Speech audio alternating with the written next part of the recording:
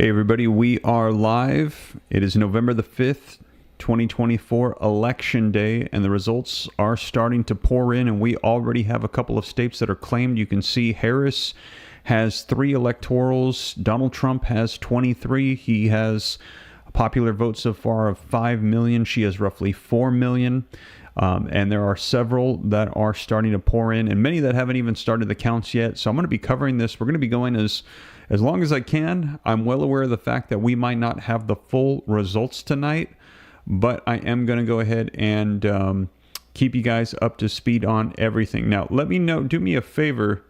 Let me know if you can hear me and see me okay. I'm not sure why I can't see the live chat. Let me know in the comments if you can hear me and see me okay. I'm going to check my phone really quick because I have got no chat coverage here. I can't see anything. Let me just double check this 1 second. Let me make sure that everything is coming in okay.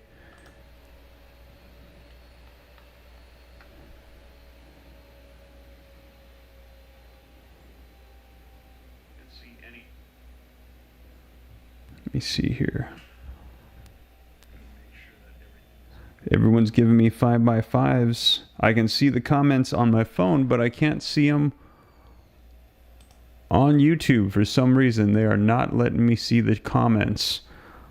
All right, so I'm just going to have to keep track on my phone here because for some reason I can't see them. But let me go ahead and share with you the latest results that are coming in already. As you can see, in Florida, the results coming in, they're sharing some of the things that are coming in regarding the counties. But here is what it currently looks like at this time. Now, I'm going to be also taking a look at the feeds with you guys. And you can see that Harris has already claimed 3 electorals. Donald Trump has 23. He has Indiana, that is 11. He's got Kentucky, that's 8. He also has West Virginia. Now, Harris has claimed Vermont, and it looks like she's going to be claiming Virginia. At least she is in the lead at this time. And Trump also looks like is taking South Carolina, Georgia, and Florida. Now, Georgia is a swing state, so if he pulls Georgia, that will be one of the ones going in his favor that were not counted before in, I believe it was 7 or 9 swing states. So we're going to be seeing here how Georgia goes, and you can see right now, 8% reporting, 60% in favor of Donald Trump. Also Florida. Let me go ahead and expand this. Actually, let me switch scenes so you can see it a little bit better there. There you go. You can see Donald Trump leading in Florida and in Georgia, Arizona, Michigan, North Carolina, Nevada, Pennsylvania, Wisconsin. These are the swing states right here that are listed. We want to see the results of these as they come in. These are going to be huge. We're hearing these are going to be the ones that are going to determine the results of the elections. Who will be the winner of the presidency for 2024? These swing states. So right now, we see 2 of them where Donald Trump is currently in the lead. Now, I'm going to go ahead and jump back and forth for you guys between various stations. I currently have pulled up CBS, Fox Live Now, NBC, and MSNBC as well. Now, I know that some of them lean various different ways, but I want to be able to share with you guys results as they're coming out. I also have a Fox News feed, but they don't really have any commentary on this feed. They're just showing the results as they come in. So I'm going to jump around and I'm going to let you guys know the results as they begin to pour in here. But right now at this present time, we're hearing 3 for Harris, 23 for Trump have been claimed. And you can see Virginia, North Carolina leaning blue. No surprise there. South Carolina and Florida going red. No surprise there. Georgia going for Trump. That is a swing state, so that is a big one right there. Vermont, New Hampshire going for Harris as anticipated. So I'm going to keep you guys up to date on the live feeds here. I'm just going to keep this going and I'm going to stream. Now, I'm going to do as much as I can here on YouTube. If we need to jump over to another channel, I'll be sure to drop the link for you guys. But I'm going to go ahead and continue to keep you up to date on everything here. And for some reason, wow, I have got no chat. I cannot see the chat on the screen. So I apologize. I'm going to have to just make sure that I keep up to date on the phone. because I am blind right now on my computer. I cannot see any of the chats coming in. But let's go ahead and take a look then at what is going on here with some of the video footage coming out from the various news stations and see what they're saying. Let's see here. Let me go ahead and turn this mic on so we can catch up with what's going on with CBS. Turnout, but no one's quite sure inside the Harris campaign or inside the Trump campaign what exactly it means. Wow, really interesting. You know, the other big story that we are following tonight is control of Congress. Both chambers could easily flip. Want to bring in congressional correspondent Scott MacFarlane is covering that part of the story. And Scott, I know that both parties face an uphill challenge defending Congress, and there's also some news from the Senate. Yeah, we're in this now, high stakes and the potential for high drama for control of Congress. Whoever controls the U.S. Senate could handcuff or help the next president with cabinet appointments, Supreme Court nominations, and, oh, by the way, policy. And Democrats are already in a corner. They had limited margin of error, and they just lost it. First of all, take a look at the numbers. You can see Democrats are defending far more seats than Republicans tonight, including in 3 states that were Trump states in 2020, West Virginia, Ohio, and Montana. CBS News projects the West Virginia Republican, Jim Justice, is the winner in West Virginia, flipping a state from blue to red. The margin for error is gone for Democrats the rest of the night in the U.S. Senate. A mirror image in the U.S. House, where Republicans are defending so many seats in seats that Joe Biden won in 2020. Nearly a dozen of the seats won that are being defended by Republicans tonight were won by Joe Biden. That includes roughly a half dozen competitive seats in New York and a half dozen competitive seats in California. It's possible one party waves through or washes through those states. If we come back in after we see the numbers, overall seats in Biden districts, overall seats in California and New York that we see as battlegrounds, we can bring in our virtual U.S. Capitol. And I'll try to stand on the center aisle of the virtual Capitol as we equip ourselves for the long night ahead.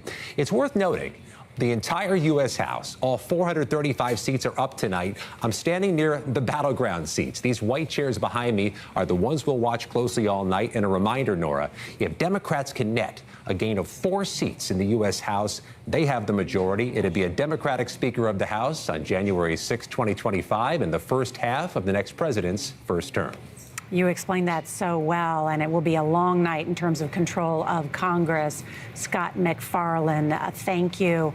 And, you know, one of the big storylines of the night is that this is the first presidential election since the overturning of Roe versus Wade, abortion on the ballot in some 10 states to try and restore reproductive rights in those states.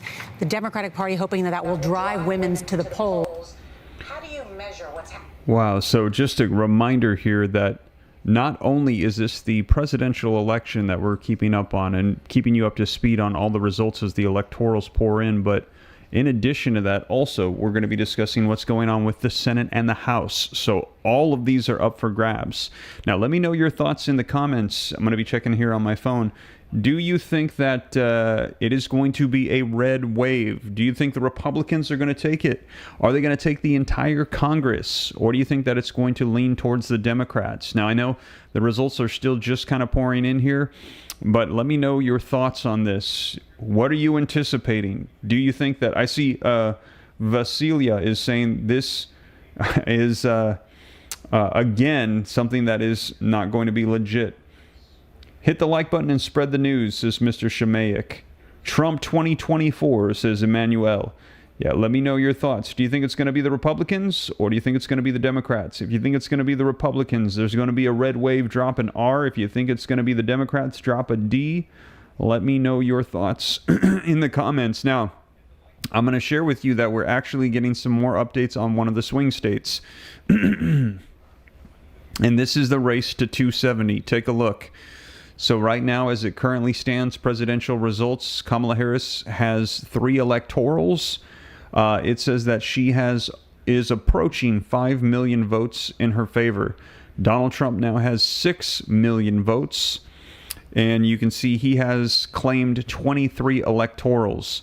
Now, on the right here, you can see just above my my display that here are the swing states that are up for grabs. These are going to be determining who's going to win. We understand that the vast majority of the other states are likely going to vote as they have historically. So the ones we are watching is Florida, you can see right here, which is currently going towards Donald Trump. Georgia, going towards Donald Trump. North Carolina, they are saying, is starting to lean towards Harris. We also have Arizona, Minnesota, Michigan, Nevada, Pennsylvania, and Wisconsin. So those are the swing states. These are the key ones we want to keep our eyes on. Now, the rest of them, the vast majority, we know that historically how they're going to lean. We are not anticipating any particular state going a different direction than the ones that are listed here on the far right. Now, if they do, that would be a major surprise and upset. But at this time, they're anticipating it is likely not going to be going that way. So 23 electorals claimed for Donald Trump, 3 for Kamala Harris, and we're seeing that about 6,200,000 votes, it says, for Donald Trump, 5 million for Kamala Harris.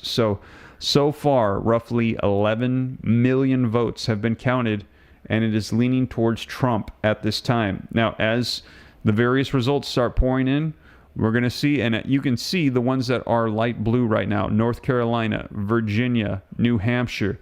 These are the ones leading towards Kamala Harris, but there has not been enough votes tallied up to actually claim a victory for her. And you can also see the light red ones: Ohio, South Carolina, Georgia, Florida. These are ones that are leaning at this time towards Trump. But again, not enough votes tallied up to say that it is a victory just quite yet for Donald Trump. So I'm going to be keeping you guys up to date. Let's switch over to some of these live feeds, see what they're saying, if there's any updates coming in. And as I switch over, do me a favor. I see we've got roughly 2,000 people with me live.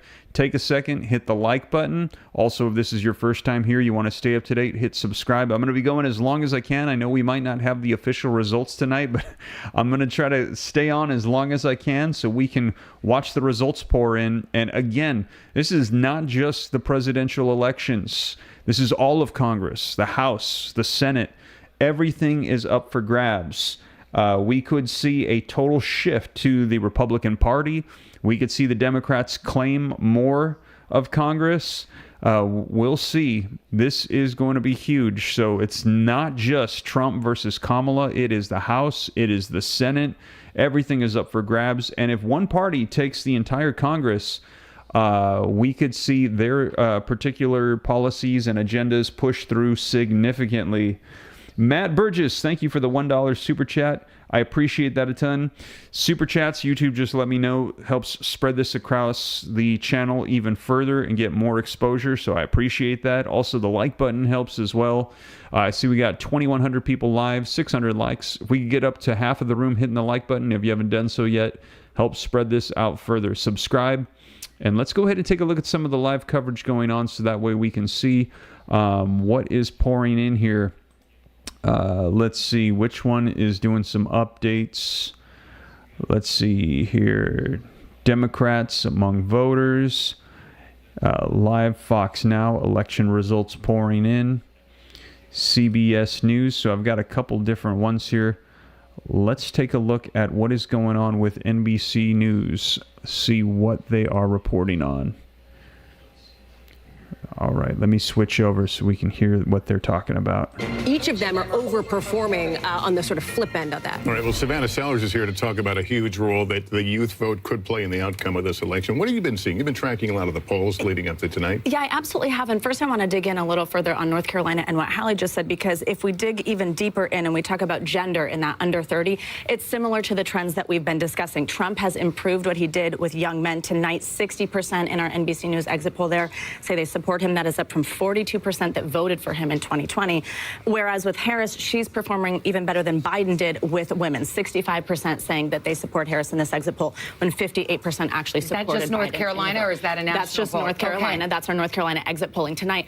North Carolina is really interesting to me because I've been talking with college Democrat and Republican presidents on campuses there, but the college Democrats were so organized in this state. Like, what they did on these campuses was really amazing. They lobbied the state to have more polling places on campuses. They even had it be made that the student ID could be an acceptable form of ID on several campuses, which was not the case prior. We're also seeing this kind of play out to be right what we're seeing with that young men appeal for Trump seems to be working in some places. I'm interested to see if that continues throughout the night. We heard Gotti mention like those podcast appearances earlier in the night, Joe Rogan, Logan Paul, things like that. This seems to be where he is gaining that ground. I'm interested to see if it continues in other battlegrounds. And just underscoring how important the young vote is, the Harris campaign tonight touting the fact that they have Paul Rudd, for example, out trying to energize college voters in Pennsylvania. Jennifer Garner as well. Keep them in line. Stay in line. Mark Cuban is FaceTiming voters in a 4-hour line at UNC Chapel Hill right now. It speaks to how close this race continues to be as these results come in. On the other hand,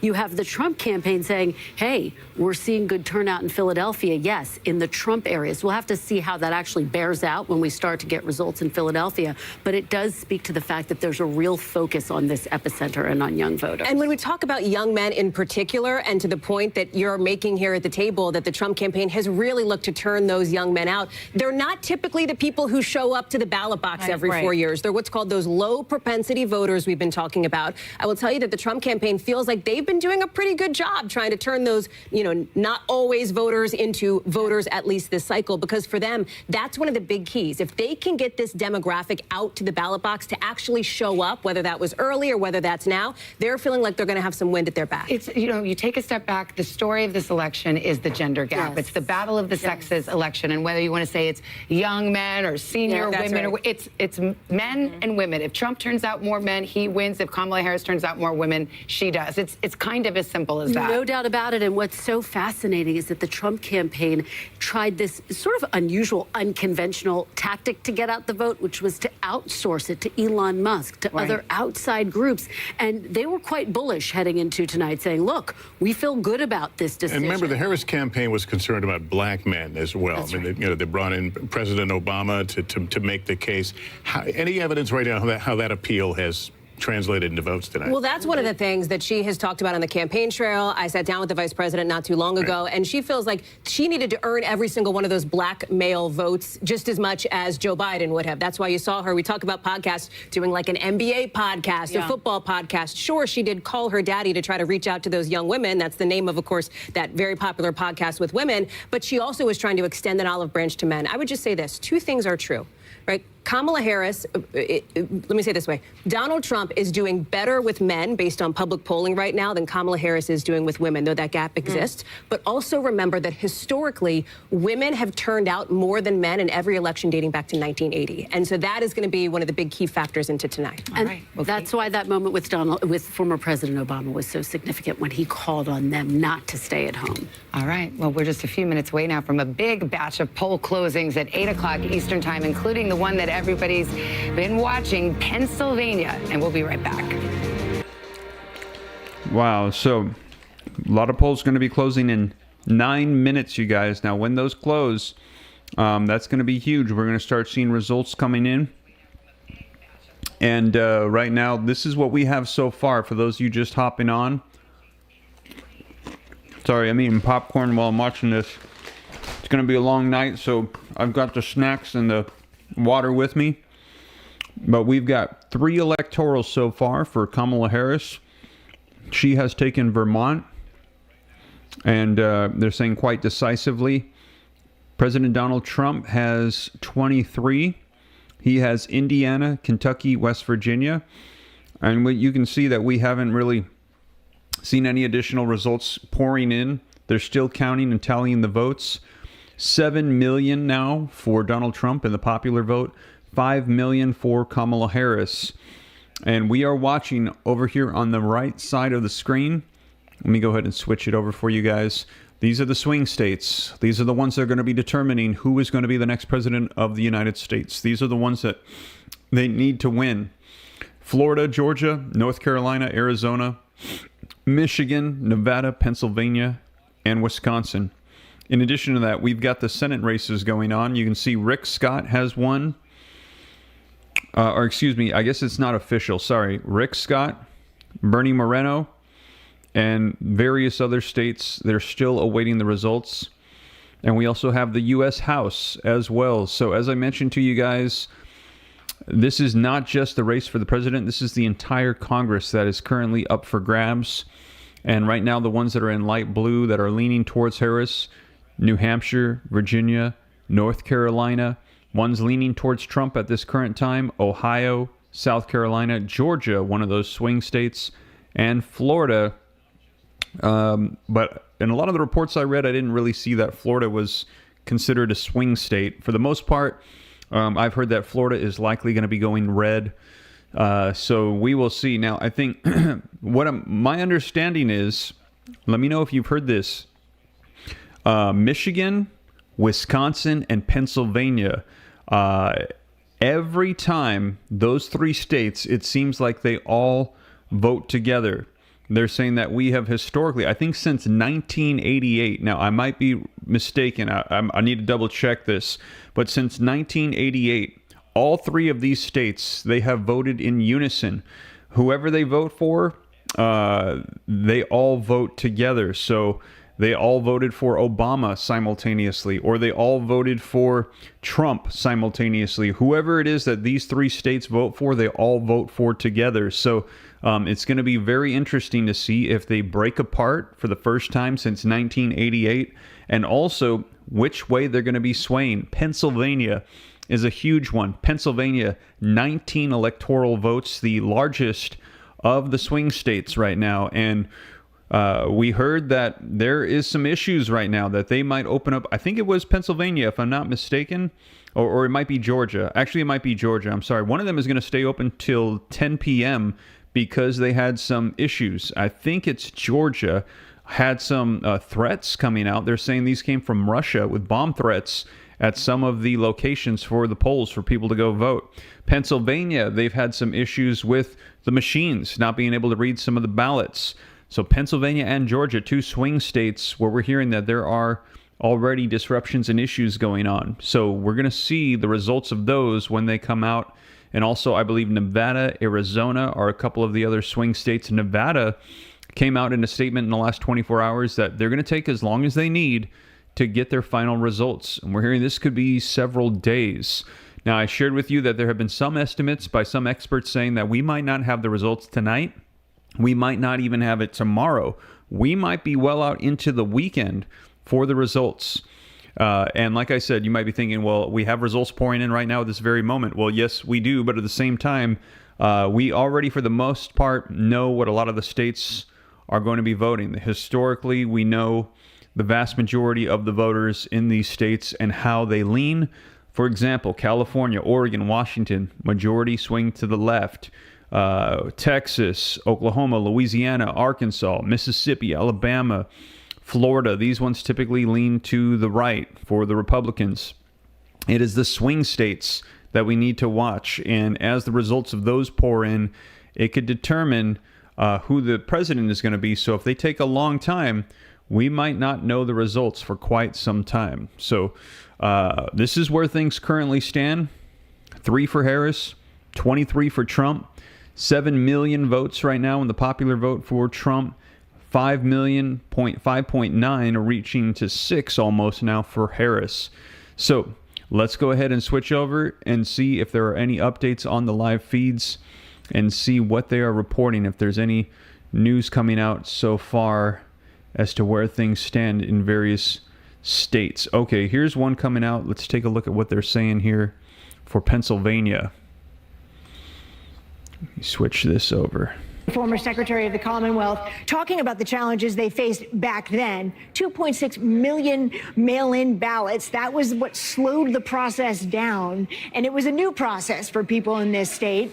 4 years later, they haven't changed the laws, but things are a bit better. There are fewer mail-in ballots, just under 2 million. They have new machines to process them and more people. But the optimistic outlook from election officials we have spoken to is that the majority of those mail-in ballots won't be fully processed until Wednesday night into Thursday morning. And if this race is as tight as it was 4 years ago when Joe Biden won by about 80,000 votes, those mail-in ballots ballots will be crucial to make the call here. So we're still talking days, Savannah. Yeah, and in some of these big jurisdictions like Philadelphia, Stephanie, now they have election workers who are prepared to work all night and count all night, so perhaps it goes a little bit quicker. We'll check back with you a bunch. We have got Tom Yamas over at the big board, and you're still getting vote in from Georgia and North Carolina, two big pieces of the puzzle. Yeah, and I want to talk about Georgia right now because North Carolina, there's still only about 2% of votes in. Let's look at Georgia because I think what is happening here when we talk about Kamala Harris and her chances,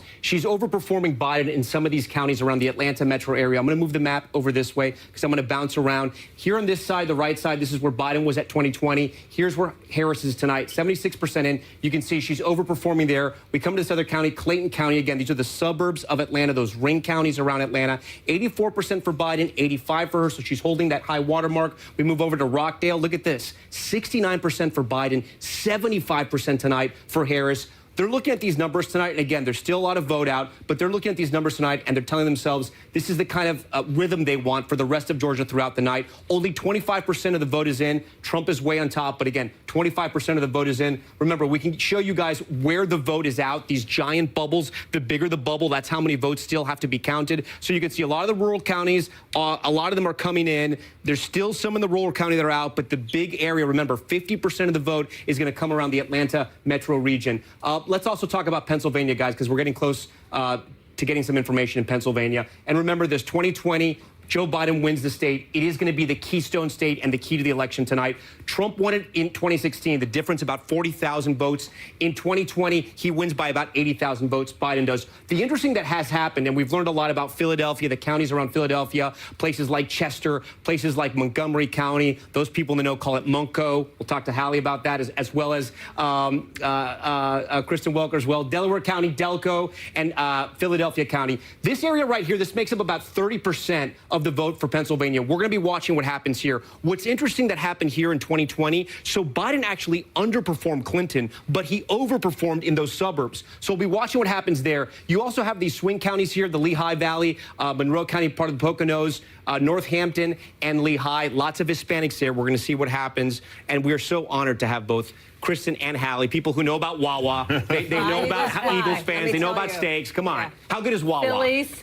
Always the best. Always. But Tom, you forgot to ask them cheesesteaks, wit or wit out? Wit. Okay. Whiz wit out, babe. Okay. Whiz wit out. All right. Well, we have a lot of time just to do Philly talk. We won't leave Pittsburgh out, but we got we're coming up on a poll close. Yeah, here. 21 seconds until the top of the hour. Another poll close, and we're going to hear from about 17 states here coming up at the top of the hour. And there's our election alert as we stand by, and the drama building now because as we've been talking about, we're going to see Pennsylvania. Those are the other states that the poll closings are about to occur in fact about 1 second, and we'll be able to get some characterizations for you here in just a moment with those 8 o'clock poll closings. Here's an NBC News projection. State of Florida, NBC News projects that Donald Trump will win Florida and take its 30 electoral votes. The state of Massachusetts, Kamala Harris, the projected winner tonight with 11 electoral votes. Donald Trump, the projected winner in Tennessee tonight, 11 electoral votes there. In the state of Maryland, NBC News projects that will go in the Kamala Harris column. We move on to the state of Missouri. NBC News projects that Donald Trump is the victor in Missouri when all the votes are counted. Here's what Alabama looks like. That will also go to Donald Trump. State of Oklahoma, this will be projected to go to Donald Trump. And in D.C., District of Columbia, 3 electoral votes at stake. NBC News projects that Kamala Harris will win there. So where does that leave us now in the road to 270? There it is, 90 for Trump right now, 27 for Harris, 270, of course, the magic number and the keys to the White House. But we await calls in those all-important battlegrounds, and there are still outstanding states. Just as polls closed at 8 o'clock, we will wait for New Jersey, Illinois, Connecticut, and, of course, Pennsylvania as well. Let's show you what we can right now in Pennsylvania. No surprise here. It is too early to call. North Carolina, same story. They do count fast there, but not fast enough to call it. It's still too early to call. Just 5% of the vote in. And in Georgia, we're seeing a lot more of the vote, but still too early to make a projection. Let's go to Tom, who's starting to look at some of the numbers here. And I see you've got Virginia up there, which is a potential bellwether, something that might give us some indication about how this night might go. Yeah, and it's a state that we can look at to see how the suburbs are going to perform across the country. I know a lot of you guys know the D.C. area very well. 30% of the vote is going to come from these northern suburbs. It's a good barometer to know also how Harris is doing with suburban women. So let's go to 2020 to compare here. So Prince William County, it looks like Harris is slightly down with 75% of the vote in. This one stood out to me. 95% of the vote is in Loudoun County right now. Biden was at 61%. Harris is now at 56%. Again, there's a difference of about 35,000 votes. 95% is in, and we can actually see how much of the vote is left. Only about 3,600 votes remain in Loudoun County. So she's underperforming a little bit there. As we keep going here, Fairfax County, 45% in. She's at 68%. Let's see how Biden was doing there. 69. Okay, nobody really is too concerned, I think, about Virginia, to be honest. We already know that that one is typically going to be leaning blue. So let's go ahead and go back over here. Some big updates coming in already. Let's see here. All right, Trump has now secured 95 electoral votes. So if you are leaning towards Trump, good news, he's now secured 95. Now, the not so good news is that none of them are swing states. So all the swing states are still up for grabs. Oh, man, and I've got my special helper here with tons of snacks. Say hi to everybody, Lee. Hold on, let me make this big so everyone can see really quick here. Say hi to everybody, Lee. Hi. Are you excited for election night? Yeah. Who do you want to see win?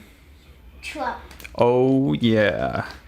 He is excited to see Trump. Now, we will see. We're going to be up tonight. Man, he brought tons of snacks. Did you bring napkins too, buddy? Oh, sorry. Forgot. No worries. I just was eating tons of popcorn. Now my fingers are all buttery, so I need to get those napkins going too. Thank you so much. I appreciate that, buddy. He's going to be hanging out. We're going to keep you guys up to speed. Now let's go ahead and switch this over. While he's grabbing napkins here, we can see some of the results pouring in on the electoral votes. All right, so 35 for Kamala Harris. She has secured Vermont with 3 electorals, Massachusetts with 11 electorals, Rhode Island with 4, Connecticut with 7, Maryland with 10, and it looks like we're also seeing New Hampshire leaning towards Kamala Harris. Pennsylvania, the reports coming in, is leaning blue. Now, this is one of the swing states, so this is going to be a big one. Pennsylvania, whoever wins this, it's going to be extremely difficult for the other person to win against whoever takes Pennsylvania. Ohio now is leaning blue as well. Virginia, leaning blue. Thank you, buddy. North Carolina is leaning blue. And then secured for Donald Trump, he currently has 95 electorals secured with 9.5 million popular votes. Kamala Harris is at 8.1. He has secured Indiana, West Virginia, Kentucky, Tennessee, South Carolina, Mississippi, Alabama, Florida, and Oklahoma. Georgia is leaning towards Trump at this time. And Texas, at this time, they are saying the current counts are leaning blue towards Kamala Harris. So if Texas were to swing blue, that would be a major, major upset. If Texas was claimed by Kamala Harris, that would be a massive upset. There are 40 electorals in Texas, I believe. Yes, 40 electorals for Texas. Highly unlikely that it's going to swing blue, but if it did, that would be devastating. That would very likely be the end of the races, and those 40 would seize and capture the presidency unless Trump was able to take all of the swing states. Man, but that would be a massive, massive disruption. Now, right now, they're just pouring in. No need to get too concerned. They just started opening up the counting for the various states. Same thing with Georgia. So a lot of these, you'll see the colors switch back and forth. Nothing to be too concerned of right now. Once they are solid, though, they are done. And so far, at this present time, no major surprises. However, we have not seen any swing states officially declared yet. Now, we do see Florida here. They're saying that Florida, if for some reason Florida was listed as a swing state, I don't know why they are listing this here as Florida being a swing state, because in my personal opinion, it's not. Florida was going to go to Trump. It was going to be red. It's been counted as red, but they have it listed here. Georgia as well. We have now Georgia is considered a swing state. Kamala Harris leading North Carolina, Pennsylvania. Those are other swing states we want to keep our eyes on. So So far, we're seeing 35 to 95 Trump over Harris. But the night is still young, and we still have a lot of states to claim and electoral votes to go. So we will see. Now, in addition to that, as I mentioned to you guys, this is not just an update on the presidential elections. All of Congress is currently in the middle of elections. We have the Senate and the House. We've got seats up for grabs. You can see here Rick Scott has secured his position in Florida. In Ohio, Sherrod Brown is leading. Bob Casey is leading. Colin Alfred is leading.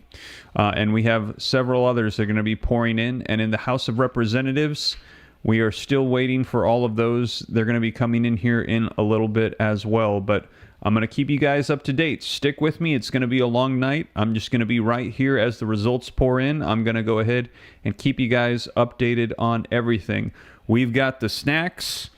I've got my buddy Liam with me. He is my partner tonight, and he is voting for Trump, he said, to win. If you are voting for Trump as well, drop a 45. If you're hoping it's going to be Kamala, drop a 47. Let us know. Let me know. Are you siding with Liam on this one? And also with Steve Ram, we are rooting for Trump on this one.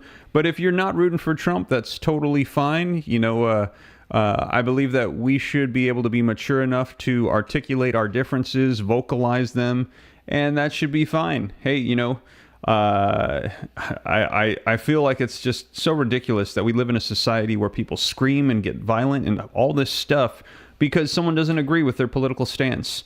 I think that we live in a democracy where we should be able to vocalize our differences, our opinions, our perspectives, and just full transparency and honesty. The Ram fam, we're going for 45, but we will see.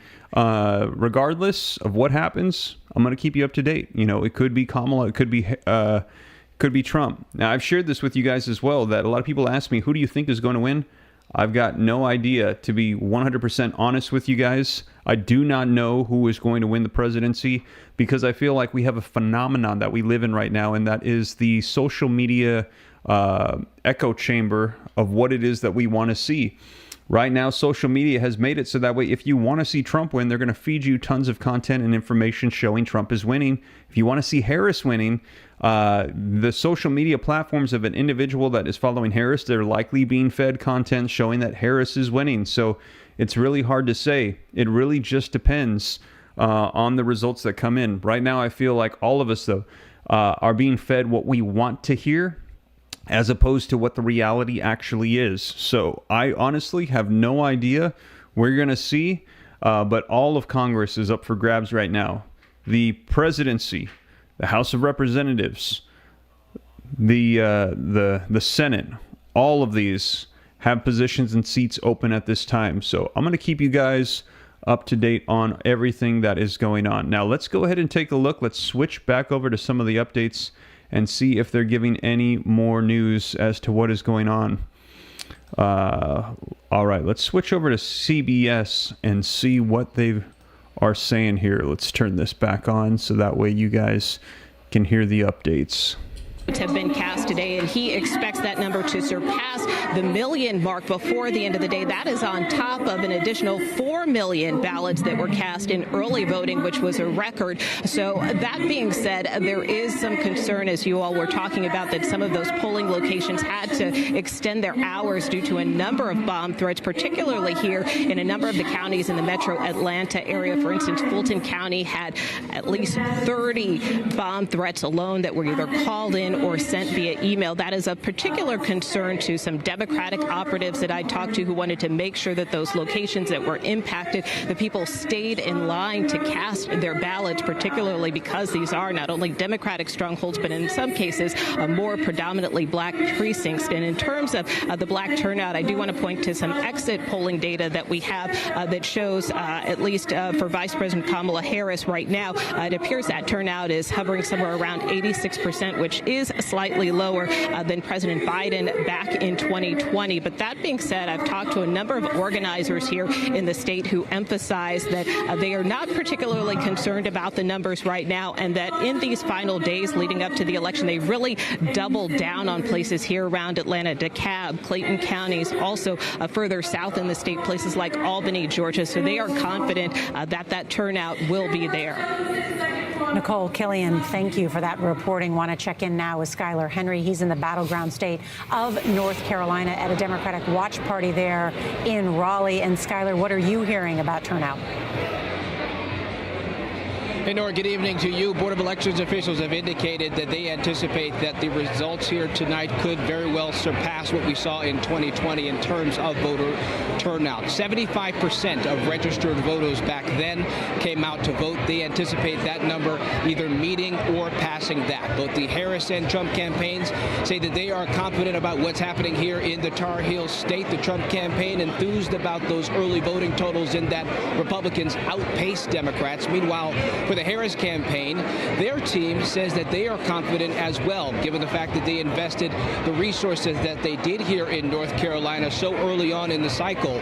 They had more than 29 field offices around the state, more than 350 election workers here as well. And we're talking about something that I just received from a Harris Walsh campaign representative that said that they are focused on the ground game. They say close races come down to turnout and ground game. We have the ground game advantage, and so we will see there. But the Harris campaign says that they're also enthused about the inroads that they're making in those urban areas, especially in Charlotte, in Winston-Salem, here in the Research Triangle. That's where Raleigh is, as well as Asheville. Now, speaking of Western North Carolina, obviously Hurricane Helene hit that area incredibly hard. Many people say that they were concerned about what turnout could potentially look like out there. We just got off the phone with the Buncombe County Board of Elections chair, who said that they set an early voting record with more than 116,000 votes cast. So something certainly surreal given the fact of all the devastation that they had to deal with. We should point out very quickly that there are several precincts that have to be temporarily put up in tents, and that could potentially impact when we see those numbers come back to those election offices, because roads are still washed out. There are temporary road structures that had to be put in place. It is still difficult to move around in some parts of Western North Carolina, and so that could take a little bit of time in terms of the results that we see here tonight. Skylar, you did such excellent reporting following Hurricane Helene, so I know you know that area, the devastation that they faced, and it's good to see that many of them will be able to vote. They surged that area with polling places. Great reporting, Skylar. Thank you so much. Want to turn now to John Dickerson. There is some new exit poll data coming in. We are focused like a laser on Georgia, too, because that was the first, of course, these battlegrounds to close. And one of the key questions is that composite of the electorate. Yep. What about independents? Well, the story about independents coming into this race was that Joe Biden won them in Georgia. The Democrats are not winning them. So Kamala Harris. He won them 4 years ago. 4 years ago, in 2020. I'll give you the picture. In 2020, independents represented 28% of the electorate. Joe Biden got 53% of that vote. Donald Trump got 44% of the vote. That was in 2020. So Biden won them by 9 points. If we look now at what's on your screen, you see that Donald Trump has 54 and Harris has 43. So Donald Trump, according to the emerging picture from the exit polls, is up by 11 points in Georgia. And if you don't mind, I'll spin you through the independents in North Carolina and Pennsylvania as well. So in North Carolina in 2020, Biden beat Trump by just 4 points. They were 30% of the electorate.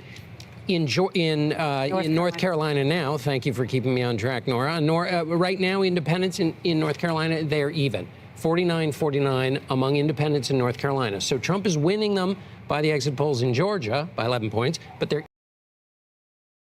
very early still. Blue and red mirages can be operative at the moment here, but we are in for a long night. Austin, stay with me here. We do want to just get in some more of these race calls at the presidential level here.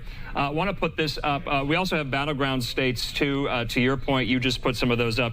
I believe we're getting some race calls in for Harris and Trump there in states like Oklahoma and states like Maryland. Oklahoma going for Republicans in the Trump column. Maryland going for Democrats there for Harris in the blue column as well. But these are the numbers that we have. We want to put that up again. Oklahoma there, you can see Trump getting this into his electoral college tally, those 7 electoral votes. Harris getting Maryland there in her electoral college tally, 10 electoral votes for Harris. And to Austin Westfall's point, a lot of results coming in there in Georgia, also in Pennsylvania and in Michigan. All right, we do have a race call in Tennessee here, 11 electoral votes going to the Trump column there for Republicans there in Tennessee. In the meantime, speaking of Tennessee, Austin, we do want to bring into the conversation more of our experts, analysis, and reporters who cover this election day in and day out, or at least have. That's including the New York Post's Cameron Arcand. He joins me. Cameron, good to see you here. So give us a sense. Yes, we've gotten a lot of race calls in for states that aren't necessarily surprises, but we have gotten some of these results in from some of these battleground states. There's a lot of dichotomies at play right now when you look at the vote share with Trump and the vote share with Harris. Rural versus urban and suburban pockets. Also, some of these key demographics as well, the elderly and the youth, men and women, but also between early voting and same-day voting here. Cameron, what are you looking at right now? I'm looking at the difference between the Sun Belt and the northern states right now and the dynamic between those two, particularly because we saw a lot of people move to states like Florida, like Georgia over the past several years in the post-COVID era, and really trying to figure out how those people are going to vote compared to 2020, where they might have not have even lived in these states at this point yet. So obviously it's still early. I've seen exit polling showing that issues like border and the economy are at the top of the list, and keeping an eye on which ways those independents are going to be breaking. So, Cameron, I got to ask you, Andrew and I were just chatting about the concept of mirages in the early minutes and hours of these races. We're seeing some of these lightly shaded battleground states right now, and I'm going to point specifically to Michigan and Pennsylvania, which have light blue, but very early results so far in those states. What's a blue mirage? What's a red mirage? What do we need to know about mirages on Election Day? So I'll use the example of here in Arizona.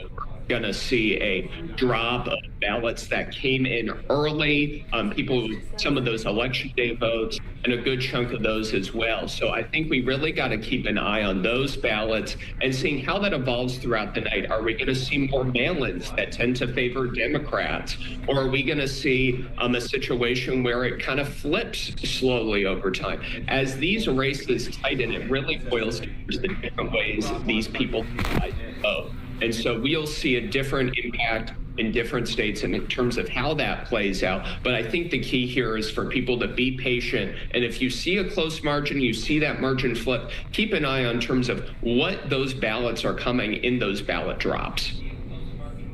Yeah, that's such a good point, Cameron. Almost like the object in the mirror isn't as close as it would appear, or is as close as it would appear here. So, yes, I think a lot of people are kind of just keeping their powder dry on that one, knowing that some of these results you got to take with a grain of salt right now because they come in piecemeal. But we do have our... Yes. So, as he mentioned, a lot of these you just got to take with a grain of salt at this moment because...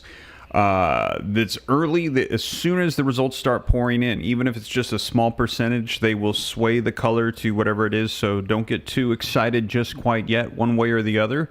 But what we want to hear, what I'm waiting to see, is some of the results coming in for the swing states. And those are the ones that we want to watch, as I mentioned, because the swing states are going to be determining who is going to be the next president of the United States. So far, all the results that have come in, no surprises. They're everything that we expected so far.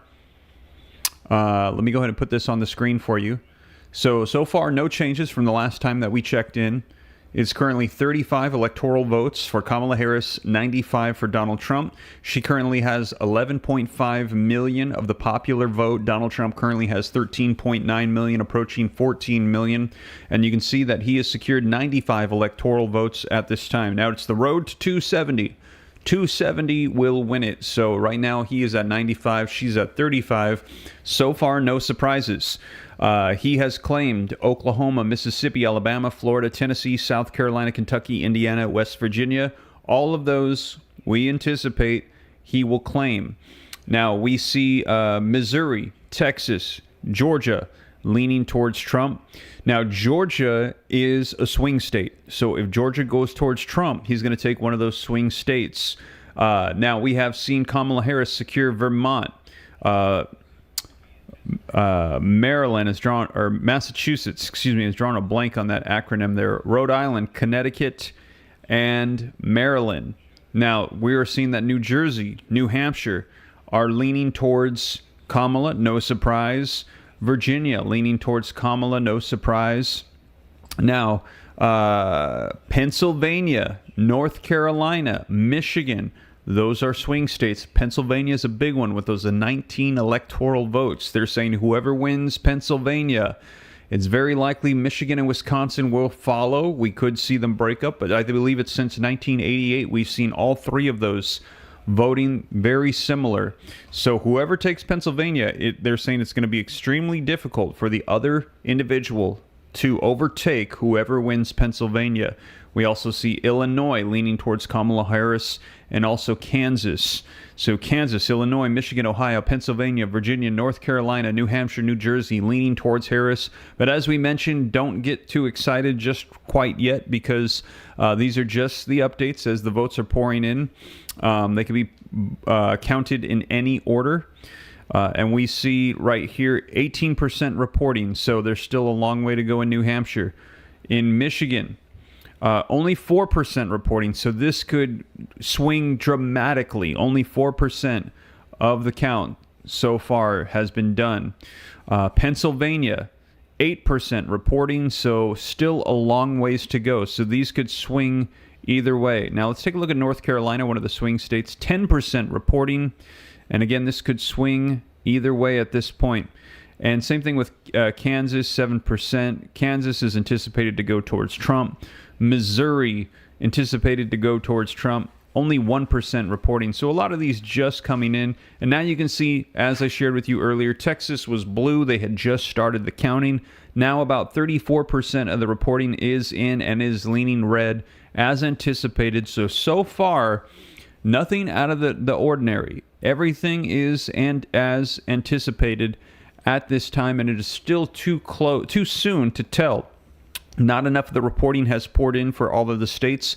What's going to be big? So what we are waiting for, what we're excited to see, is the swing states. The swing states, North Carolina, Georgia, Pennsylvania, Michigan, Wisconsin, Nevada, Arizona. These are the ones we want to keep our eyes on, because these are the ones, whoever wins these, they're saying these will be the winners for the presidential election. Now, all the rest of them, like I said, we pretty much know which way they're going to be voting. We know typically, historically, how they vote. We're anticipating Texas, Florida are going to go red. Louisiana, Mississippi, Alabama, Arkansas, Missouri, Kansas, Colorado will likely go blue. But the rest of the ones I named likely going to be going red. Nebraska, North Dakota, South Dakota, all going to be going red. California, Oregon, Washington, Nevada, likely going to be going blue. Nevada is a swing state. So we're going to see. Those are the ones we want to keep our eyes on. And we're going to wait to see when some of these swing state results come in. Now, I shared with you guys earlier that there were some serious disruptions going on across the United States. And one of the things was in Georgia, there were bomb threats that were coming out. They were saying from Russia. So they had some serious delays at some of the polling locations. So I believe it was in Georgia where they said they're going to be keeping open the polls till 10 p.m. So we're going to see some late night results coming in for Georgia. Also in Pennsylvania, we've heard that they've had some issues with some of the machines having trouble reading some of the ballots. They're saying it's not an issue with a mishap of counting them correctly, just some of the ballots. It was a ballot issue. They were printed incorrectly and they had trouble counting it. That's the reporting that I read with the issues in Pennsylvania. And this is big because Pennsylvania, as I mentioned, the biggest swing state of them all, with 19 electoral votes to be counted. Now, like I said, I'm going to keep you guys up to date on this. We're going to be taking a look. It's a long night. Stick with me. Hit the like button if you haven't done so yet. Subscribe to stay up to date. We're going to be staying on as long as we can hang. I'm well aware that we might not have the final results tonight, but we're going to go as long as I can sustain. But we've got the snacks ready. We've got the water bottles, and I've got Liam ready. You ready, Lee? Yeah, we are ready. So we're going to go as long as we can and just keep you up to date as the results pour in. And I've got several stations here that we can chime into, see if they've got updates for us. Let's see what they are reporting right here. Now, let's see. They're talking about Michigan, Wisconsin, and Arizona swing states. So let's chime in and see what they're saying. It's a weak spot for Republicans. I think it has its potency for sure. It definitely cuts both ways, meaning, you know, you see about 10% of the electorate on both sides of the issue for whom that is the most important issue. But there's no question among younger voters, especially younger women, that's an issue that is driving them out.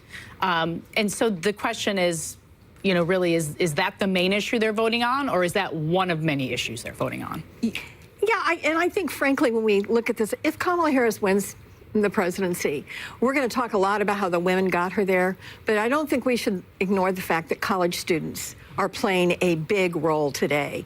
The lines, the overperformance at college campuses right now, whether you're in North Carolina or Pennsylvania or Wisconsin or Nevada, on the ground, I've talked to the team that's running the ground game in all of these states. They have never seen this kind of response on college campuses. So we may have a divide there between kids in college that are voting age and kids who aren't in college that are voting. Is that playing out just in a few states or across all the states? In all of the states, they're exceeding their model on how many people are voting at these college places that are primarily college. Yeah, we can put up the Florida abortion ban. Remember, there are 10 states with abortion on the ballot tonight, and we can show you how Florida Amendment 4. This, by the way, requires a 60%. To reach a 60% level. So right now, not there yet. We're not making a call, but that's. It's been interesting to see these ballot measures. We have one in Florida. You mentioned there abortions on the ballot literally in 10 states, 2 of them battlegrounds, Nevada and Arizona. Some of the battlegrounds, Michigan, for example, had abortion on the ballot 2 years ago, lifted Democrats' prospects in Michigan. Now, is there a question in your mind, Senator McCaskill, whether or not Democrats who might have been motivated to go to the polls on the abortion issue feel like, oh, well, it's already taken care of? People are kind of in the middle thinking, I can vote for Trump even because I think I've already taken care of this abortion question with regard to the ballot measure in a battleground like Michigan. I don't know. I think ProPublica has done such an amazing job of publicizing the deaths to women because of Trump really extreme abortion bans that are in many, many states. And Texas isn't a battleground state, but there's a Senate race out there that I've got a half an eye on tonight. And I think when you have women dying who want to have the children, who are suffering a miscarriage and can't get the health care they need, that takes it to a different level. And I don't think we had very many of those stories out there in 2022 like we have in 2024. And I think the campaign has certainly emphasized those stories and the brave women telling them. And I also think that this is an issue that Republicans have struggled to find their footing on. Sarah and I have talked quite a bit. Let me just pick up that thought in a moment. We have an election alert now. This is a poll closing here at the 8:30 hour in the east. Arkansas will be closing here momentarily. We'll perhaps get a characterization. That's the only one at 8:30 we're going to see. And here's the projection. NBC News can project that Donald Trump will win in the state of Arkansas when all the votes are counted. 6 electoral votes. Here's where we are on the map to 270. That leaves Donald Trump with 99 electoral votes, 27 for Harris. Again, the goal, 270. All right, let's go to the battlegrounds. Georgia's race for president too close to call at this hour. 53% of the vote in, just too close to make a prediction there. Pennsylvania too early to call. They're just getting started in the Commonwealth of Pennsylvania. And North Carolina also too early to call. We do have more vote there, but we're just not in a position yet to call those races. However, Tom, as I go to you, these are some of the races. Georgia and North Carolina, these are fast counters. And we may be able to make a call by the middle of the night or in the early hours this morning, and that would be quite telling. Yeah, our decision desk guidance is that Georgia and North Carolina both improving the way they tabulate votes. We should have a projected winner some point tonight. Those will be the 2 first battlegrounds that we hope to project and we hope to call at some point earlier tonight, but we'll have to wait and see. We're ready for anything. We could be surprised by anything. I want to talk about Virginia for a little bit, and a caveat here, as Chuck Todd reminded us, Northern Virginia, the suburbs, they do sort of report late. That vote is still coming in, but we still see some troubling signs for Kamala Harris, at least in some of these counties. So Biden was at 61%. 95% of the vote is in. And I just want to highlight this. There's only about 2,800 votes remaining, so not a lot of votes going to come in. She's at 56%, 57%. 61% was where Biden was. As we keep going around, my team flagged another county. Fairfax County, she's doing fine. Prince William, though, underperforming here as well. 80% of the vote is in. Biden was at 62. She's at 58. Again, these are suburban women, highly educated, college degrees, sort of your establishment Democrats. These and a growing area of Virginia as well. A lot of people move here for the jobs, to work in government as well. Again, it's... All right, you guys, so we got an update. It looks like some more states' electorals have been claimed. Let's go ahead and take a look at this. Let me go ahead and switch over to this view right here so you can see it a little bit better. It looks like Trump now has 101 electorals. So it looks like Arkansas has been claimed by Donald Trump. Oklahoma, Mississippi, Alabama, Florida, South Carolina, Tennessee, Kentucky, Indiana, West Virginia. So Trump at 101 electorals with 17.2 million in the popular vote coming in. Now, Kamala Harris is currently at 49 now, so she has claimed a couple of more states. She has claimed Vermont, Massachusetts, Rhode Island, Connecticut, New Jersey, Maryland, and it looks like Delaware, New Hampshire, Pennsylvania, North Carolina, Kansas, Illinois, and Michigan at this time leaning blue towards Kamala Harris. But as we just heard from the live feed that we were watching, it is still too close to call. Now, Donald Trump leaning in the direction for Donald Trump is North Dakota, Texas, Georgia, Virginia, Ohio, and Missouri. Now, like I said, a lot of these, don't get too excited just because they are light blue or light red. A lot of these, they just started counting. Some of them, very few of the reporting is in, small percentages, so it could swing either way. And so far, as I mentioned to you, all of these states, no surprises. All the ones that have been claimed by Trump and by Harris are what we anticipated. So no major surprises coming in at this time. We are watching those swing states. Now, you can see over here right above my head here on the display are the swing states. Now, Florida is not really considered a swing state. Not really sure why they put it on this list here. Florida, we knew solidly was going to be going towards Trump. But Georgia is a swing state. We are interested to see the winner of that. Michigan, North Carolina, Pennsylvania, Arizona, Nevada, and also Wisconsin. These are the ones we want to keep an eye on because the winners of those are going to be determining who the president of the United States is going to be going forward for these elections. So right now, so far, no surprises, everything as anticipated, but we currently have 49 for Harris and 101 for Trump. Now, they had mentioned some interesting things when we were listening to some of the live feeds, which we'll be switching back to here in just a second. Just wanted to discuss some of these with you guys. They had mentioned that they were trying to resonate with young voters, and they were discussing the difference between some of the young voters and the older generation of voters, some of the urban voters versus the rural voters. And we had heard that both sides were trying to appeal to the younger generation of voters, trying to make sure that they could get those votes secured. They said Donald Trump also resonating with men in general, Kamala Harris resonating with women. They said this was a big part of the voting this year, was the majority of men are saying they're leaning towards and are resonating with Donald Trump. The majority of the women leaning towards Kamala Harris. So they're saying this is sort of a battle of the genders as well, which I think is very fascinating because do you think that that plays a big part in that? Let me know your thoughts in the comments. Do you feel like the fact that Kamala Harris is a woman is going to resonate a lot more with women? All the women that are in the chat, let me know your thoughts. Is the fact that Kamala Harris is a woman something that resonates with you a little bit more?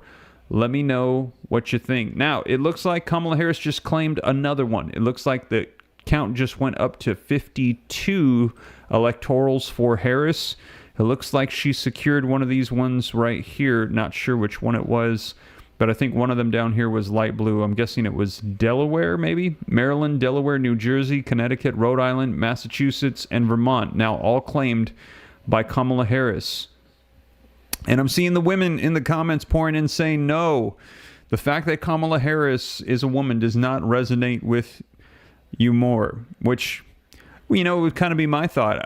Let me know your thoughts in the comments. I feel like for the most part, the majority of people take a look at the policies, or at least I feel like this is how it should be. I know this is not necessarily true for everybody, but I feel like you take a look at the two candidates and you say, which one of these two align more so with the things that are important to me, my personal beliefs?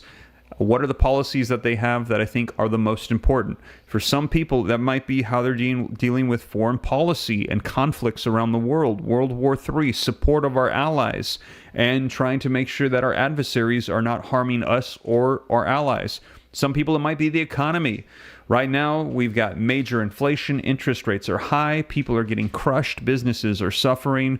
What is the perspective of people on the economy? Also, our national safety, our sovereignty, and also the divisiveness that is currently in the nation with internal civil issues. We have like racism, politics, all of these differing opinions. Are we going to see our nation pull apart? Internal conflict is a concern of a lot of people as well, and just being able to reside with one another peacefully. So it really depends, and you have to really take a step back and say, how do I identify? I think that is the primary thing. I think you have to say, do I identify primarily more as a man, and therefore men resonate with me, or do I identify as a particular political party? I'm more maybe conservative or Democrat, so then I make my decisions based on that. Are there certain things, as I mentioned, that are really important to me? How are these two politicians going to be handling the conflict that's currently going on in the Middle East or with Russia, Ukraine? These are the things we've got to ask ourselves. In addition to that, we identify with so many different things. What's my ethnicity, my race, my stance on that, my gender, my religion, all of these different things. Am I single? Am I a family man? How do I feel about abortion? How do I feel about the LGBTQ plus communities? How do I think about the Second Amendment? All of these different things play into it. So they're saying, though, that this is something that is really resonating with a lot of women. At least these are the claims. You heard it in the reporting, them saying that this is a battle of the genders. However, right now, people in the chat, a lot of the ladies coming out and saying, no, this is not something that resonates with me. So let me know in the comments, how is it that you identify? What is the primary thing that pushes you? Is it that you identify primarily as a believer and you want what you believe to be things that align with biblical principles to be your primary guidance for who you vote for? Or maybe is it the fact that you are of a certain ethnicity or a certain gender or certain policies? Let me know in the comments what's the primary thing that drives you towards, let's say you're voting for Donald Trump. What is it that resonates with you about Donald Trump that makes you want to vote for him? Or if you're voting for Kamala Harris, let me know. What is the thing that resonates with you with Kamala Harris that you want? Or maybe it's just the lesser of two evils. I've heard a lot of people say that as well. A lot of people say, listen, I don't necessarily like either of them, but I just disdain the other one so much that I have to vote for the other person because these are my two choices. Let me know what you guys think. Now, also, we are seeing another one came in for Kamala Harris. Let me switch over for you to the screen so you can see it here. It looks like Illinois has gone to Kamala Harris. She has claimed Illinois. It says here, now, let me just double check this because it says only 9% reporting. How can Illinois be claimed with only 9%? That doesn't seem accurate. Let me see here. 9% reporting. All right, that's interesting that it says that, but it says only 9% reported. Now I can see here 51% reporting in Indiana. Some of these other ones, the majority of them have been reported. 4% for Mississippi, 22%. Okay, maybe these are off. But it says Illinois has been claimed by Kamala Harris, giving her 71 electoral votes. She's now at 16.1 for the popular vote, Donald Trump currently has 101 electoral votes at 19.2 million for the popular vote. And so far, none of the swing states have been claimed at this time. Still too early to call. Let's see here. Georgia's at 52%. Still too close to call. But Trump, you can see, is currently leading in Georgia. Now, Georgia's got 16 electoral votes. So whoever wins this is going to be claiming 16 of those electoral votes. That's going to be big. Trump currently leading at 55% of the vote. Kamala Harris currently has 44. Trump's got 1.5 million. Kamala's got 1.2. But it's still too close to call. So they're still counting. But 52% of the reporting done in Georgia leaning towards Trump. Now, North Carolina, another swing state, 20% of the reporting, so this still could change. It could swing significantly, but at this time, leaning towards Trump. And let's check out some of these other swing states here. Pennsylvania leaning towards Kamala Harris, 12% reporting at this time. Kamala Harris has got a big lead on Donald Trump. Michigan, Kamala Harris has the lead at this time, but only 7% reporting. And we're still waiting for Wisconsin as well. But like I said, so far, no major surprises. Nothing out of the ordinary. But we are waiting for those swing states. When the results of those swing states start to pour in, that's going to be huge. And again, this is not just the presidency. This is all of Congress that's up for grabs. We got the Senate. We got the House. A lot of these. Now, let's see if we've got any more updates here. Coming in, Nebraska split. Okay, let's go ahead and take a look at this. Win the popular vote, you get 2 in Nebraska, and then they give them by congressional district as well. Trump is going to win 2 of the congressional districts most likely in the popular vote. But Congressional District 2, CD2 in Nebraska, is a battleground district. And the entire election, I say, could come down to this. Let me explain why. So let's take you to Nebraska and show you where CD2 is. It's essentially the city of Omaha, right? I'm going to draw it for you and then show you the congressional district. It's the city of Omaha, a little bit of Saunders, and then a little bit of Sarpy as well. I should say all of Saunders as well. That's essentially the way it looks, right? I'm going to give you the congressional map so we can cut it out a little more. So this right here, that's Congressional District 2. It's a swing district, as I said. 2016, Trump wins by 6,000 votes. In 2020, Biden wins by 20,000 votes. So why is it important? Because if we come down to that scenario where it's 269, Savannah, I gamed that out. It's going to come down to Nebraska, too. So every vote does matter. It matters so much that we spoke to people in Omaha, asking them about what this campaign was like. They say they've never seen anything like it. They've been inundated with ads saying on the television, on the radio, people calling them, unlike anything they've ever seen before. Again, it likely won't come down to Nebraska, too, but it might, and that's why every vote matters. Again, Omaha, the biggest area of Nebraska, fastest growing area, and tonight we'll be watching it. Tom, you promised me you would not raise the specter of the 269 to 269. It could happen. We're ready for it. It could happen. The Constitution has provisions for it, but can we just all agree? Let's hope we don't get there. Is that Chuck Todd's music? Is that Chuck Todd's head exploding? Yes, perhaps it is. But it's interesting to see these are such contested races, and it's actually nice to see. I think we've divided our country so much into red and blue. It's nice to see that once you get on a county by county level, all of these states they're not monolithic. There's more to it, and we still do live right next to each other. And Nebraska, too, is a very good example of that. Yeah, but I would say you're right. We live right next to each other. But the folks that live in Omaha, I guarantee you, some of the folks that live out in a very sparsely populated rural county don't relate to some of the same issues that the people in Omaha think are important. It's much more of an urban area. There's also a hot Senate race there right now where the Republican was expected, you would think, would just cruise to re-election there, but there's an independent candidate, Dan Osborne, who's really giving a run for her money for Deb Fischer. Yeah, and I will say that one of the things about the urban-rural issue is when you think about the ground game, I don't think we talk about this enough. The ground game for the Republican Party is much harder. Going door to door in rural communities is a much different operation than going door to door in a densely populated area. It's not as efficient. It's more difficult. Frankly, a lot of folks out in the rural area don't want strangers knocking on their door. They're not used to having people they don't recognize coming up the driveway 2 miles down from their nearest neighbor. So it is harder for the Republican Party to do the ground game, the GOTV, as you talked about earlier, than it is for the Republican Party. But it'll be interesting to see how this independent does in Nebraska. He says he's going to be independent. He won't caucus with either party. He won't vote for either leader. He says his job would be to try to bring the two parties together. It's probably a winning message right now. I just don't know if Nebraska's pretty red. All right, well, the drama is continuing to build. 3 big battlegrounds closing at the top of the next hour. Don't go away. We'll be right back as we count down the road to 270.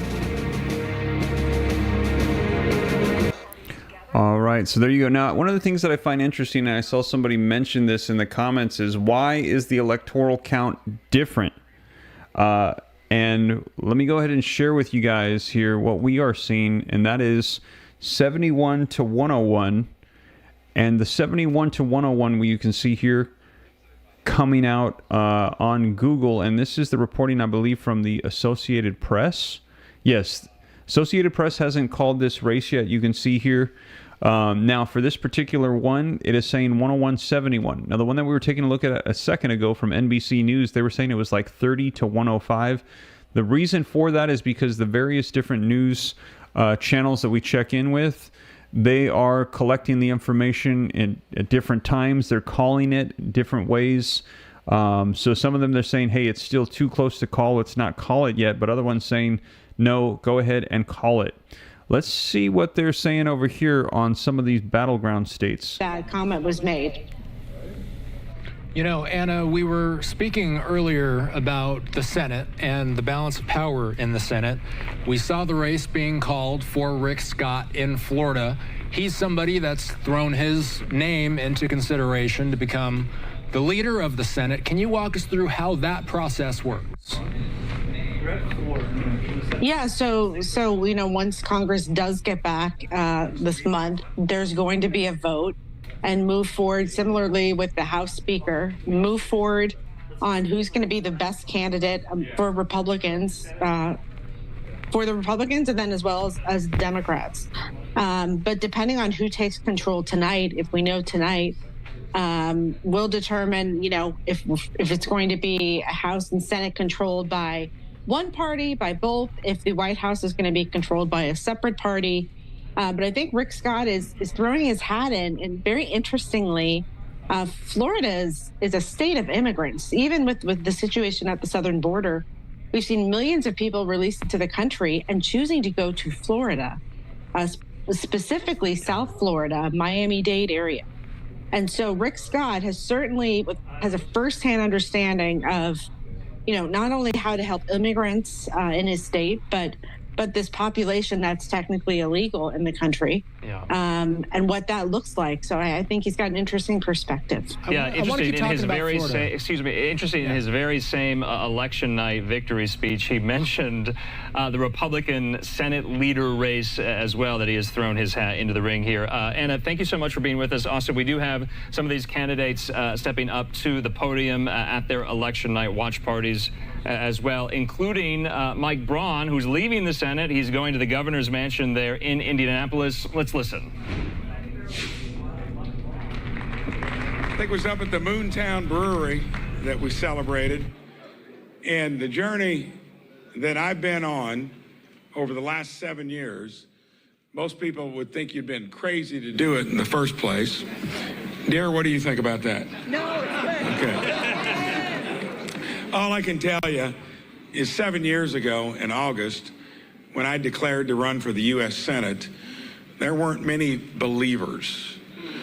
And even folks close to you wondered, did you really have a game plan?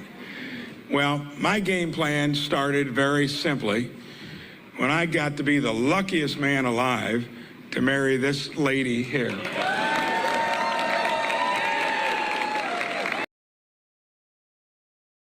Term as a U.S. Senator from Florida. So where else do Democrats go? They'll look to Texas as a possibility. That would be another aspiration of theirs, far from a sure thing. And they have this murderer's row of seats to protect in the coming hours. Sherrod Brown, the three-term Democrat trying to win a fourth term. In Pennsylvania, it's three-term Democrat Bob Casey, son of the former governor, trying to win a fourth term. And in Montana, another one of those three-term Democratic incumbents, John Tester, against the political newcomer, the military veteran Tim Sheehy. There is some connective tissue here, Nora.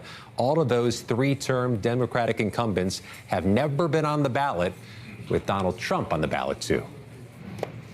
Really interesting. Scott McFarlane, thank you.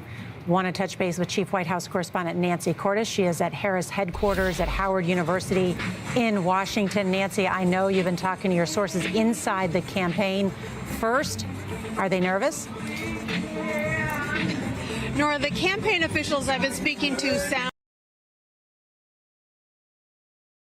And it has been a night of big surprises so far, with more to come. We're now just minutes away from additional closings. Yeah, we are, and we see that map starting to fill out, so we will watch for those next poll closings. It's in all corners of the country now, almost at 9 o'clock in the East Coast, and they're some of the biggest states to close yet.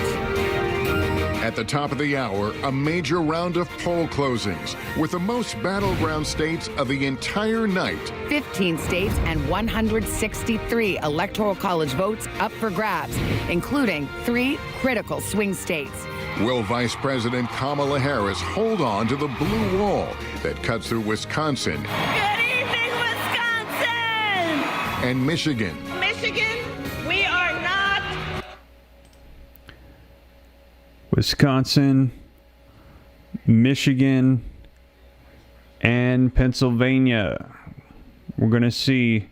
Now, they're saying Arizona. Arizona, not so much, to be honest with you guys. Arizona and Nevada, yeah, but they're not the wall they're talking about. Not really sure why they're saying that. And people mentioning they're seeing different counts. Now, let me share with you the ones that I'm checking out here, and I haven't seen any changes on it recently. It's still 71 to 101. Thank you, buddy. Can you plug that in for me? Right over there against the wall. Got to make sure that I keep the phone charged because I can't see the comments on the computer. I can only see them on my phone, so I got to make sure I keep my phone charged.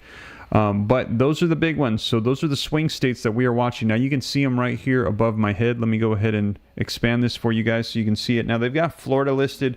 Florida, not so much. Not really sure why they listed it as a swing state, but the states that we do want to keep an eye on is going to be Michigan, Wisconsin, Pennsylvania, Georgia, North Carolina, Arizona, and Nevada. Now, these are the ones that we want to watch. They're saying that these are the ones that are up for grabs. And the winners of these ones are likely going to be winning the election. So far, as I've been sharing with you guys, nothing out of the ordinary. Thank you, buddy. Awesome. Okay, so we want to keep an eye on those, and we've got a long night ahead of us. I'm going to be staying up to date with you guys, making sure that we switch back and forth between the live feeds and keeping you up to speed on everything. And as we just saw, some people claiming their positions in the Senate and in the House.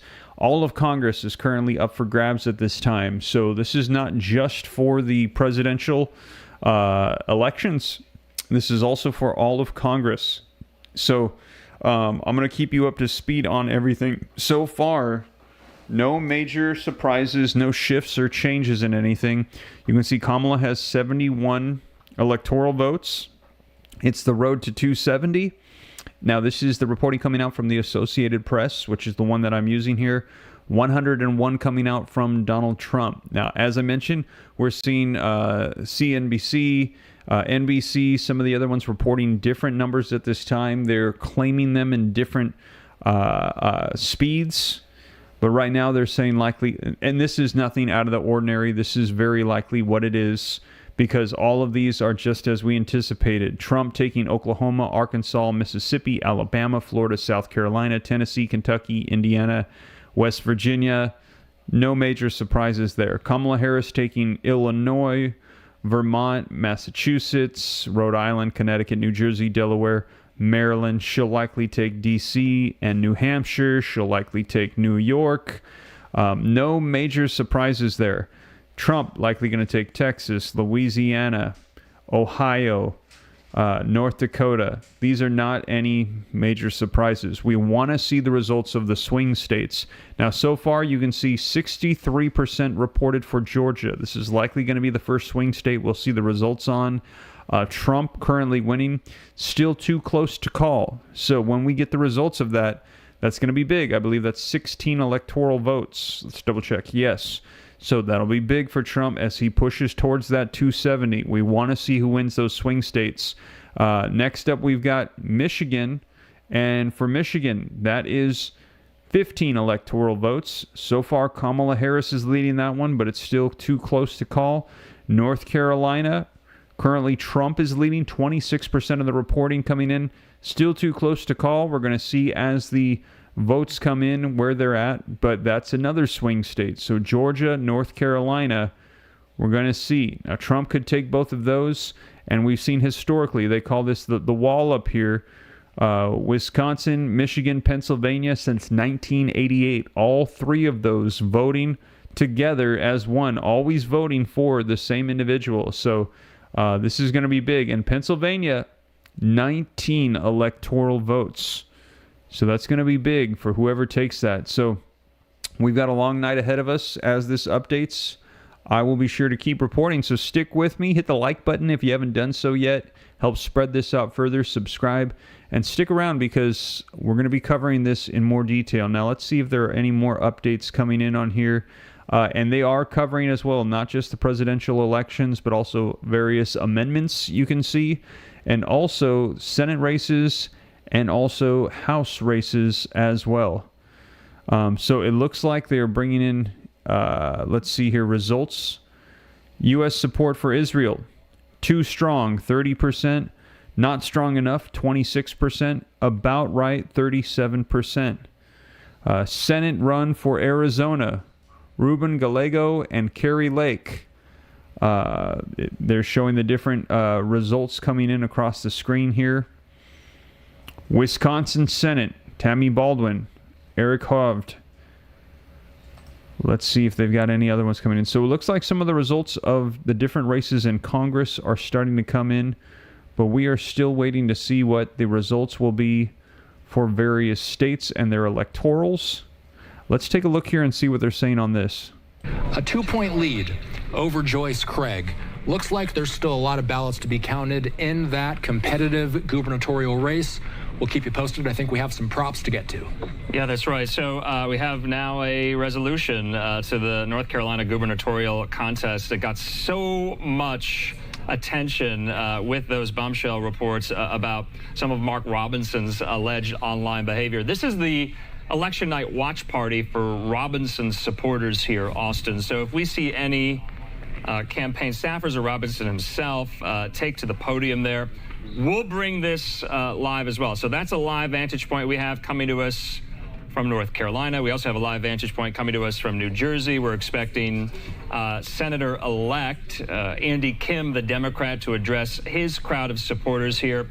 But to your point, Austin, we got to get in some of these race calls in on these ballot proposals and ballot questions put to voters in several states on a lot of different issues, including and especially, though, in Florida. Remember, the issues of abortion and marijuana were put to voters there in the Sunshine State, and we have some calls to make on that. I want to put this up here. This is Florida Amendment 3, Austin, to legalize marijuana in the state. 91% of estimated votes counted, and this fails. Austin, you see there. You know, and this is fascinating, Andrew. Every time a statewide measure relating to abortion has been put to the states, every single time, and it looks like our graphic is having some trouble there. We will say that we're not seeing exactly what we believe. State of Texas, which we were just talking about, Donald Trump will win in the state of Texas when all the votes are counted. NBC News projects that Donald Trump will also win in North Dakota tonight. South Dakota, same story. That will also go into the Donald Trump column this evening. We move to the state of Wyoming. In 3 electoral votes at stake, Donald Trump, the projected winner in Wyoming. Here's the map. The road to 270 now getting interesting. 154 for Donald Trump, 30 for Kamala Harris. All right, let's go to the uncalled races just from those 9 o'clock poll closings, including New York, Colorado, Minnesota. So we still await results there. But let's go to Michigan. That's the biggie at this hour. Polls closing in Michigan, and it is, wait for it, too early to call. We will be waiting for it perhaps into the wee hours tonight. Arizona also too early to call. 7 o'clock in the Mountain West, 9 o'clock on the East Coast. Polls just closed there. Let's go to Wisconsin, the other of the blue wall states, along with Michigan and Pennsylvania, too early to call. And speaking of Pennsylvania, too early to call. Starting to see more vote come in, but we could be waiting a bit for that. And same with North Carolina. They're counting more quickly, but it's still too early for us to make a projection. And in Georgia, it's not too early. It's just too close. We are starting to see the vote come in. We've got 66% counted right now. And yet, despite the margin that you see there, we project not only what the margin is right now, but where we expect the vote to come in, whether it's coming from a Republican stronghold or a Democratic stronghold. So when you see that disparity and then you see us say it's too close to call, there's a method to that madness, Tom, and you've got Georgia up there. And I'm going to explain the method to the madness, right? The difference right now, 220,000 votes, Trump on top with 66% of the vote in. But Republicans, it can't even get close to celebrating just yet. These sort of UFO objects we have circling Georgia right now, this is the remaining vote. And the bigger that bubble, that means the more vote that is out. And the more vote that is out right now is in the Atlanta metro region. Remember, I told you guys earlier that about 50% of the vote is going to come from this area right here. The election is essentially won or lost in the Atlanta metro region because the margins are so close. Every vote matters, but because the margins are so close, Trump runs up that rural vote. The Democrats run up the urban vote. They run up the suburban counties around Atlanta as well. Let's take a look. Let's see how Atlanta and the surrounding counties are looking, the ring counties. Cobb County. Cobb County, 77% of the vote is in. Harris slightly overperforming where Biden was in 2020. Let's go over to Fulton County. This is where Atlanta is. A huge county for Democrats here. She's about where Biden was, 72% of the vote in. She can catch up and bring that up. Gwinnett County, again, these are the counties that Clinton flipped in 2016, and they just got bluer and bluer. And you can see what's happening here. 16% of the vote is in, but she's at 60. Biden was at 58. Let's keep going around here. Douglas County, 84% in. Here we go. Harris overperforming in that county. We'll come a little further out. Rockdale County will kind of move a little out the suburbs, the exurbs, if you will. 69%. Look at where Harris is tonight. 74%. She's running up that vote in the Atlanta metro region. If she can keep that momentum going, she could possibly take the state of Georgia. But again, we got to wait and see. I want to see how Trump is doing in some of his rural counties. 78%, 95% of the vote is in. So 78% in 2020. He's at 78 right now. Let me go to a neighboring Towns County right here, 81-80, and then in Union, 81-80. He seems to be hitting his marks, too. I want to hit some sort of swing counties, if you will. Dooley is one of these. Trump won it in 2016, but if we go back, Obama had it in 2012. Tonight, Trump is up. He's building on his margins from 2020. That's a good sign for him. Let me see if Peach County is in. Peach County is another one that no vote is in. This is one of those swing counties. All right, you guys, so we've got some more updates coming in, and great news. I don't know what was going on here with my screen. I was not able to see, for some reason, the comments, and I was having to do it on my phone.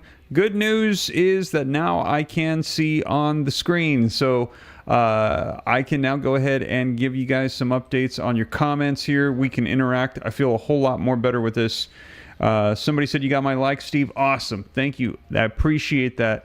Now, let me go ahead and share with you. We got some more results coming in. So let's take a look at this. Let's switch over to the screen so you can see it. Harris is now at 99 electoral votes. Donald Trump is at 120 electoral votes. Kamala Harris has 21 million for the popular vote. Donald Trump has 24 million for the popular vote on the road to 270. So it looks like Trump has claimed North Dakota, South Dakota, Nebraska, Wyoming, Oklahoma, Arkansas, Louisiana, Mississippi, Alabama, Florida, South Carolina, Tennessee, Kentucky, Indiana, and West Virginia for a total of 120 electoral votes that have been claimed according to the Associated Press. Kamala Harris, 99 electoral votes at this time, with Vermont, Massachusetts, Rhode Island, Connecticut, New Jersey, Delaware, Maryland, New York, and Illinois. And New York coming in. Now, again, none of these are of any surprise. All of these are ones that we have anticipated. So far, none of the swing states have been claimed, which are the ones that we are watching. They're the ones that you can see above my head. Let me go ahead and expand this so you can see it a little bit further. Now, they've got Florida on the list that's not really a swing state. We knew that was going to go to Donald Trump. They historically have gone conservative. But we are watching Georgia, which you saw just a little while ago. They said that Georgia was too close to call. Georgia is a big one because that's 16 electoral votes. Whoever gets Georgia is going to get that. It's going to help push them closer to 270. Now, the big one that we are watching, though, is Pennsylvania. We want to see what's going to be happening with Pennsylvania. Now, all of these, it's too soon to call. Now, Georgia, on the other hand, it's not too soon to call. It's just too close to call. Let's take a look here. 66% of the reporting is in, so that is definitely enough to call it if it was not close. But it's close in Georgia, so they still got to report on this. They said potentially could go well into the night. It could be a close one to call. But right now, we're waiting to see Georgia, one of those swing states. Also, North Carolina leaning towards Trump a little bit more decisively, 40% of the reporting coming in. So Trump might take North Carolina, which is one of those swing states. Now, in addition to that, we've got Pennsylvania. That's the big one that everyone's watching. And we're hearing that whoever takes Pennsylvania, it is going to become very difficult for the other person to beat them because that's 19 electoral votes. And they're talking about that wall up there. Pennsylvania, Michigan, Wisconsin. We have seen historically since 1988, all three of these states voting together as one. Whoever they vote for, usually they all vote for. This would be the first time since 1988, if they break apart, that they did not vote simultaneously together. You can see at this time, only 17% of the reporting coming in. It is leaning towards Kamala Harris, but like I said, don't get too excited in a lot of these because only 17% of the reporting, it is well too close to call at this time. So far, no big surprises. Everything is as we've anticipated. We're really waiting on those swing states to see the results, to see who potentially is going to be taking it here. So, like I said, I'm going to be following the live feeds. I'm going to be right here. It's likely going to be a long night. I'm not going anywhere, and I don't think there's anywhere to go. I think everybody is watching what is happening tonight with the electoral colleges and with the United States elections. Now, let's go ahead and discuss this a little bit because I know some people were a little bit unclear as to how this all unfolds. I heard some people saying my vote doesn't count. And earlier, if you missed it, I actually came on live with my buddy Pastor Greg Smith, who's got a channel called Prophetic Insight. He's got a gift of prophecy and a gift of prayer where he's prayed for people and literally on their channel they've been healed, they've had financial blessings, marriages have been restored. And one of the things that we discussed, and let me know if you've heard this in the comments, let me know your thoughts on this, that back in 2020, it was reported that 32 million evangelicals, people that claim Christianity as their primary religion, did not vote in the elections in 2020. 32 million evangelicals. Now, Greg had the number on the total that chose to back out, and it was over 100 million, I think he said, individuals that just chose to forfeit their vote and not include it. If I'm not mistaken, I think he said it was over 100 million, but of those, 32 million were evangelicals, I believe. And I'm pretty sure on that number, the 32 million for 2020. And they said that is roughly almost 10% of the nation. So I've heard a lot of individuals say that you need to get out and vote. You don't understand just how important your vote is, and that when you do vote, that is you casting your opinion. Your voice is being heard. You're getting an opportunity to vocalize what you'd like to see for the United States. And they said that I heard several pastors saying that this election, the church could be deciding the fate of America over the course of the next 4 years, and potentially even further than that with what we could experience over the next term that takes place. So they're saying, will the church, the individuals, the evangelicals, step up and go vote instead of passing like we saw 4 years ago where 32 million did not cast a vote? Now, let me ask you this. Why do you feel like that happened? Why would individuals that are evangelical Christians decide not to cast a vote and just forfeit over their opportunity to have a say in the direction of the nation? Well, we're hearing that is likely because both of the candidates at that time, Biden and Trump, did not resonate with evangelicals to the point where they said, I'm not going to vote for anybody. And they're saying, do not do that this round. despite the fact that they might not contain the character or the morals or have the background that you might hope for, you have to take, a look at them and decide for yourself, of these two candidates, who is going to be the one that is going to promote the things that I support the most, who aligns with my ideals and my perspectives the most. And that is really the question you got to ask yourself. And let me know. As we mentioned, it comes down to identity. How do I identify? Do I identify as a Christian? Do I identify with these policies that are, saying this one thing that align with my beliefs? And we heard them talking about some of the bills that are coming up right now for abortions. There's things coming up with the Second Amendment, with the economy. I saw somebody saying, are they going to be supporting veterans? And if you are a veteran on here tonight, thank you for your service. God bless you. God bless our veterans. But it really comes down to that. So do not forfeit your vote. And I know it's a little bit late now. I think everybody's voting opportunities are at a close unless you're on the West Coast. But really, we have to step up and make sure that our voices are heard. And so that is what we're going to be seeing tonight. We are going to see who stepped up, who got their votes in, and who they voted for tonight. Now, like I said, we've got a long night ahead of us. I've already been live for coming up on 2 hours, but we are not stopping. I'm just going to stick with you guys as long as I can. I'm very well aware of the fact I've shared with you already here on the channel. We heard we might not have the results tonight, might not have them tomorrow. We might not have them till the weekend. So tonight, I'm just going to hang as long as I can with you guys, keep you up to date as the results pour in. And so far, this is where we currently stand for those of you that have been hanging with me so far. Harris is at 99 electoral votes. Trump is at 137. She currently has 22.5 million for the popular vote. Donald Trump has 25.7. So at this time, Trump is leading. But again, we are waiting for those swing states, and it is still too early to call. Georgia is too close to call. But you can see Michigan, Pennsylvania leaning towards Harris. Don't get excited just quite yet either way, because still too close to call. Wisconsin leaning towards Trump. And so we're going to see, because as they count these, they just light up the color for whoever is leading at the moment. Texas, as soon as they started counting, it was blue. Now it's leaning red. And we've actually heard reporting saying, we're going to be calling it red here pretty soon for Texas.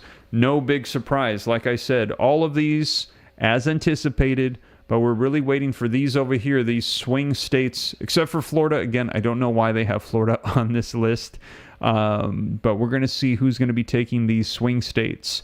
Pennsylvania and Georgia, big ones. Pennsylvania with those 19 electorals, Georgia 16. Michigan has got 15. Wisconsin has got 10. We're also going to be watching Arizona and Nevada, but the polling is still open over there. So we got to wait and see. Now, we still got 2 hours till California, Oregon, and Washington polling close, and they'll start counting those. Oh, while we're live, I see Trump got another one. Let's see here, 177. Another one came in for Trump. Trump now has Wyoming, North Dakota, South Dakota, Nebraska, Oklahoma, Texas, Arkansas, Louisiana, Mississippi, Alabama, Florida, South Carolina, Tennessee, Kentucky, Indiana, and Ohio, and West Virginia. I think it was Ohio. Let me know. Did you see that? Which one was it that he just claimed? I missed it. I just saw the number jump, but I didn't see which state it was. I think it was Ohio. Let me know if you caught which one it was in the comments. Actually, I think I can just jump back in the feed really quick and take a look here, so that way I can see which one it was and let you guys know for sure. But we just saw him claim one live right now, because I think it was just a little while ago, like 1:30 or something like that. Yeah, it was 1:37. So which one did he just claim here? 137, it jumped to 177. Which one was it that came in? Oh, it was Texas. Yes, it was Texas. All right, so they're saying he took Texas, and that's a big one because that's 40 electoral votes, the second largest electoral state in the nation.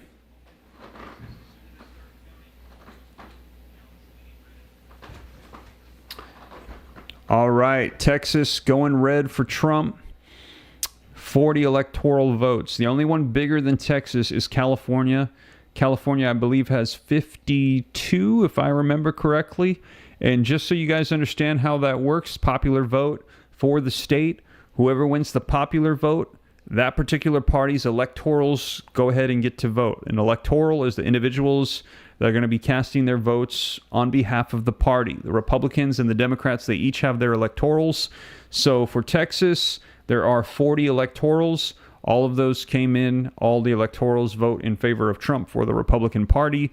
And those individuals, when they vote, that is cast. Now, how is the electorals determined? It's based off of the buildup of Congress. So, as you know, in the Senate, there is 100 seats, 2 per state.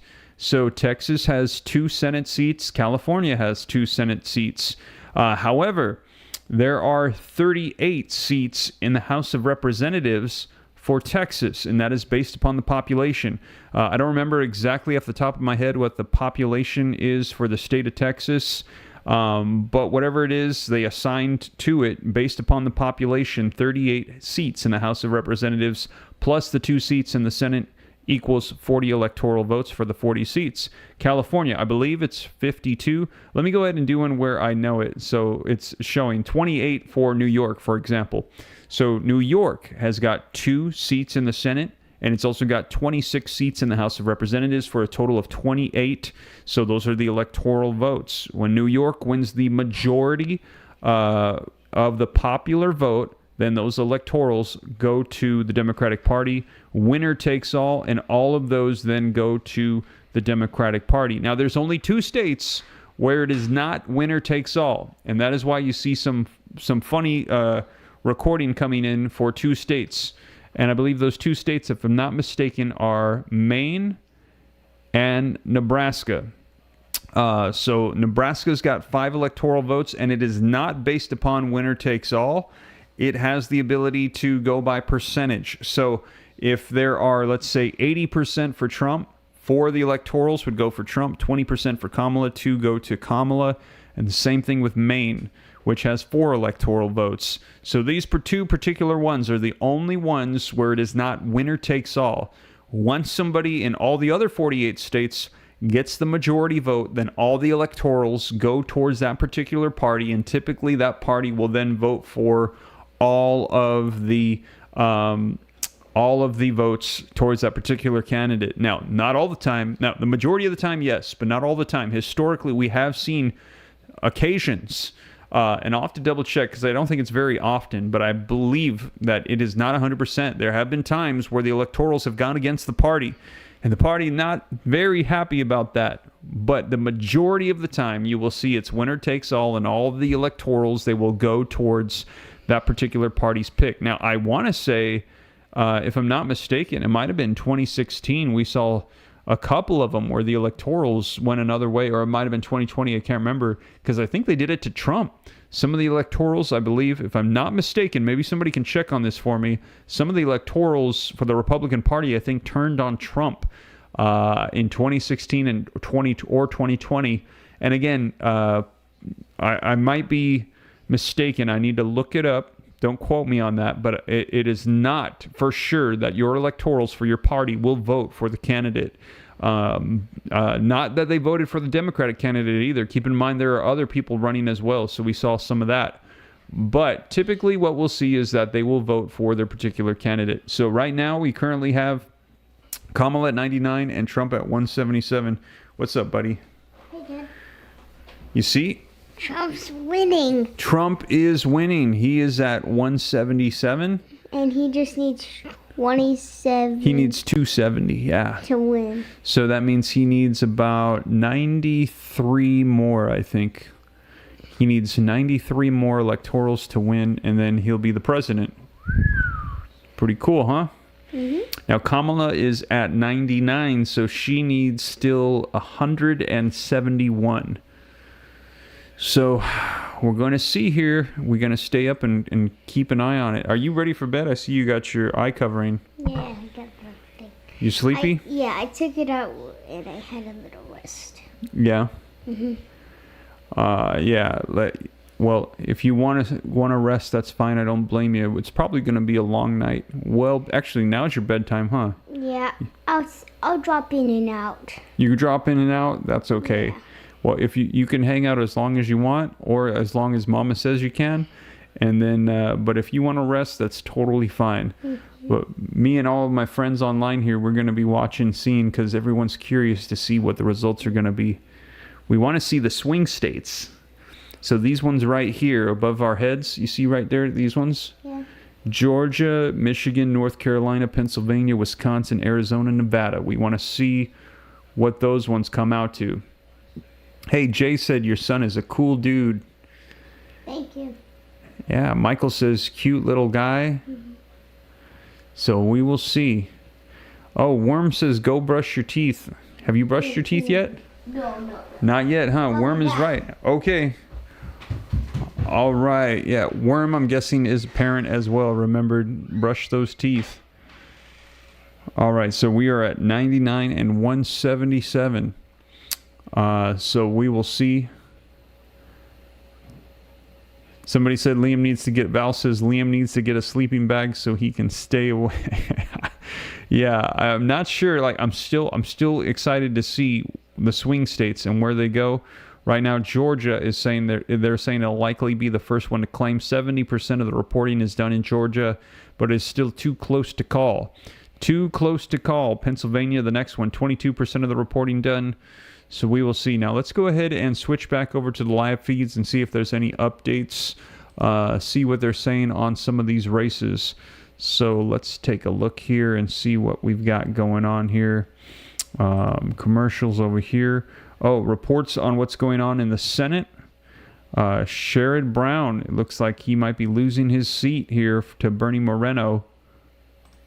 And we're also getting some reports coming in for Maryland. So we are also seeing, so this is the seats, let's see here, in the Senate. So we got the Senate and the House of Representatives that are up for grabs as well.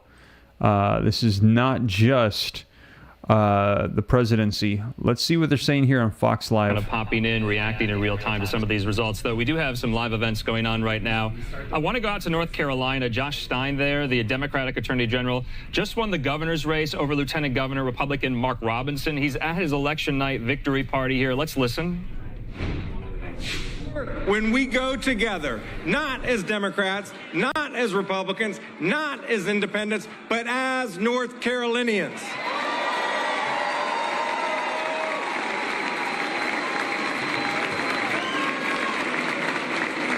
And I know we can do this because I know who we are.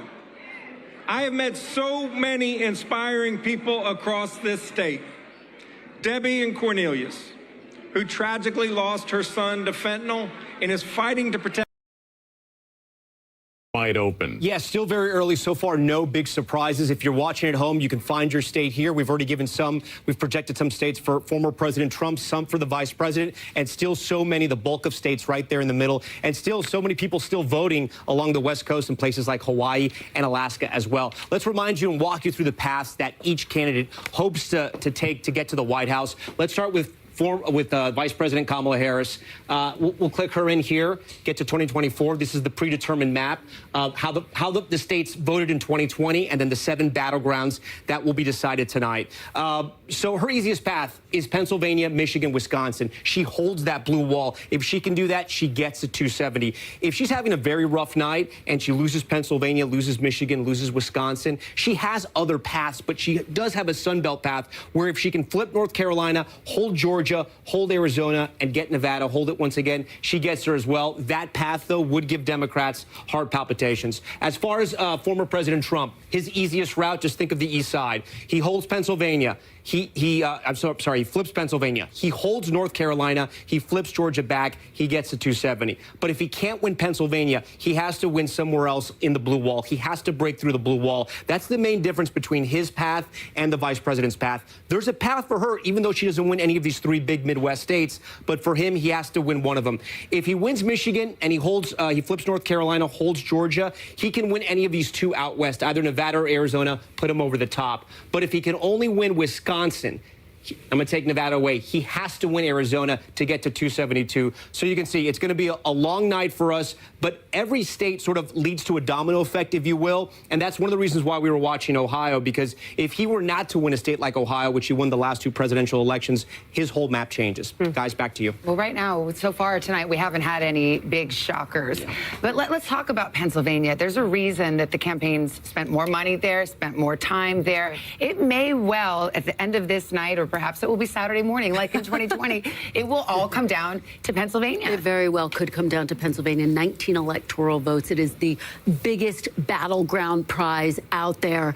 And part of why we're watching states like Ohio so closely, like North Carolina as well, particularly in the suburbs, is to test how those counties, in those collar counties in Pennsylvania might go. Remember, President Biden won Pennsylvania not because he won the Philadelphia County area, but because he was able to really drive up the vote among white working class voters in those collar counties. One more point just to mention as we watch all of these returns come in. When President Biden was at the top of the ticket, a state like North Carolina was out of reach for Democrats. The fact that we're talking about it right now, the fact that there's been so much play in North Carolina, that former President Trump spent so much time there in recent days, underscores the fact that they have tried to open up more paths, and we'll have to see if that was effective at all. I want to ask a little bit about Michigan. We haven't really talked much about the Gaza war in Gaza and how that might affect the vote, you know, in Detroit and in parts of Michigan. Are we getting any read there at all? Well, it's going to be something that matters, right? Because we saw that uncommitted vote. We know there's an Arab American population in largely Wayne County. It's only about 2% of the population, but it could be potentially significant here. You saw Vice President Harris, as she was on the campaign trail just in the last few days here, begin her rally speech, one of them in Michigan, by referencing, of course, Israel, Gaza, what was happening. She doesn't typically start off her campaign speeches, her stump speech that way. But she's been heckled at times. That's right. She has again and again, she has faced down protesters who heckle. She typically says something along the lines of, you have a right to be heard, so do I, and I'm speaking now, which is a line that she's become sort of known for at this point. But the other piece of this, too, when you look at this, Michigan is a place, it's going to be critical for her, as Tom has just laid out in the map. It is also the place where she started this shift in the last few days on her closing argument, moving away from this idea that Donald Trump was sort of looming large as this threat to democracy, this ominous shadow hanging over America, and shifting away from saying his name at all, calling him the other guy, trying to make him seem small, unserious, Lester. All right, we have another call to make, and this is a pretty big one. The state of New York, and not necessarily a surprise, but NBC News projects that New York will, Kamala Harris is the projected winner. I'll get this out, projected winner in New York. And there you see the vote difference, 845,000, 33% in. Here's the map to show us where we are on that road to 270. That puts Donald Trump out front with 168. Harris with 62 now. Let's continue this conversation about Michigan, about young voters, because this issue that you raised, Gaza, Israel, this is a very potent issue with young voters, with the many students. And we see Kamala Harris struggling with that. We've seen ads by third-party groups in Michigan trying to bring up that kind of dissent that is going on. It's very interesting. In the primary, there was an uncommitted vote, sort of a protest vote against President Biden. 100,000 people voted uncommitted in the primary.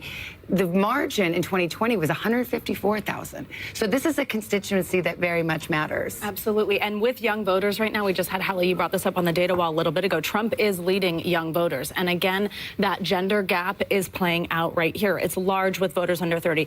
Of men, 59% going for Trump, 39% going for Harris. Women, 54% Harris, 44% Trump. He's continuing to close those margins. The other thing that's interesting about Michigan, of course, there's a 52,000 person campus, University of Michigan. Back in 2016, Trump only won by about 11,000 votes. On that campus, I actually anecdotally heard students energizing other students by saying, if only a fifth more of this campus were to have come out, it could have made a difference. So what does that look like right now? Who does that mean did better on those campuses if we start to see those margins be eat away at? And you'll recall back in 2016, sorry, Hallie, you'll recall in 2016, Hillary Clinton, when she did the postmortem of her campaign, the criticism was she didn't spend enough time in Michigan. And so what we've seen from the Harris campaign is she has been there. And Trump has certainly been there as well. He closed out his campaign there. And so the Democrats have tried to learn from the mistakes of the past. Trump has been very focused on that area as well, because because he knows he's got to. Well, just to demonstrate how complicated politics is, Harris is on defense to a certain extent over her stance with Gaza and Israel, the Biden administration stance in Michigan, but then also losing some of the Jewish vote, for example, in Pennsylvania and Florida. We've heard about that anecdotally as well. It's about the bottom of the hour. We can do some race checks here. You mentioned Michigan. Well, let's put it up there. Let's see what we've got in terms of results, and the votes are being counted in Michigan, one of those key Midwest battlegrounds. It is too early to call. That's just about a little over 10% of the vote, but now you've got an eye on what we've got there. Arizona polls just closed a half hour ago. Way too early to call there. It may well be days before we're able to call that one. Wisconsin, another in the industrial Midwest, too early to call. Just starting to get the votes counted. Pennsylvania, stop me if you've heard it before. It may all come down to Pennsylvania, and it is too early to call, but we're about 30% of the vote there. North Carolina, also too early to call at this hour. And staying down south in the Sunbelt state of Georgia, which President Biden carried 4 years ago, and former President Trump badly wants to get back into that red column.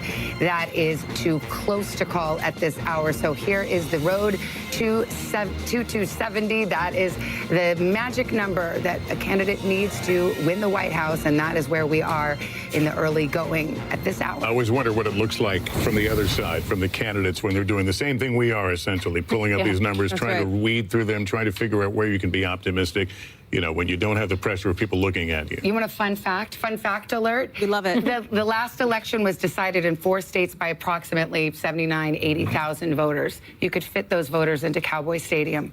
Wow. That's You've what we're done your talking homework, about. girl. Let me tell you, that is a good. Wow. So Georgia is going to be one that we're going to be keeping an eye on, and it looks like it's leaning towards Trump. But they're saying it is too close to call. 75% of the reporting is in. So they are 3/4 of the way there. So this could be the first swing state that goes towards Trump. You heard them saying that he badly wants to get in the red column for Georgia. It looks like it could be happening, but it is, again, too close to call. You saw the live update happen right now while we're live. It just jumped to 2.1 million for Trump, 1.9 million for Kamala Harris.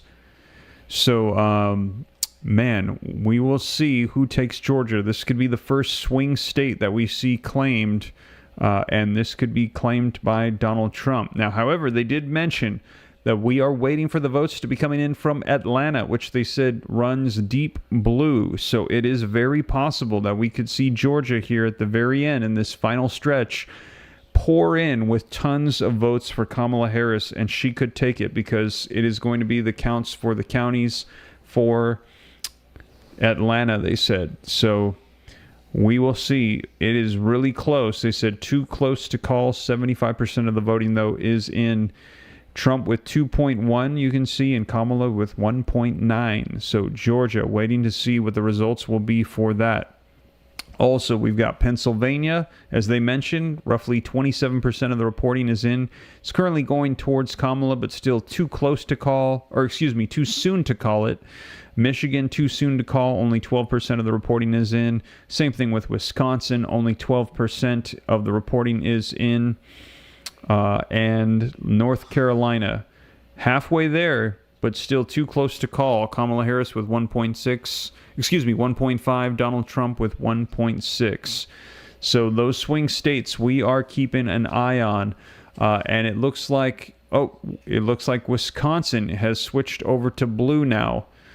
Let me see here. I see it over here on the left side. I saw Wisconsin just switch over to blue, but it is not updated here on the screen. Let me go ahead and refresh it.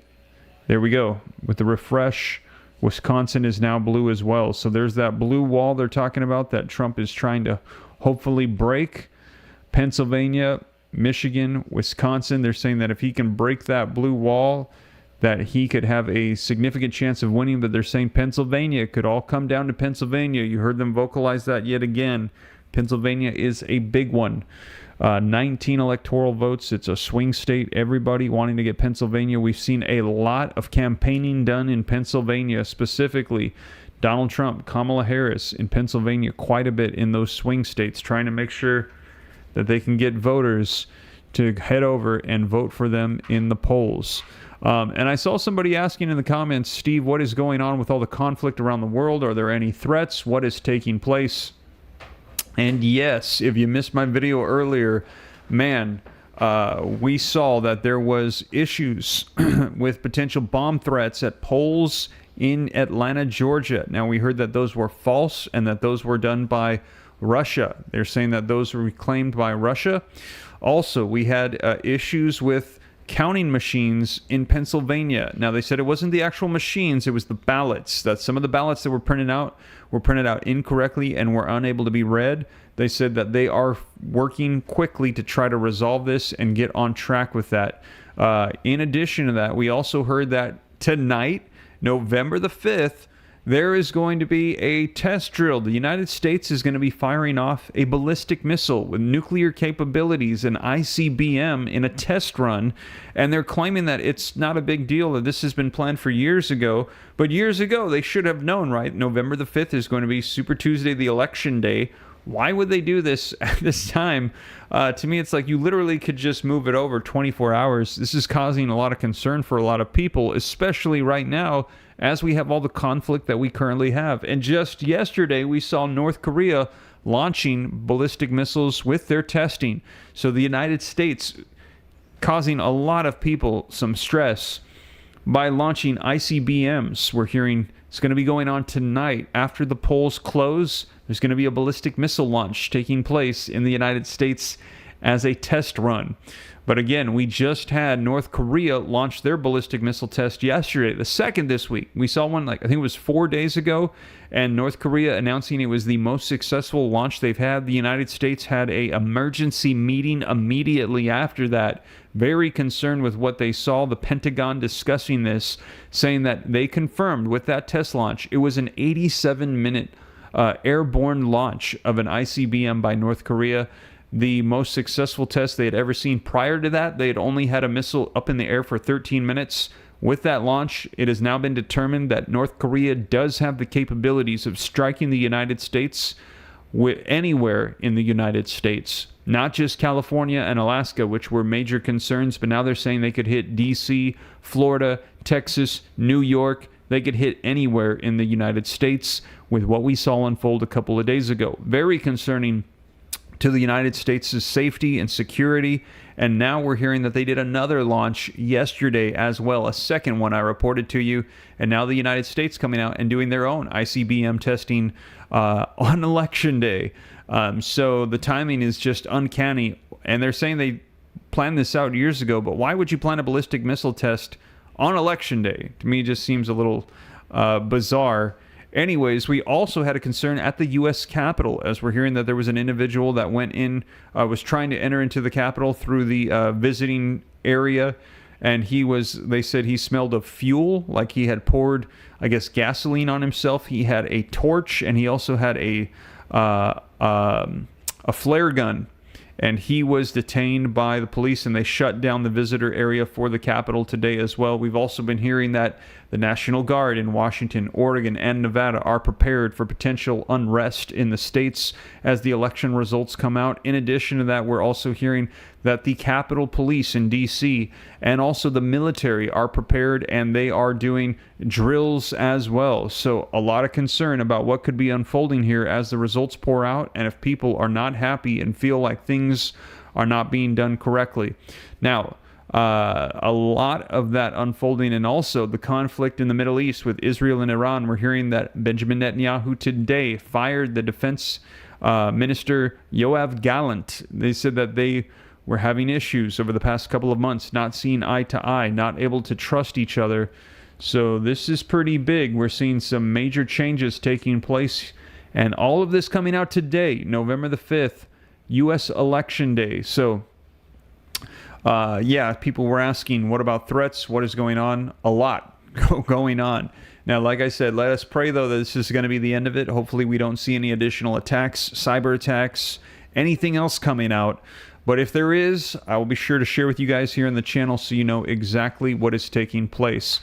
But right now, all eyes are on the electoral votes that are pouring in across the United States. Now, we've been live now for over 2 hours. I see we've got 3,000 people on with me. If you appreciate that, do me a favor.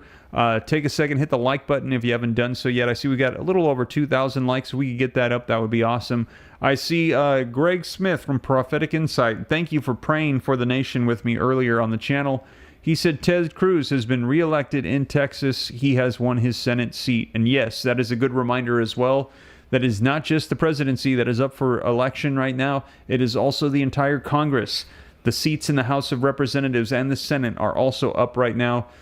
So we're going to be seeing the results of that. We could see an entire shift if the Republicans take all of the seats in the Senate and the House and the presidency. We can see a full red Congress and a full red agenda start to push through. However, we could also see a split Congress, or we could see things swing the other way.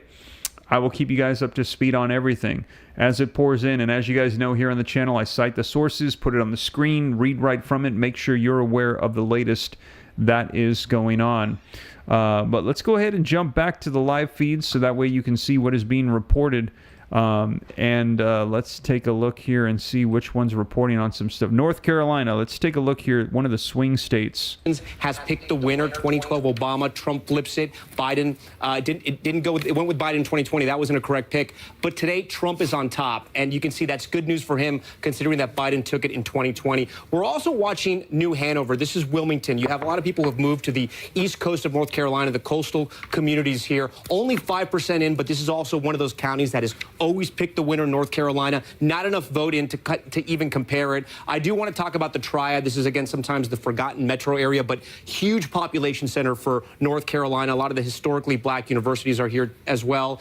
Greensboro, Guilford County, 55% in. Let's see how she's doing compared to Biden. Look, she's holding her marks, so this is pretty good. I want to see how Trump's doing, though, in some of the rural counties where he has to drive up the vote. Robeson, look, only 23% in. He's overperforming there. I want to go a little closer to Charlotte.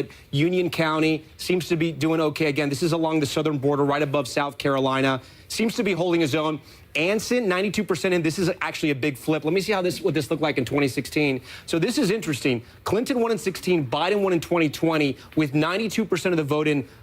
Trump is on top right now. Again, not a large county you're going to see. There's only about 10,000 votes here, but we're kind of reading the tea leaves and seeing where everything's at so far.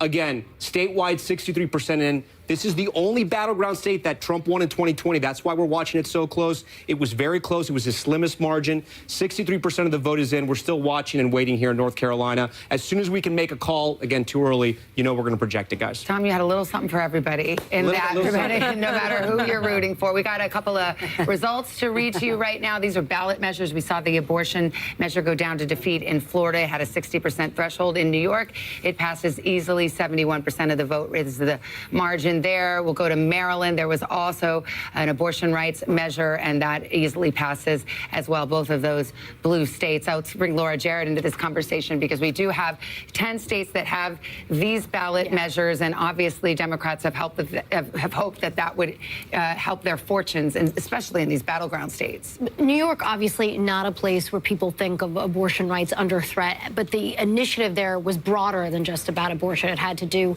with anti-discrimination principles more generally. Reproductive health care a part of that, but it was also about pregnancy and the like. And so that's why it was even on the ballot in a place like New York. But you think about a place like South Dakota, a completely different story. We still have to wait to see what happens there. Arizona, a different story. Missouri, we still don't. CBS News America Decides Election 2024 returns in just a moment. But Nebraska has two measures, doesn't it? It does. 1 for, 1 against? 1 for, 1 against. And so we'll see how that so one shakes out. So which one wins? The one with the raw vote? The one that majority? has the one that has the majority. But we don't have enough in to make a call on that. And of course, there have been other states that went this road prior to tonight. Many states that had went this road and had been able to reach the threshold to pass it, Lester. That's why the Florida situation was interesting, obviously, as we've been discussing, different because of the threshold there.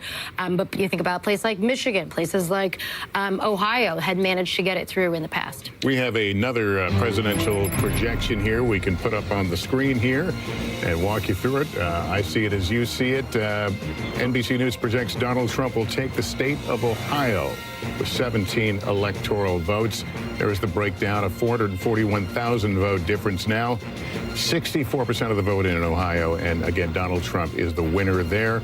And there's where it takes us on the road to 270. Donald Trump out in front with 185 electoral votes. Harris with 81. All right, let's go to Savannah Sellers. We always need not one, but two Savannahs sitting at the desk at any time, if possible. Exactly. Savannah, I mean, you've been looking a lot into the youth vote, and we were just talking about abortion. And for young women, that obviously is a galvanizing issue for many of them. It certainly is. For young women, it is their top issue. And that's where we're really seeing a huge gender divide also. For young women, 42% saying it is their top issue to just 10% of men saying that it's their top issue. When you talk about men, it's what you guys were mentioning earlier. The threats to democracy is up there, as well as the economy. There are certain states, too, where we are seeing, I know we were talking about North Carolina a moment ago, where we are seeing Trump improve specifically with that young men, the under 30. In North Carolina, when I came to set just a little bit ago, 60% said they supported him. That's up from 42% that voted for him back in 2020. So continuing to watch that. Abortion was also one where I saw a lot of activation on those college campuses all over the state of North Carolina, just talking about getting out to vote for the presidential ticket with that being attached to it. Of course, with the issue being attached to Harris, and within Michigan, as well as in Arizona. Arizona's an interesting one, though, because, of course, as I'm talking to the expert when it comes to Arizona, but the state of ASU. We're going to check in on the blue wall here, and we have a new characterization in the state of Wisconsin. Our decision desk now calling it too close to call. You can see Kamala Harris out front right now. 23% of the vote in there, but again, too close to call in Wisconsin. Our election night coverage continues next with another batch of poll closings, including a critical swing state. We hope you can stay with us.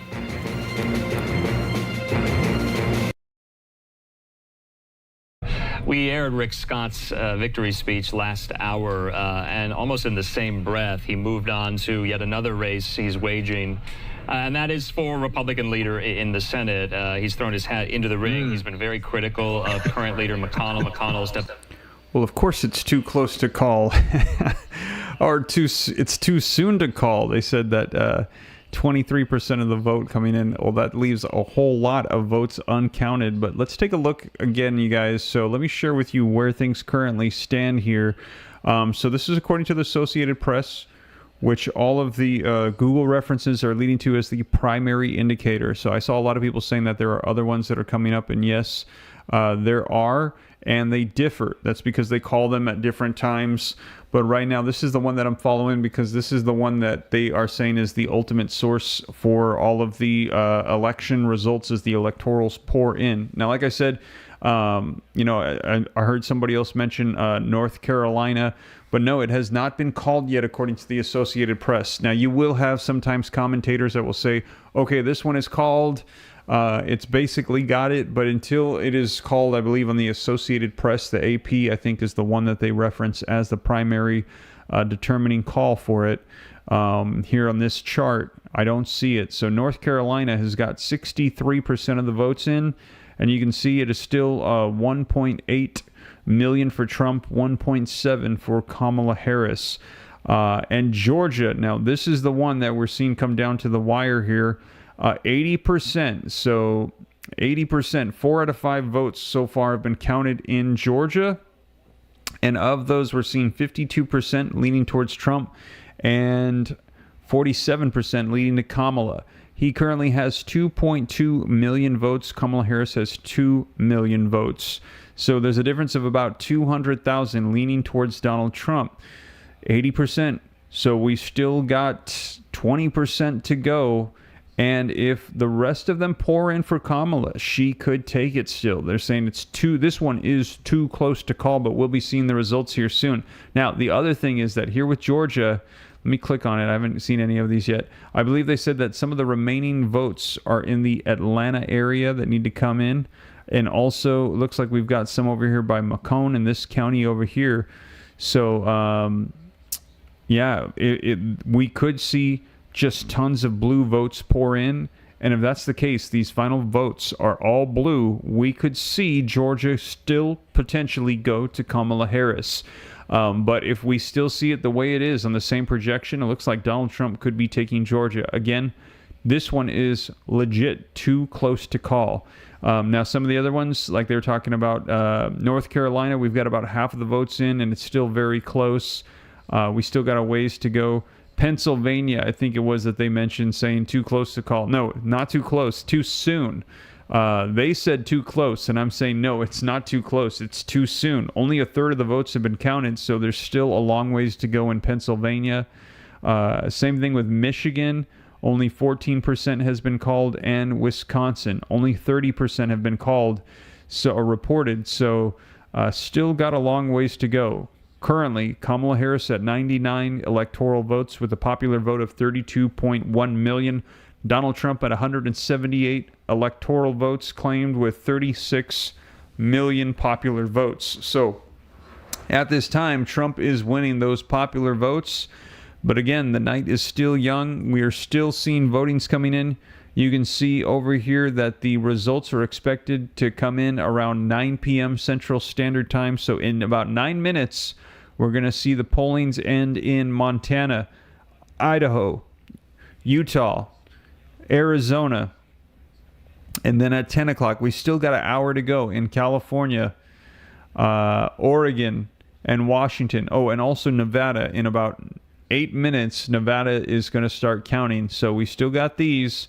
And Alaska as well. Alaska won't be till midnight, and Hawaii won't be till 11. So we still got, let's see here. We still got 2 hours for Hawaii and 3 hours left for Alaska. So there's still a long ways to go. Oh, I see somebody else went for Trump here. Who was that? We got 188. Now, let me see here. Just a second ago, it was at 178. So which state just was claimed by Trump? It looks like it was Missouri. It was Missouri. Missouri has officially been called by the Associated Press for Donald Trump. He has taken Missouri, they're saying. Now, it says only 24% reporting. Maybe I just need to refresh it. Let's take a look here. 99. No, that's weird. It still says 24%, but Trump takes Missouri. Now, that again, no surprise. So far, everything is according to plan. No major surprises, no major breaking news to share with you. We're primarily watching, as I've shared with you here, we are watching those swing states. So the swing states above my head here. Now, Florida, again, is on the list. Not really sure why Florida really does not belong on the list of swing states. We already know that that is a conservative Republican state that is going to go red. But we are watching Georgia, Michigan, North Carolina, Pennsylvania, Wisconsin, Arizona, and Nevada. Those are the ones that we want to keep our eyes on. And they're saying whoever wins these states here on the side, these swing states, is likely going to take the presidency. These are the ones that could go either way. But the vast majority of the other ones, we already know likely how they're going to be playing out. Unless we have some incredible upsets, some unexpected news coming out on these. But at this time so far, everything according to plan. No major surprises. Everything as anticipated. Now, Georgia is likely going to be the first results coming in that we will see who the next president of the United States might be. We're going to see an indication of this because Georgia is a big one. 16 electoral votes going towards here, and the other one is Pennsylvania. So we want to see who's going to win these. Now you can see that we've still got 80% done now, waiting on the last 20%. Donald Trump has the lead by roughly 200,000 votes. But that is still potentially Kamala Harris could have a wave of those coming in, as they're saying that there's still reporting coming in from more left-leaning cities. And as those come in, we could see a blue wave come in these final votes, and she could still take it. Now, there's also the possibility that it stays on the current same projection and Donald Trump takes it. So we will see. Georgia is likely going to be the first swing state we're going to see the results in. That could be big. Now over here we got the blue wall, and it looks like it's staying blue at this time, but it's still too early to call. 40% reported in Pennsylvania, 15% reported in Michigan, 32% reported in Wisconsin, and they're all very close at this time. So very interesting, very exciting to see how these swing states are going to go. Oh, Iowa being counted 23% going towards Kamala Harris. That is interesting. So we'll see as that unfolds here. Iowa, I'm pretty sure, is supposed to go red. So that could be an upset there. 6 electoral votes. Small electoral votes, but still, I believe Iowa, I'm pretty sure, was supposed to go red. But like I said, still too early to get excited about any of these. So far, nothing out of the ordinary, and this could swing over as well. Earlier, we had seen Texas leaning blue, and then it swung hard to the red side. So nothing out of the norm. New Mexico going red as well here. So who knows? Maybe there'll be a switch between New Mexico and Iowa. New Mexico and Colorado anticipated to go blue. New Mexico leaning red. So we could have some surprises here coming in a little bit. This is interesting because 20% of the reporting, so still a ways to go, but you can see where we're at currently at this time, according to the Associated Press, with 99 electoral votes for Kamala Harris, 32.9 million popular vote. Donald Trump at 188 with 37.4 million of the popular vote. And they said it was a record-breaking early voting, people getting out and wanting to make sure that their votes are being claimed and heard. Their voices are being heard and their opinions. So we will see. Let's go ahead and see if there's any new updates coming in on the live feeds. 3 minutes until the polls close in Nevada. Let's see. Now, they're saying 191 to 81.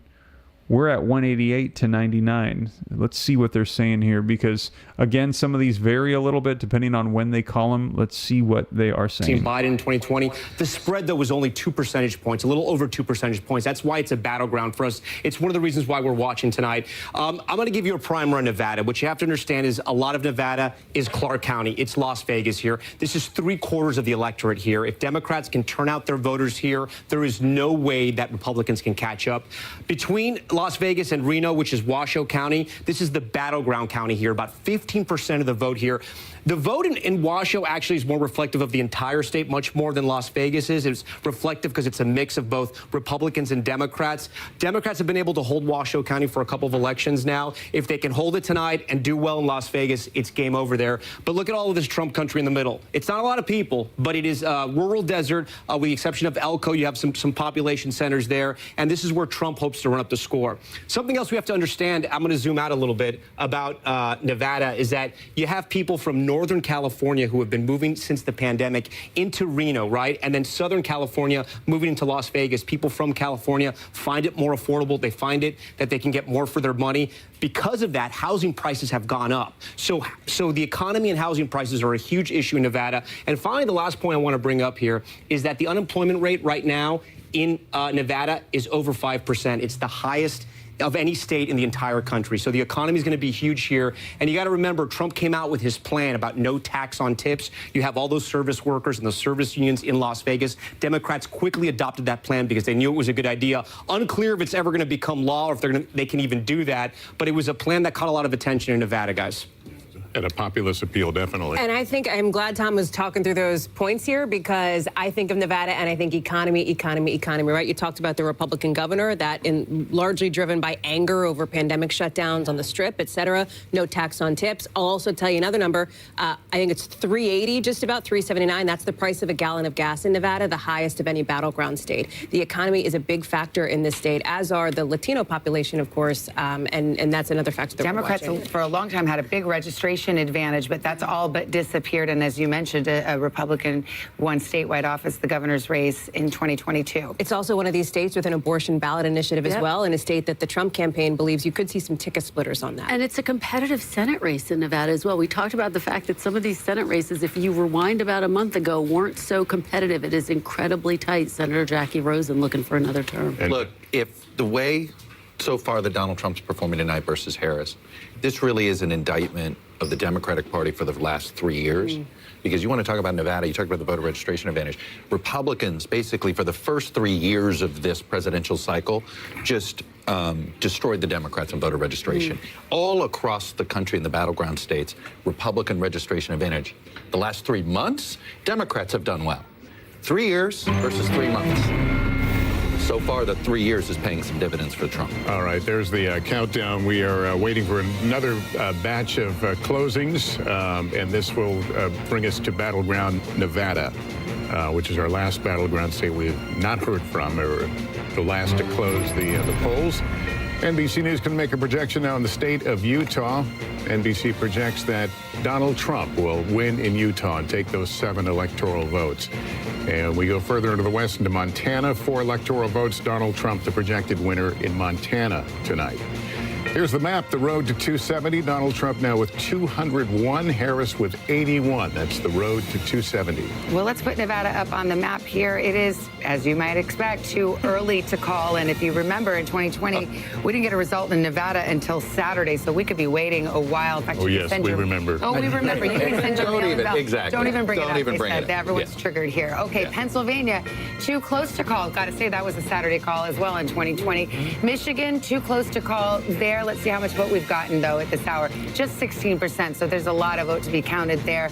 We'll move over to the state just nearby, Wisconsin, the other industrial Midwest battleground. 35% in. They are making some progress, but too close to call. Georgia, too close to call, but we are getting to a much higher number. We can get down into the counties in just a bit with Tom Yamas. He's right over there. North Carolina as well, starting to count more vote. Too close to call. And finally, out west, the great battleground state of Arizona. Too close to call. That's another one that may take several days before we get results. So let's go to Tom. And I mean, Pennsylvania, we cannot talk about it enough. It may all hinge on Pennsylvania, just as it did in 2020. Yeah, and earlier I was talking about Eastern PA. Guys, now I have to talk about Western PA. Go Steelers fans. Let's start in Pittsburgh and Allegheny County here. 66% of the vote, and let's compare it to 2020. Slightly overperforming. That's good news for Harris, because that's what she needs to do there if she wants to win the state of Pennsylvania. And look at this. Butler County, you'll remember, that's where that first assassination attempt took place, just miles from Pittsburgh. Look what a different place this is. Trump is on top. 71% of the vote is in. He got 65 in 2020, 65%. He's now at 64. He's essentially performing where he needs to be. I also want to see how the vote is in these Western communities, Western PA communities, because fracking was a big issue here. Vice President Harris had to change her position on that. Washington County, right here on the border, Trump with 60% of the vote. Let's see how he did compared to 2020. It's about the same. Westmoreland, right next to here, it butts up against Allegheny County. 47% of the vote is in. He's at 65. So he's kind of where his marks were in 2020. Remember, he has to do a little bit better. Erie's the one that we're going to be watching. This is the big swing county. We only have 1% in. The reason why we're watching this is because Erie almost always picks the winner of the election here. But we only have 1% in Erie County, but we'll be watching that. Let's move east now, because I know we have a lot of people from the Philadelphia area on the anchor desk tonight. See what's happening over there. Let's start in Chester County. Okay, so I'm going to give a quick whip around here. 2020, remember. So Harris has to drive up the vote in the suburbs just like Biden did and try to turn out that vote in Philadelphia County. So Chester's one of those ring counties. Let's move over to Delaware County here. She's overperforming there. Only a quarter of the votes in. Let's get to Philadelphia County here. 79%. She's going to want to increase those numbers. Again, we're still waiting on a lot of the vote. It's still very early. Remember, some of these counties are going to report late. 28% in, 69% overperforming there. This is where Governor Shapiro is. You may remember that. She closed out her final ad sitting right next to Governor Shapiro, making sure the people of Pennsylvania saw that. And then I want to park on Bucks for a while, and then I want you guys to talk a little bit about Bucks. 24% in, but this is the county, the ring county around Philadelphia, one of those collar counties that Republicans thought they could make some inroads here. More working class than some of those neighboring suburb areas, counties. They say Southern Bucks might be a little bit more Trump country. That may have... All right, you guys. So we are getting some new results coming in. Take a look at this. Trump is now at 99. Excuse me, Kamala's at 99. Trump is at 198. And so it looks like Trump just got 10 more electorals, and it looks like it is Montana 4 electorals, and Utah, 6 electorals. So Trump now has claimed Montana and Utah. So Trump currently is at 198 with 40 million of the popular vote. So we're almost halfway there in regards to where he was last year. I believe it was like 82 million, if I remember correctly. Let me know in the chat if you remember where he was at. But we are now seeing that he is currently at 40 million for the popular vote and 198 electorals. However, even though if maybe you're a fan of Donald Trump and this is the direction you'd like to see it go, nothing out of the ordinary at this time. This is everything that we've anticipated. Everything that we've expected so far. We are waiting on those swing states. Georgia, Pennsylvania, Wisconsin, Michigan, Arizona, New Mexico, North Carolina. None of the swing states have been called, and so far we have had no surprises, nothing out of the ordinary. Everything is going as we anticipated. But Donald Trump is getting a lot of his earlier, so 198. But you can still anticipate that Kamala Harris is likely going to be getting California. That's going to be 52 electoral votes. She's going to be getting Oregon, Washington. You can anticipate she'll get Colorado. So right now, nothing out of the ordinary at this time. And a lot of these you can see look unexpected, but it is still too early to call. They still have not counted a whole lot of the votes on many of these. The one that is just too close to call that we're watching is Georgia. Georgia has 81% of the votes, and you can see that Trump is at 2.3 million, Kamala is at 2 million, but we still got several hundreds of thousands of votes to claim. But so far, it doesn't look like she's gaining on him. It looks like it's still Trump by about 200,000 votes. So if Trump takes Georgia, that would be the first swing state that we will see that would be claimed, and it would be claimed by Donald Trump. So it would be an additional 16 electoral votes that would put him closer to the road to 270. Now, also, we're going to be keeping an eye on North Carolina. That's another one that is at 66% of the reporting. Trump is leading Harris at roughly also by 200,000 votes in North Carolina. But again, we're only 2/3 of the way there. That could drastically swing. It depends which counties have been counted. If more liberal cities, more Democratic cities have not yet been counted, that could swing in favor of Kamala Harris. So we're likely going to be seeing the first results coming out for the swing states of Georgia and North Carolina. At this time, Trump is leading in those, but too close to call. We could see these swing blue still. We could see a wave of blue, as they're saying that some of the counties that they are waiting upon could be blue counties. For those popular votes to come in. And once those popular votes come in, whoever takes it, they get those electorals. So Georgia, North Carolina, and we are waiting on Pennsylvania has turned red. Wow. Okay, so we had seen Pennsylvania, Michigan, and Wisconsin blue. Trump trying to break through that blue wall. So we are now starting to see it sway in favor of Donald Trump. Wow, he has taken the lead very close in Pennsylvania. Now, we currently are at 47% of the reporting, so we are 50% of the way there, but it is now leaning in the favor of Donald Trump. It is very close, 49.9% going to Trump, 49.2% going to Kamala Harris. Wow, it is close, you guys. According to what is coming out from the Associated Press, Michigan still leaning in favor of Kamala Harris. And now we also have Wisconsin. Wisconsin is now leaning in favor of Trump, but it's only 40% of the reporting. This still could flip here, but we're seeing it go back and forth. We had seen it go red, go blue, go red, and this is the 3 right here. This is the blue wall, they say, because for the past, since 1988, all 3 of these states, they vote as one. We have not seen them deviate since 1988. All of them vote together as one. So this could be the first time we see them break apart if Pennsylvania and Wisconsin go for Trump and Michigan goes for Kamala Harris. But we are hearing whoever takes Pennsylvania, it's going to be very difficult for the other person to win the presidency for whoever takes Pennsylvania. They're anticipating those 19 electoral votes are going to be huge on the road to 270. It is the biggest with electoral votes of all the swing states, Pennsylvania. And at this time, you can see we're almost halfway through. Man, it is really close. There's a difference of 40,000 votes. We still have got a long ways to go. But right now, so far, nothing out of the ordinary. And it looks like Colorado has officially been called for Kamala Harris. 10 more electorals coming in for her. She is now at 109. 109 electorals for Kamala Harris, 198 for Trump. Again, nothing out of the ordinary at this time. This is as we have anticipated so far, waiting on those swing states. Now, the big news that we're waiting on is going to be Georgia and North Carolina. When those ones come in, that's going to be big. Now, we're still a ways away from Pennsylvania, but it is likely that North Carolina and Georgia will be the first to be called of the swing states. At this time, Trump is leading in both of them, and he's leading by roughly 200,000 votes. So those of you that are wanting to see a Trump presidency so far, Georgia and North Carolina, those are the first ones that might be swing states going in the favor of Donald Trump. Now, we will see.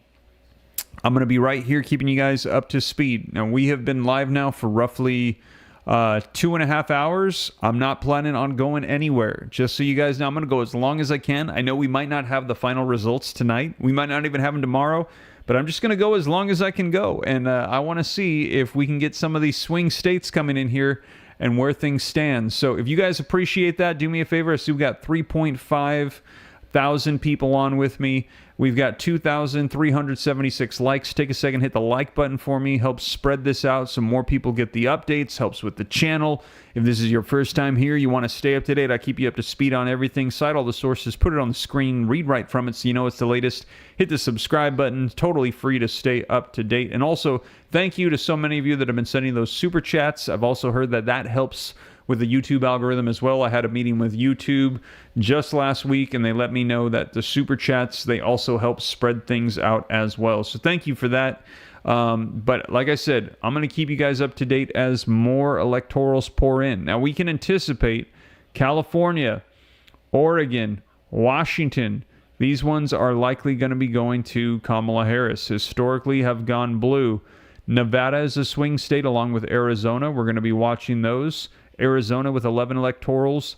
Nevada, results expected to start pouring in soon. Idaho, that's likely going to be going to Trump. So far, no major surprises. Everything as anticipated. We are waiting on those swing states. So, like I said, they are over here, right above my head on the right side of the screen. You can see right now they're all looking red, but we have still got a ways to go on the reporting for all of these to see who is going to take it. Now, let's go ahead and go back to the live feeds and see what some of the news stations are reporting, see if there's any insight. And again, I know a lot of people saying that they're looking at other ones that are being reported, and they're coming in with different electoral counts. That is very typical. Some of them will say, like, okay, this one's ready to be called, or this one is still too close to call. But typically what we watch is the Associated Press. This is the one that Google says reference the Associated Press's. And this is the one that they will call it, and it's pretty much considered official on here. So that is why I'm referencing the Associated Press, the AP, for you. So let's go ahead, though, and switch back over and take a look at what is coming out on the live feeds, see if there are any new updates on anything.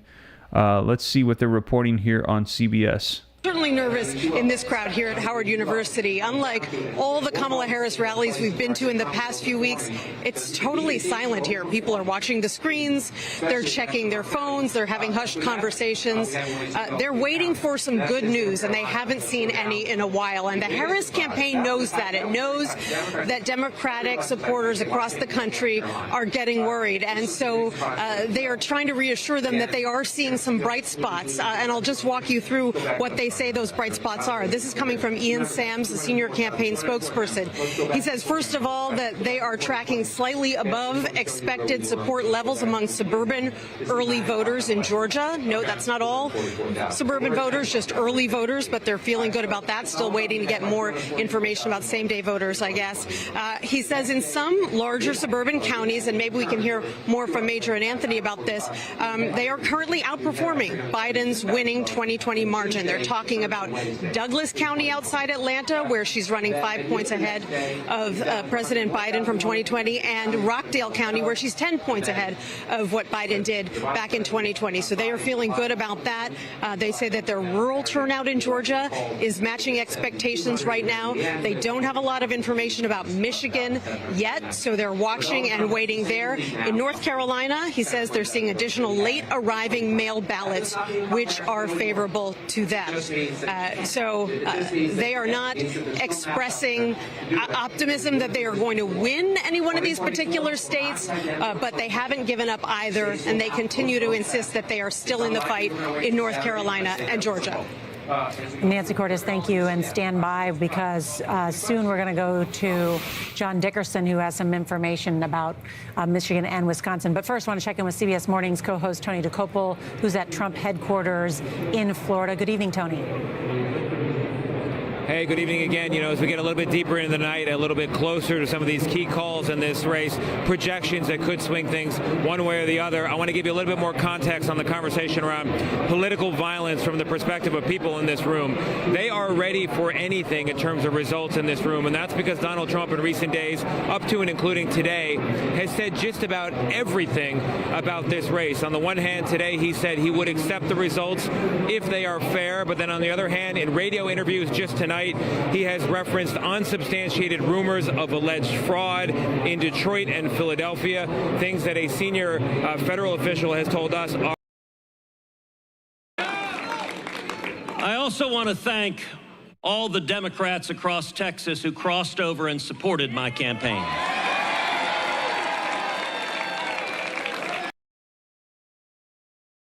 You can understand why in this really remarkable CBS poll out today, 7 in 10 Americans are concerned about violence tied to the election in the days ahead. In the land of Democrats, that tends to be Republicans, they imagine, protesting, demonstrating, rioting because their candidate has been somehow, quote unquote, cheated. But when you talk to people here, they say, yeah, we are also concerned about violence by Democrats. And their imagination, what's going to happen tonight and in the days ahead, is potentially riots. Intrigued since a Saturday night surprise at the poll. It was a huge question mark. If you woke up on... All right, you guys, I wanted to share with you some of the stuff that they're talking about, a bunch of things that they think could potentially happen here that I don't want vocalized on the channel because I don't want it to get potentially, be marked as an issue. So that's why I want to hear what he's saying. And they're expressing that the Harris campaign is a little bit nervous right now about what's unfolding, but then he's saying that they're concerned about unrest and people uprising and la la la la la. And I want to hear that, but he's saying all this stuff, and he's saying that Trump's campaign is claiming these things, and he's using key words that I don't want to be vocalized on my channel. So although I wanted to listen to it, I'm jumping off because I don't want those words said on my live stream. I don't want there to be any issues. So far, it's been so good here on YouTube. I also have the other channel as well that we can jump over to if needed, but so far it's been good. So I want to keep this going the way it's been so far. So if I just know that if I hear them saying anything that's kind of like could be controversial, I'm going to jump off of that channel. And also, if there's any like music or anything like that that could be a issue for copyright, I'm going to jump off as well.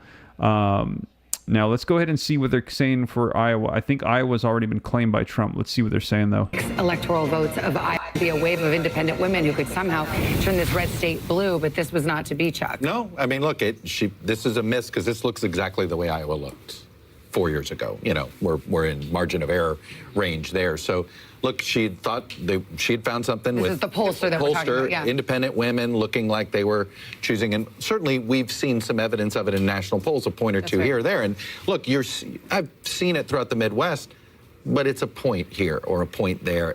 I don't know if it's enough to make up for the loss of voters of color that have clearly. I mean, that continues to me to be the big story of the night, is the shift among Hispanics.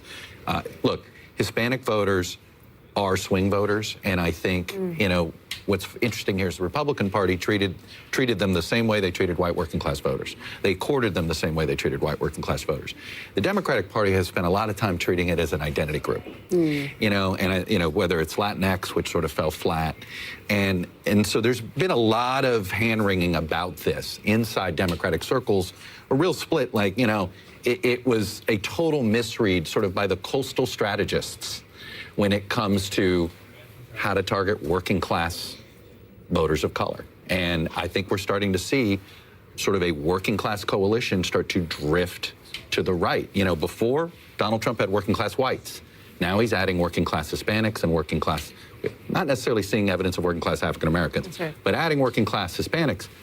That becomes a very durable majority. Well, another way of saying that is the education gap. Well, it's the same thing. College educated or non-college educated. It doesn't matter your ethnicity. It matters your education. But is it Donald Trump or is it the Republican Party? Or is it the Democratic Party? Okay, meaning like I don't, you know, it's the Democrat. It is, first of all, Latino voters in many ways are driven by the same issues. And there's one issue in particular, actually, that Republicans align closer with Latino voters, or Latino voters align more closely with the Conservative Party, and that's school choice. And that has been, and you can't help but wonder, both Florida and Texas have been very aggressive about expanding school choice. Where have Republicans made the greatest gains among Hispanic voters? Florida and Texas. So education, the economy, those issues, bread and butter issues, and that is how they talk to them. I'm not saying Democrats weren't, but for the sort of the cultural issues don't play as well with Hispanic voters as they may with college-educated whites or even African Americans. And we saw the Trump campaign hammer some of those issues in ads over and over again. Take a break right here. Coming up next, things are heating up. The votes are rolling in. We've got the latest on the battleground states, and we're inching closer to that 270 mark. Stay. But we will dive into the details to get a sense of where those states could break. CBS News correspondent Janet Shamlian is in Milwaukee, Wisconsin for us tonight. And Janet, what are you hearing? Nora, good evening to you. The polls are closed here, but the count is going to take longer than expected, and that is because of what happened in this room a couple of hours ago. And that is when authorities here started a recount of some 31,000 absentee ballots after it was discovered that the 18 tabulation machines in this room didn't have the doors completely sealed. They say the machines were not compromised, ballots were not compromised. This is for transparency's sake and out of abundance of caution. But what was going to be a count going until 1 or 2 in the morning, authorities now say will be several hours longer than that. Nora? That's important information. Janet Shamlian, thank you for bringing that to us. National correspondent Jerika Duncan is in Detroit, Michigan. And Jerika, what are you hearing about turnout in Detroit and other parts of the state? Yeah, in Detroit, we're hearing from the Wayne County executive that they're expecting turnout to be slightly below what it was in 2020. Now, there were projections that it could be about 53% of registered voters, but last check, about 50% or so. But the big story to me that looking at some of the data from Michigan is that the more people that turn out to vote, the more likely it is that a Democrat is to take this state. But still, a lot of votes have not been tabulated just yet. The UAW president took the stage not too long ago, encouraging people, trying to create that celebratory mood, telling me earlier today that they feel confident in the strides that they've made, knocking on over 300,000 doors in the last couple of weeks of this campaign. Nora? Jerika Duncan, thank you so much for that information. Senior White House correspondent Weijia Jiang is in Philadelphia, Pennsylvania for us tonight. And Weijia, we're so interested in what's happening there in Philadelphia and in the greater state of Pennsylvania. I just spoke with a source close to the Trump campaign that says the Trump campaign believes that they have overperformed in these rural counties. And Nora, so much has been made about that because they specifically went after voters in those rural counties, in deep red counties that may not be typically engaged in elections. And I'm hearing the same thing from Trump sources who say that they are doing even better than they thought they would. Here in Philadelphia, I can tell you that a city commissioner says they expect to have the count wrapped up sometime between midnight and 1 a.m., which is very significant because that will tell the story story about whether the base for Kamala Harris turned out like they really worked for them to do. And I just want to mention, Nora, a really interesting storyline that you guys have been talking about here in Philadelphia. We know that the 3 wards with the most Puerto Ricans have been voting for, have been turning out in record numbers. And so they are very...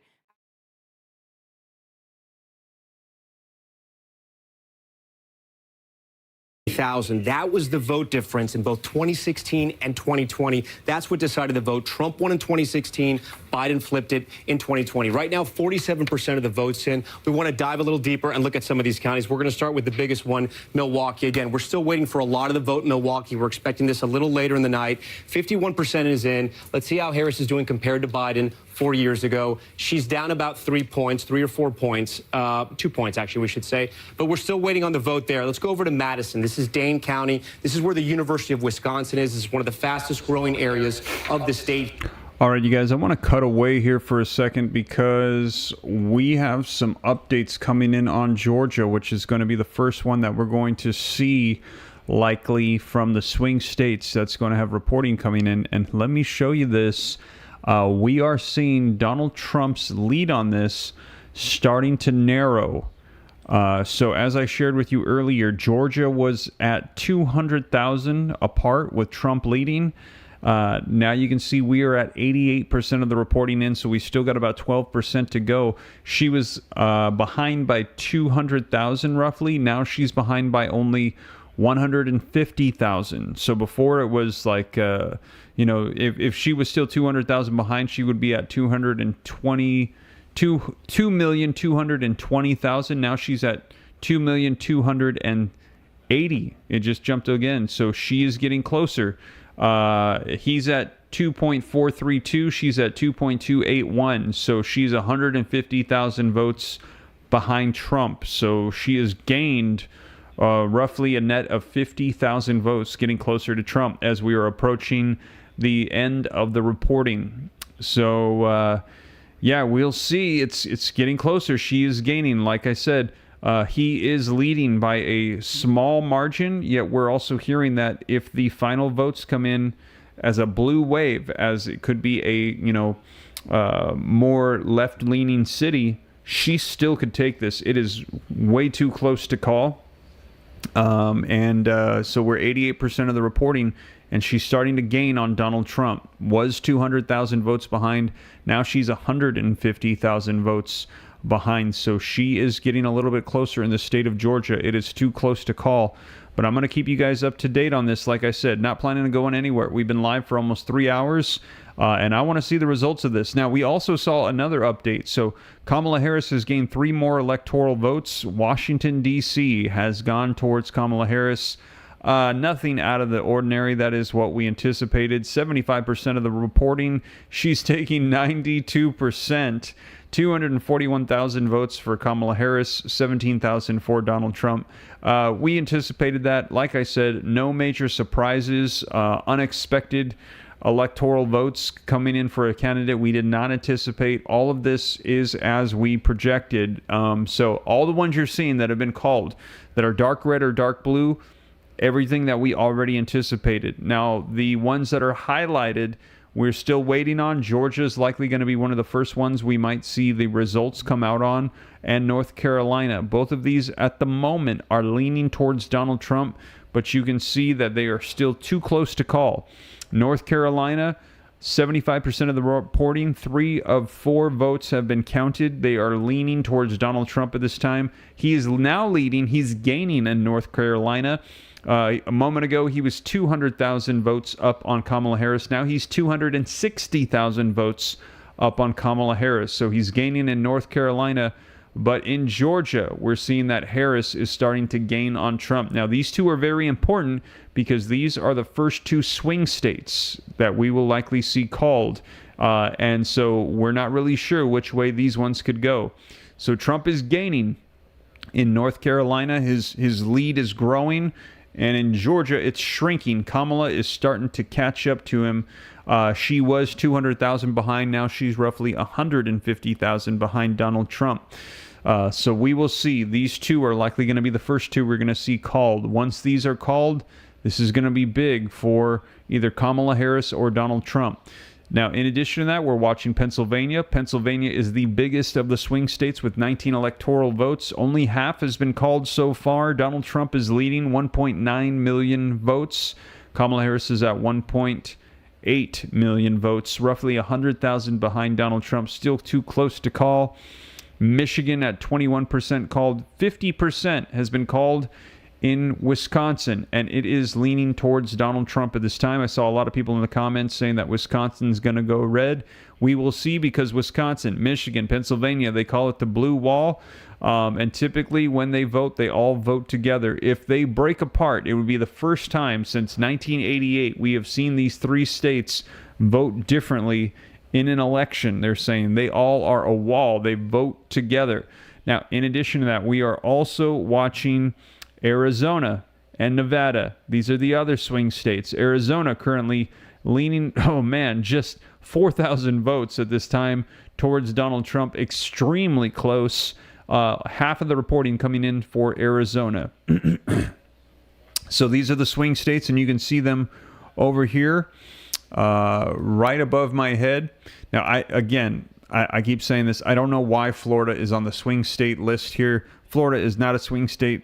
We knew Florida was going to go conservative, no doubt about it, and it has. But we are watching Arizona, Georgia, Michigan, North Carolina, Pennsylvania, and Wisconsin, and Nevada as well. Also, as I mentioned before, this is not just the presidential race. We're also watching the Senate and the House and the seats that are there as well, because all of Congress right now is having elections. So we're going to be seeing what unfolds here and who is going to be the next president of the United States and which party is going to be holding power. Now, at this time, where it currently stands, this is the road to 270. Donald Trump currently has 198 electoral votes with all the states that he has won. Again, nothing surprising, nothing out of the ordinary. 45.5 million popular votes at this time. So he has already surpassed his halfway mark of where he was last time. Kamala Harris currently has 112 electoral votes with 40.1 million in the popular vote. And we are still having results pouring in. Now, when Georgia or North Carolina comes in, that's when we're going to have some exciting news to report. That is when we're going to see which way these swing states are starting to pull. And right now at this time, as I mentioned, let's see here. Georgia, Kamala Harris is still roughly 150,000 votes behind. North Carolina, Trump is gaining even more. Now, instead of 250,000, now he's 270,000 ahead of Kamala Harris. So the lead is gaining for Trump in North Carolina, but it is narrowing in Georgia. So we will see. These are the first swing states we want to keep our eyes on because those are going to be the first big ones. Georgia, 16, and I think North Carolina as well, 16 electoral votes. Now, do me a favor. I see we got 3,600 people live with me. Take a second if you haven't done so yet. Hit the like button. Help spread this out. Hit subscribe to stay up to date. It's totally free. Why not? And I see people reporting that there are other stations that are saying where Trump and Harris are at. I see Ted Morrison saying that Trump's at 242, Harris at 108. Yeah, and just be aware that some other stations, they might call things a certain way. They might call things early, but they always say to reference the Associated Press and their actual map. I believe that these are the ones that they're considering the official calling, so that's why I'm doing so. So just make sure that, if you've got others that are calling them early, and they could be very accurate. Again, the main thing that we are watching is the swing states. We want to see what it is that the swing states are doing. These are the primary ones we want to keep an eye on. So, we pretty much could call it all the way up to, probably I can't remember, 240 or 250 for each of them. It's very likely Kamala Harris is going to take California. That's going to be 52 electorals in her favor. So we could just give her 164 right now. Likely going to take Oregon, Washington. She's going to take Hawaii. Trump's likely going to take Alaska, Kansas, Iowa. A lot of these are not major surprises. However, it's the swing states we want to watch. So They're just trying to do their best not to get ahead of the votes, just in case there are any surprises. So the Associated Press is calling them as the votes are being counted. But yes, you could jump ahead on some of them, but I am referencing specifically this one. Steve, put the available electoral votes per state, says T.Y. Thomas Jr. I'm not sure what you're saying there. Which ones, I guess you're asking, how many votes are there per state? Well, right now, I can't remember some of them off the top of my head. You can see that they're not available. I do remember California because it's the largest, has got 52. Texas then is the next one with 40. Then it's Florida with 30, and then New York with 28, I believe. Yes. So these are the big ones. This is where the vast majority of the population resides in regards to state. California, Texas, Florida, and New York. Pennsylvania is a swing state with 19. And I think those are the top 5, if I remember correctly. I don't think there are any other ones that are between New York with 28 and Pennsylvania with 19. I think those are the big ones. Let me just check here. Georgia's got 16, North Carolina, Virginia has got 13. Yeah, I think that's it. So these are the main ones. And like I said, California typically goes blue. Texas typically goes red. Florida goes red. New York goes blue. So the first big swing state is Pennsylvania with 19. Then we've got Michigan with 15, Wisconsin with 10. So keeping our eye on those swing states. And that is going to be what's going to be determining who the next president is. And let's go ahead and see if there are any updates coming out on the feeds for you guys, what they're saying. Pennsylvania is still too close to call. Donald Trump leading at this moment. North Carolina, Donald Trump leading at this moment. Still roughly 150,000, it looks like, ahead of Kamala Harris. Iowa, Trump has taken Iowa. No surprise there. Let's go ahead and turn this on so we can listen and see what it is that they're having to say right now. I'm going to zoom out again because we've been saying all night, Trump's easiest path to victory: Pennsylvania, North Carolina, Georgia. Still a lot of votes to be counted in Pennsylvania, but for now we're seeing that Trump has a slight margin, especially in Georgia here. We're starting to see some of these counties really fill in. Not surprisingly, seeing this kind of blue blob in the Atlanta metro. But then we see all of these bright red and dark red rural counties that are pretty much balancing out, if not overcoming, some of what we're seeing in some of these larger cities, specifically the Atlanta metro. Let's zoom back out just to make sure that we hit every battleground state that we can. Arizona's the other one. 50% of the votes in here. So half of the vote tallied. Most of this coming from Maricopa County. Maricopa County is most of the ball game in the Grand Canyon state. Right now, we've got a dead tie, 49.6 to 49.6. Interesting, to say the least, Andrew, as this map gets filled out. Let's ask AG about it. So, AG, thanks so much for being with us. AG with the New York Post, of course. What can we glean from some of these battleground states here? Is it accurate to say that some are too close to call? Not Georgia, is it? You know, I think Georgia is trending toward Trump, but the thing I'm noticing is that blue wall is looking like it's going to crack. I mean, you know, what's happening in Michigan, what's happening in Wisconsin, Pennsylvania, it's going to come down to late returns from these like bigger cities. But, you know, really, it's looking more like 2016 than 2020. And, you know, that's kind of remarkable for people who thought that Harris, you know, had a pathway that, you know, was more like Biden's in 2020. It's looking much more like Trump's got the 2016 coalition. You know, men are coming out to vote for him.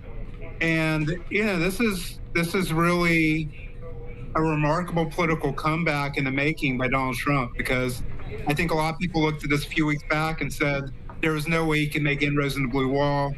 And there was a lot of thought to say Jill Stein would be a bigger factor in a place like Michigan.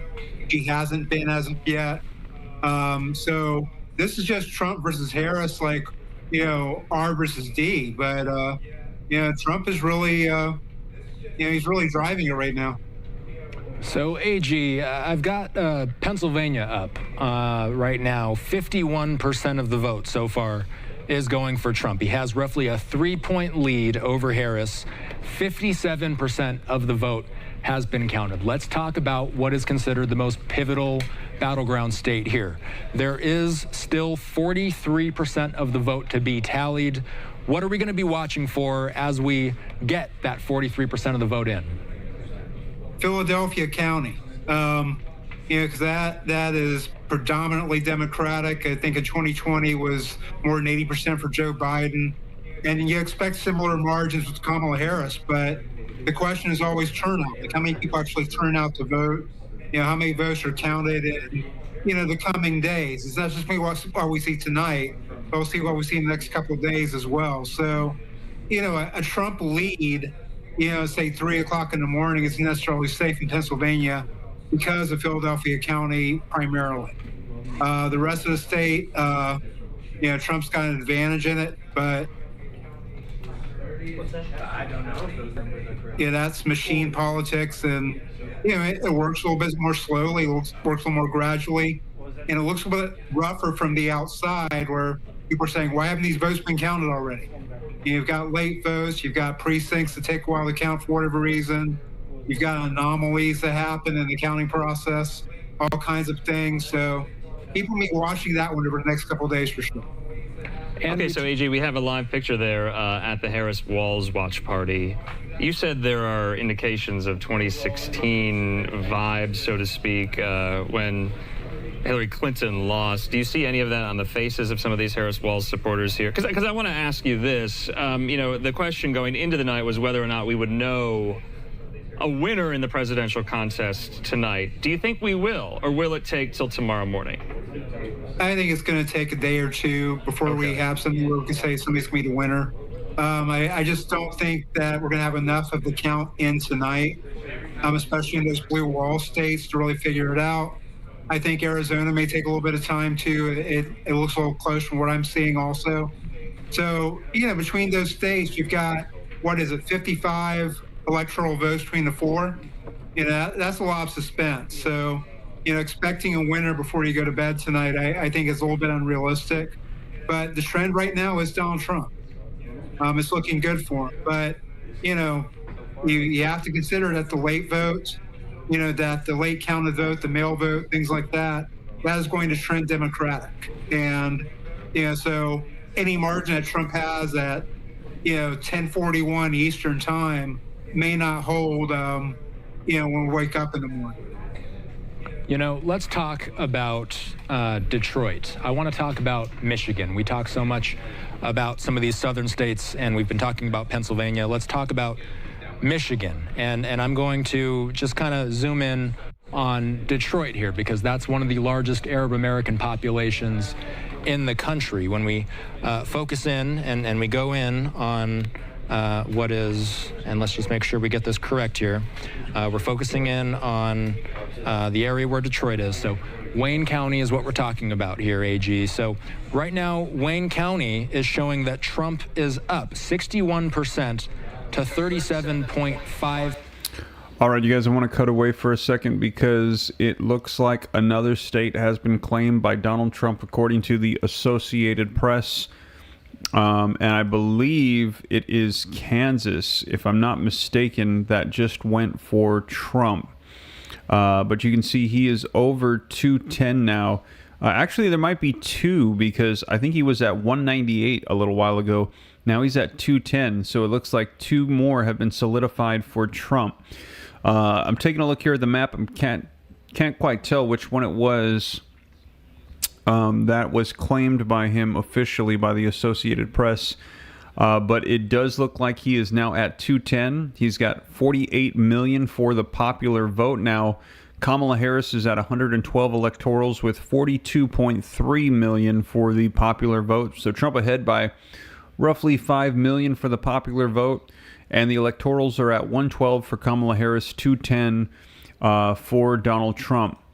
Now, like I said, though, the thing is that as I'm taking a look here, not seeing that any of these are swing states or anything out of the ordinary. These are all what we have anticipated so far. But you can see, according to the Associated Press, it is now officially 112 to 210. Still waiting on Georgia and North Carolina. I am noticing, though, that the lead that Trump has in Georgia and North Carolina is narrowing. So he was leading both in Georgia and North Carolina, these swing states, by roughly 200,000 votes. Now we are seeing still 88% of the reporting, and he is now up by just 160,000. So it has gone down from 200,000 to 160,000. Still have 12% of the reporting to go. North Carolina as well. He was up by 200,000. Look at that. Now he is only up by 120,000. North Carolina's lead that he had, it is narrowing significantly and quickly. 84% of the reporting has been done, so they still got 16% to go. They're saying it is too close to call in Georgia and North Carolina, but that lead in North Carolina for Donald Trump, it is dwindling and fast. Georgia's, it is dwindling but slowly. So, yeah, it is too close to call. Now, it's, like I said, if Georgia continued on its projection that it was going, then it looked like Trump was going to take it, but his lead is narrowing. And North Carolina, he was up and gaining, it looked like, over 200,000. Now it has shrunk significantly. Kamala Harris catching up in North Carolina. 84% of the reporting has been done, so it's getting close. But North Carolina and Georgia, the two swing states we're watching, we're watching these swing states here. And again, the swing states that we want to keep an eye on, that's going to be determining who's going to be the next president of the United States. That is going to be these ones above the screen right here: Arizona, Georgia, Michigan, North Carolina, Pennsylvania, Wisconsin, Nevada. We want to see who wins those. That's going to be the huge determining factor for who wins the presidency. So far, nothing out of the norm. All the states that have been claimed are all the ones that we were anticipating. We want to watch these swing states. So some more of the ones claimed for Trump, again, ones that we were anticipating: Utah, Wyoming, Montana, North Dakota, South Dakota, Nebraska, Kansas, Oklahoma, Texas, Louisiana, Arkansas, Missouri, Iowa, Indiana, Ohio, West Virginia, Kentucky, Tennessee, Mississippi, Louisiana, Alabama, Florida, South Carolina. All of these going for Trump. We're watching those swing states. Right now, all of the swing states are leaning towards Trump, but that could change. Georgia, 88% of the counting done. North Carolina, 84% of the counting done. Pennsylvania, 61% of the counting is done. So Georgia and North Carolina are too close to call. The rest of these, it's just too soon to call. We're still waiting to get more counts in. Wisconsin, Michigan, Pennsylvania, that wall, they vote as one. New Mexico going blue, it appears. Not a big surprise. Colorado officially blue. Not a big surprise. And we're also watching Arizona and Nevada. Arizona, 50% of the reporting has been completed. It is leaning towards Trump by just 1,000 votes. It is very close in Arizona right now. Arizona and Nevada are the ones that we are watching. So, new update, 113 for Harris, 210 for Donald Trump. But again, no big surprises, nothing out of the ordinary at this time. So we're going to keep an eye on it. As you guys know, I mentioned here on the channel, I have been live now for over 3 hours, not planning on going anywhere. Going to go as long as I can. I know that we might not have the official results tonight, not even tomorrow. Some are saying the reports, the official reporting of who the president of the United States is, might not come out till the weekend. But tonight, I'm just going to go as long as I can until I can't go anymore. But I'm going to be right here. I'm still going strong.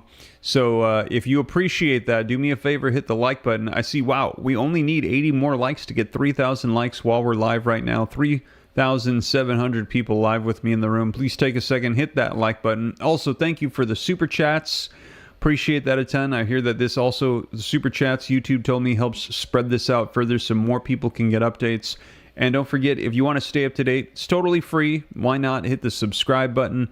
to stay up to date. But let's go ahead and jump back to the live feeds and see if there are any more updates coming out. And again, okay, we're seeing Senate results coming out here as the Senate and the House of Representatives are also having their elections as well. All of Congress right now could shift. We could see a major shift take place. Let's see what they're saying, though, really quick here. Let's jump over to live news coverage. Points. That's very good for a Dave McCormick or Eric Hovde or somebody like that. I think if you look at Montana, I think, Trump's strength is going to lift Sheehy in that race. I don't think Kari Lake has a shot per se. The polls I saw of Arizona had a lost split ticket between Trump and Gallego. But, overall, if Republicans can pick off a couple of these Democratic seats, then it's a very good night because they probably will take the House also. So you can see a unified Republican Washington, D.C. next year, and Donald Trump would be able to enact a lot of this policy agenda that he was thwarted, from doing during his first term if he's elected. So, AG, if we can come back onto my screen here, I want to just show the Senate map. The balance of power is behind me here, and this is giving us a look at how this thing is shaping out. So right now, and obviously you need 50 seats in order to have control of the Senate if the president is Donald Trump, because that would mean that J.D. Vance would be the tiebreaker. That would give Republicans control. That would mean they would only need 50. Now, if they want control regardless of who wins the presidency, they would need 51. Let's tease this out, AG. There are quite a few competitive Senate races around the country: Pennsylvania, Ohio, Michigan, Wisconsin. As you mentioned, it's not as competitive in Arizona as it once was. Montana, we are seeing that John Tester has a steep uphill battle. Is there really any path to the Democrats maintaining control in the upper chamber at this point? Not with the way this map is going. It's going to be very difficult, and I think you would need for the Senate candidates to really outperform Harris in state after state. My guess right now is 52, 53 Republican seats, and that's really what you want if you're the Republicans, because it's very hard to maintain a unified caucus in the House or the Senate. So you want that margin to be a couple points higher than just a 50-50 split with Vance casting a bunch of tie-breaking votes. It's really early to tell with these Senate races, but I'm less confident in those than I am in Trump right now. But I really do think Trump is the rising tide that will lift some of these Senate candidates up. Okay, so in the meantime, A.G. Gankarski with the New York Post, we're going to have to leave it at that. We do appreciate it. We are nearing the top of the hour. Austin Westfall here in the Live Now newsroom with me. But in the meantime, though, speaking of some of these Senate races, I want to put up some of the results. Let's go back to Virginia right now. Take a look at this. Democratic incumbent Tim Kaine there leading over his Republican challenger, Hung Kao. You see there. We also have Tim Kaine speaking live right now to his rally group of supporters. Let's listen.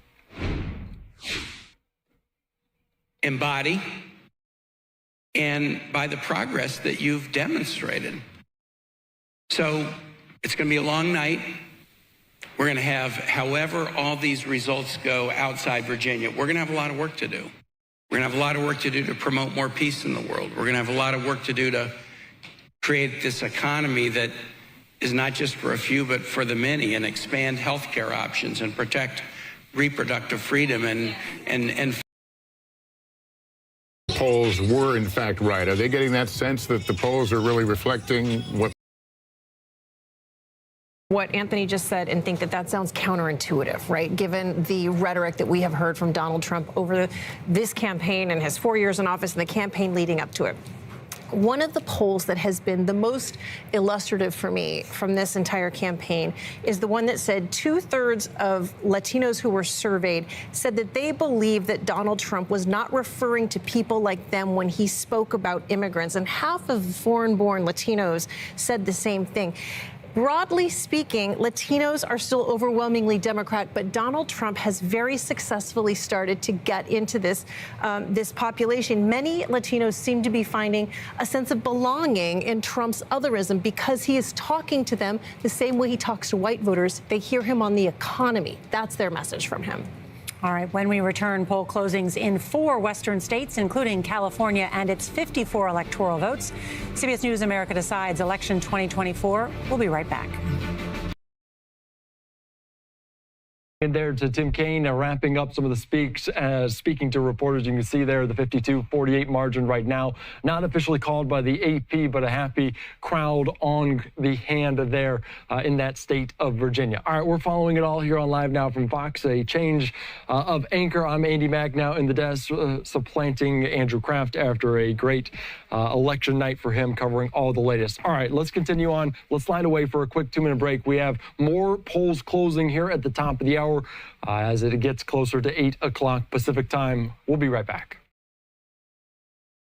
So what they did is they got a bipartisan group together. They went through to all of the 13 tabulators, high-speed tabulators in this entire facility, and they went through and emptied them out and restarted the count of some 30,000 ballots. Now, despite that, they say that they're moving along fairly well. When you look around here, you see at each of these stations, the election workers, the election clerks are counting those ballots. And, you know, when you talk to operatives in the state, one thing that they're focused on is what will come from the vote here in Milwaukee. And I talked to a Republican operative who said he's, quote, feeling very good about what they're seeing on the Republican side. They say when you look at Dane County, that Vice President Harris is not meeting her marks there. And pointing to Milwaukee, he's saying that the turnout is not meeting what the Democrats should be getting in this area of the state. But when you look at the amount of vote that's here, we know there's about 107,000 ballots that have yet to be counted, and we are still hours away from that being sent over to the county for the public to see. So it's expected to be a long night of counting here in Milwaukee.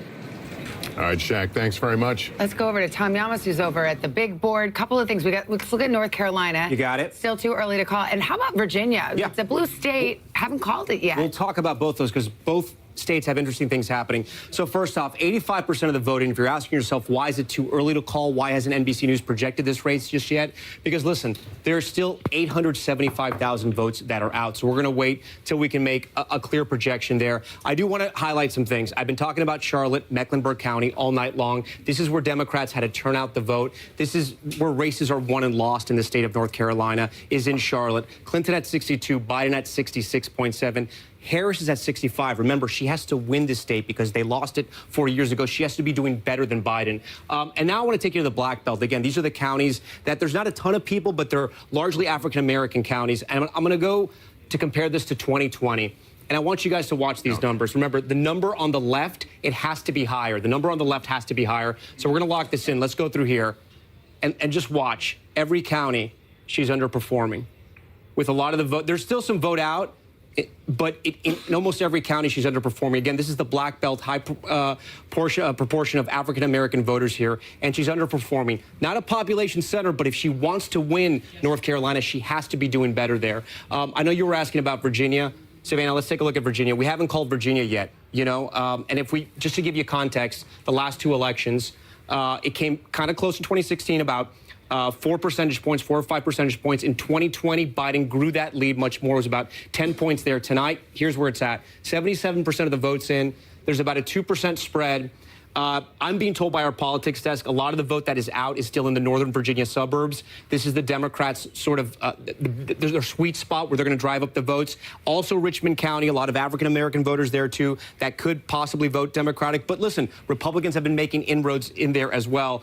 We can take a quick gander. How much time we have? About a minute?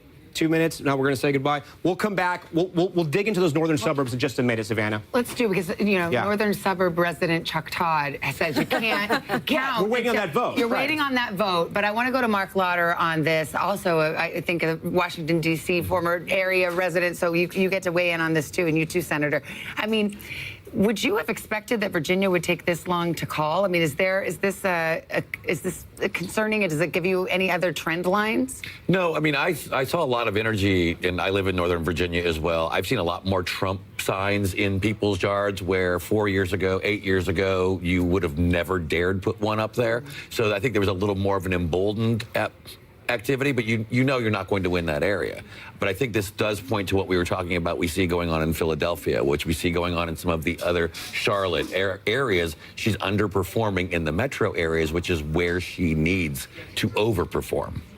I think when it's all counted, when everything comes in Northern Virginia, and Chuck's not here, so I'm a little nervous. But I think she'll end up winning Virginia by a comfortable margin. And I think when you actually analyze the data, what you're going to see is there was more enthusiasm in the rural areas of Virginia than there was for Biden. I mean, I think we need to start saying out loud that, what is different between Joe Biden and Kamala Harris? Everybody thinks they're exactly the same on policies, but one is a woman of color and the other is a white man that everybody was really comfortable with, that were moderates and knew him well and had known him for decades. So I think you're seeing more Trump support in some of the areas where Biden could cut in, and you're not, but Virginia's going to be fine. She's going to win Virginia. But you might see that maybe in a Lackawanna County or something in Pennsylvania, that same dynamic that you're talking about. Yeah. We shall see. Okay. We want to pause just a moment. We've got a lot more to get to. Top of the hour, we're going to have... All right, so you heard her say that they feel comfortable with Virginia. And also, you can see here that there's the countdown. We are seconds away from the polls closing on the West Coast. So we're going to start to see California, Oregon, Washington, Idaho. These ones starting to come in here. 4, 3, 2, 1. And they're starting to record the votes now in the West Coast. Now, that's going to be California, 54. Somebody corrected me. I was saying 52. 54 electoral votes that are likely going to be going to Kamala Harris along with the other ones. We can go ahead and check the map and see if those are now active. We can see the electorals coming in for that. Let's see here. Let me go ahead and refresh the feed, see if they're coming in. Not yet. But these ones are going to start coming in here now. Now, you heard them discussing Virginia. Virginia is anticipated to go to Kamala Harris, but they said it's still too close to call. So she said Virginia is going to be just fine. They're anticipating that this is going to go the route of the Democrats, going to go towards Kamala Harris.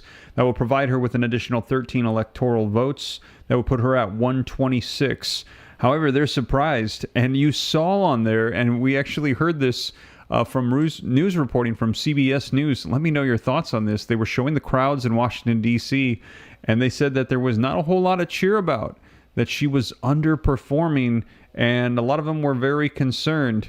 Let me know your thoughts on this. They're saying the reason why is because what Biden had done before, she is not meeting what it was that he was doing back in 2020, and they're saying this looks a lot like 2016.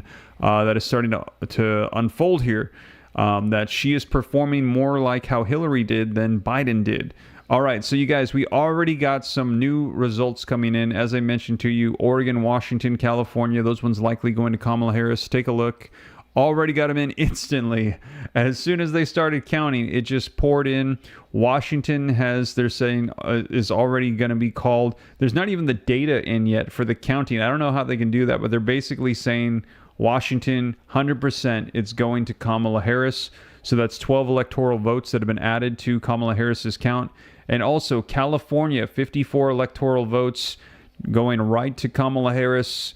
I don't understand how literally within 2 minutes they can say that it is claimed, but I don't doubt it. I don't doubt it at all. We all know that Washington, Oregon, and California are going to be going to Kamala Harris. So they've already included those for the Associated Press in the count for Kamala Harris. She now is at 179 electoral votes on the road to 270, and she's got 44.5 million votes now pouring in on the popular vote. Donald Trump, you can see, is at 214 electoral votes, and he is at 50.6 million on the popular vote. Now, again, we're now going to see the West Coast voting coming in, so you're likely going to see things starting to swing to Kamala Harris in regards to the voting for the popular votes. You're going to see all of the, 48 something million people in the United States, in California, start to vote for Kamala Harris. So anticipate that 44 count she got's going up to, jumping substantially here as she starts to get those votes coming in from Washington, Oregon, and California. Now, we are still watching the swing states. That is the thing we want to keep our eye on, are these swing states over here in the United States. And again, these swing states are these ones right above my head here: Arizona, Georgia, Michigan, North Carolina, Pennsylvania, Wisconsin, Nevada. We want to keep our eyes on those. Again, Florida is on this list. I don't know why they put Florida in there. We know Florida is not a swing state, but they have it on the list. We know Florida is going to go to Donald Trump and the Republicans. Right now, at this current time, all the swing states you can see are red, but many of these, it is too close to call, or it is too soon to call. Not enough of the data coming in. Now let's take a look at these so that way you can see where they currently stand. We've been watching Georgia and North Carolina. I've let you know that these are likely going to be the first swing states to be called. Georgia currently has 90% of the reporting done, and that 90% of the reporting, we see 2.48 million votes going towards Donald Trump, 2.34 million votes going to Kamala Harris. So that means that Donald Trump still has the lead by roughly 140,000 votes. So his lead is narrowing. A little while ago, I was reporting it was 200,000, went down to 150,000. Now it's at 140,000. So they are in the final stretch. It's still very close. They've still got, let's see here, I think they've got roughly 5 million votes counted, so I think they still probably got 500,000 to go, so it still could go either way, too close to call. Trump has a small lead on Kamala Harris, but it is narrowing. In North Carolina, 86% of the reporting is done, so 14% more to go in North Carolina. Trump currently has 2.5 million votes. Kamala Harris has 2.36, so he is leading also by 140,000 votes in North Carolina. Now, both of those earlier were 200,000. North Carolina and Georgia, both of those, his lead is narrowing. Virginia, Kamala Harris is leading. We're anticipating Virginia to go blue, but it is a lot closer than they anticipated. We heard her, and we heard the reportings coming out that Democrats a little worried because Kamala Harris is performing not as good as Biden did, and it's starting to look like a 2016 repeat as far as the performances in the various counties that she was supposed to win by larger margins. Pennsylvania is the big swing state we are waiting to see. 70% of the reporting is done at this time, and we are seeing that Kamala Harris currently has 2.3 million. Donald Trump has 2.5. Now, she's pretty close to 2.4. It looks like, got 160,000 votes ahead of her. Pennsylvania is a big one. Pennsylvania is the biggest of the swing states with 19 electoral votes. Then we've also got Michigan, too soon to call, with only 28% of the reporting. And Wisconsin, 61% of the reporting. It is fairly close as well. Could go either way still. So we're waiting to see how those come in. Now, again, as I mentioned to you, nothing out of the norm. No major surprises. Everything as anticipated so far. Washington coming in for Kamala. California coming in for Kamala instantly. And you can anticipate Oregon's going to go for Kamala as well. Now, we're watching Nevada, Arizona, Georgia, North Carolina, Pennsylvania, Michigan, Wisconsin. These are the ones that we're hearing are going to be determining who's going to be the next president of the United States on their road to 270. So far, we have got no swing states in, so everything as we have anticipated. Trump's at 214, Kamala's at 179. So, yeah. Now, I also saw a lot of people asking, why is it that some of the reporting is coming in different? We've got different numbers pouring in early or ahead. They're calling different things. That is because, as I mentioned to you, we pretty much can guess that California, Washington, Oregon, Hawaii, they're going to be going to Kamala Harris, even though they haven't even started voting or reporting the votes soon. We can anticipate a lot of these states ahead of time. Alaska is going to go to Trump. We know the vast majority of these. However, the Associated Press is not wanting to call them until they know for sure. Although California and Washington happened like instantly. But they want to make sure, and they're saying that the Associated Press is the one that we should be watching. There's a lot of different channels out there that are reporting stuff. There are different maps that are going out, and they might claim them a little bit early. They might say, oh, we can already just mark these off, but we're trying to do it in real time, and they're saying to watch the Associated Press. So that is why I'm referencing this one. You might be looking at other maps that are calling them sooner, might be calling different things. The Associated Press is the one that we are referencing because they are saying this is the one that the U.S. needs to watch. So currently, Trump's at 214, Harris at 179. Yeah, I've heard other people mention like Trump's already at 240, Kamala's at something else. Yeah, and we can anticipate, like I said, with the ones that we already know that they're going to get, that they're both going to be pretty close to around 230, 240. It's those swing states that are going to make the difference. Andrew, thank you for the $5 super chat. He's Wisconsin, Steve, Milwaukee, area machines. They're not locked. How is Trump's lead big everywhere? The vote takes so long to tally. Fishy. You know, yeah, I did hear that there's going to be a recount in Michigan. We actually watched that live. They said something about the rooms not being appropriately locked. They said it has nothing to do with the counting or the machines, but they did not follow protocol, so they want to go ahead and redo those counts in Michigan. Let me know. Do you agree with Andrew? Do you think that that is some funny stuff? If you think so, drop a 1. If you think no, put a 2. Let me know your thoughts on that. And all these swing states, so just to clarify, we have not got results. They're too close to call. Any of these swings, they could go any way right now. We still are awaiting. It is very, very close. The first ones we're likely to see come in is going to be Georgia and North Carolina. But really, neither side should be celebrating at this time. It is still too soon. It is still too close to call. But what we do know is that in counties that Kamala was supposed to win very aggressively, they're saying that she is not performing as well as Biden did. And in some of them, she's kind of around where Hillary was in 2016. So they're saying this is not a good sign for the swing states for her to win.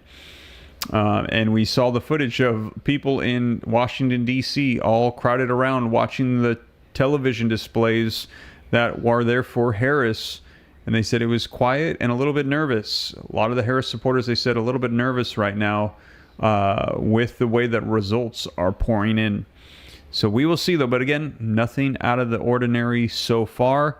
I've been live streaming with you guys for 3 hours and 40 minutes so far, and not planning to leave anytime soon. We're going to go ahead and stick through this and see if we can get some more of the results coming in tonight. Now, it is very possible we won't know who the winner of the presidency is tonight. That is okay. I'm just going to go as long as I can.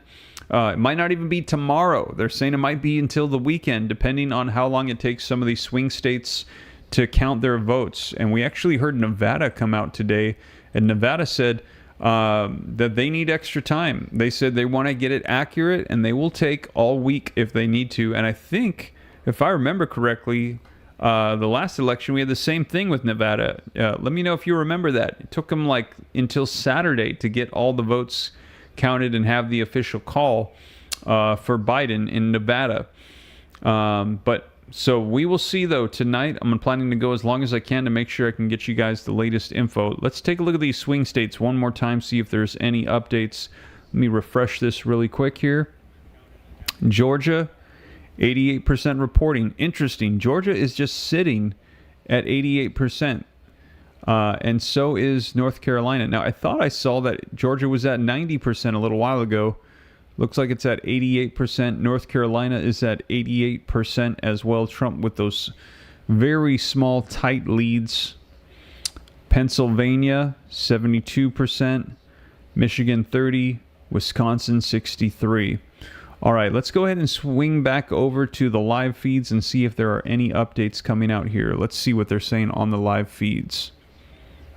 the entire state of Wisconsin. Right now, 54% of the vote is in, so a lot of that vote is still out. It's probably going to be a little bit later till we can call Milwaukee by itself. Biden was at 69. She's down about 2 to 3 points. Again, this would be concerning for Democrats. But look, there's still a lot of vote out in Milwaukee. Door County, if you've been following the presidential race at all, everyone's been talking about Door County in Wisconsin. It's this peninsula that shoots out into Lake Michigan. The last 6 statewide elections, presidential elections, I should say, they've picked a winner. This is a good sign for Kamala Harris. She's on top there, overperforming Biden just slightly. 95% of the vote is in. Again, Door, if we bring it out to past elections, it almost always picks the winner in the state of Wisconsin. So that's a good sign for her because it's a bellwether. I do want to check in some of these Democratic strongholds. Eau Claire, 92% in, kind of performing at the same level as Biden. That's good news for her. She wants to keep it there. We don't have any data there. What else we have? I think here in La Crosse, this is another Democratic stronghold, 92% in. Biden was at 53. She's 55, I should say. She's slightly underperforming. So listen, still a lot of vote. Let me see how much vote is still out. Still about 40% of the vote. But here's what's tough for Democrats in Wisconsin. Of the battleground states, each of those blue wall states is different. But of all the battleground states, Wisconsin is the widest. So they can't drive up the margins with at least African-American voters and some Latino voters that are going to stay loyal to the Democrats in this election. What they can do, there's about 100,000 college students in the state of Wisconsin, and they usually fare better, much better with those university students. We're going to have to wait and see, as we say right there, too close to call. All right, we got a big projection to give right here. This is the Ohio Senate race. It was a hotly contested race. Bernie Moreno, the car dealer, Republican, will pick up that seat, unseating the incumbent Sherrod Brown. This is quite a moment because, barring any unforeseen circumstances, it appears that Republicans, with that victory, will take control of the United States Senate. Again, it's not an official projection at that moment, but if things happen as expected, it would look like a two-seat gain here in the Senate. And so this is a hugely consequential vote here. Sherrod Brown, in a red state, was fighting for his political life. He's pulled that rabbit out of the hat a few times, but not here tonight. 3 times, Savannah. And he has been someone who's been very adept at straddling that line, reaching out to working class voters throughout his state. His father was a doctor, grew up in Mansfield, really had that working class appeal. And yet, this Trump-backed candidate, Bernie Moreno, a car dealer,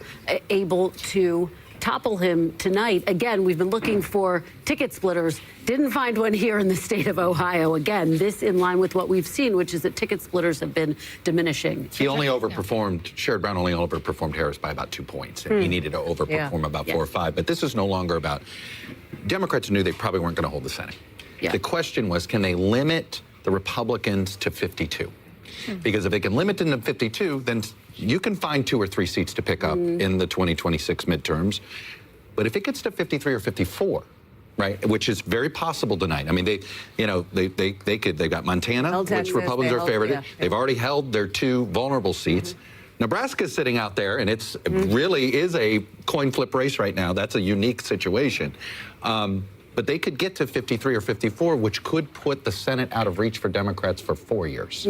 So at this point tonight, it's about whether Democrats can hold enough of their seats this cycle so they actually have a shot at winning back the Senate, can be competitive in 2026. Sherrod Brown way outspent Bernie Moreno in Ohio, too. Just dumped a ton of money, pro-Democratic allies in the state of Ohio. But remember why the Senate matters, not to give a civics lesson here, right? But the Senate can act in some ways as the brakes or the accelerator for whoever ends up in the White House. They can either get a president's policies moving to a degree if the House is the same party or not, right? And that's what this comes down to here, is how much, if it is Donald Trump in the White House and a Republican Senate, what could they do for his policies? If it is Kamala Harris in the White House and a Republican Senate, how does that interplay work when it comes to some of the issues? I have to say, the House is much more important, though, at this point, if the Maricopa County, more than 1 million votes. Maricopa County in 2020 accounted for 61% of the statewide turnout. Let's go down to Tucson's Pima County. How much is outstanding? 273,000. So let's go back to that basic question.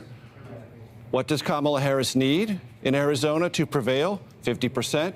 What do we have a current estimate of her projected ability to retain or achieve from the outstanding vote, 51%, on the razor's edge. So Margaret Brennan and John Dickerson, we should look at, because Arizona is one of the 2 battleground states that has an abortion initiative or something to expand reproductive rights. So I'm curious how that affected the vote. And of course, oh, well, excuse me. I'm asking the wrong person. Major Garrett has it right here. Oh, I have an answer for you, Nora. Yeah. So we see this, 63%. We also see Trump well ahead of Kerry Lake running for the Senate. So there are, in Arizona, and this was a big question, would there be Trump-Ruben Gallego votes in Arizona? Actually, in fact, there were.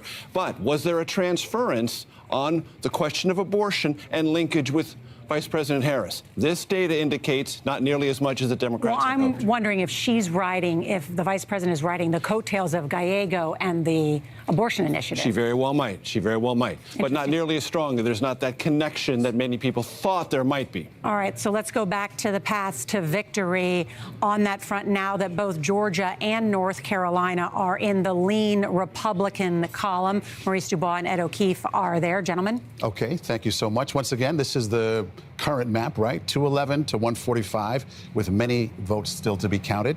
But let's take you back to the likely expectation. Mostly red, Donald Trump; blue for Kamala Harris. And if those states we just mentioned go red, what does that do? That brings Donald Trump within just 9 votes. 9. So all he needs is Arizona or Michigan or Pennsylvania eventually. It might take a few days in both of these. That same Jen O'Malley-Dillon memo, by the way, says that we're not going to get final vote until about 3 to 5 a.m. local time in Wisconsin. So stick with us. So then for Kamala Harris, what does that look like? Okay, so she's at 226. Got to take Pennsylvania. Let's say she squeaks by there. Let's say she squeaks by in Michigan. Now she needs 10 more. Arizona. Let's make that red right now. See? Okay. This is the problem for her. This is a major. All right. Okay. Nevada? Turn it blue. Turn it blue. Okay. She holds Nevada from last time. But he wins. He does win. Okay. Now, I want to flip it. It's Arizona. Give her that one. She wins. That shows you exactly. This is why we're going to be here a few days potentially, because if we're going to get in all these tight margins, we're going to have to be waiting for every single last vote. That's the way it could conceivably happen. If you haven't bitten your nails yet, start biting. They're going to be bitten. All right. That's where we stand. Those are the past, Nora. Awesome. Thank you so much. I'm just walking back over. Yeah.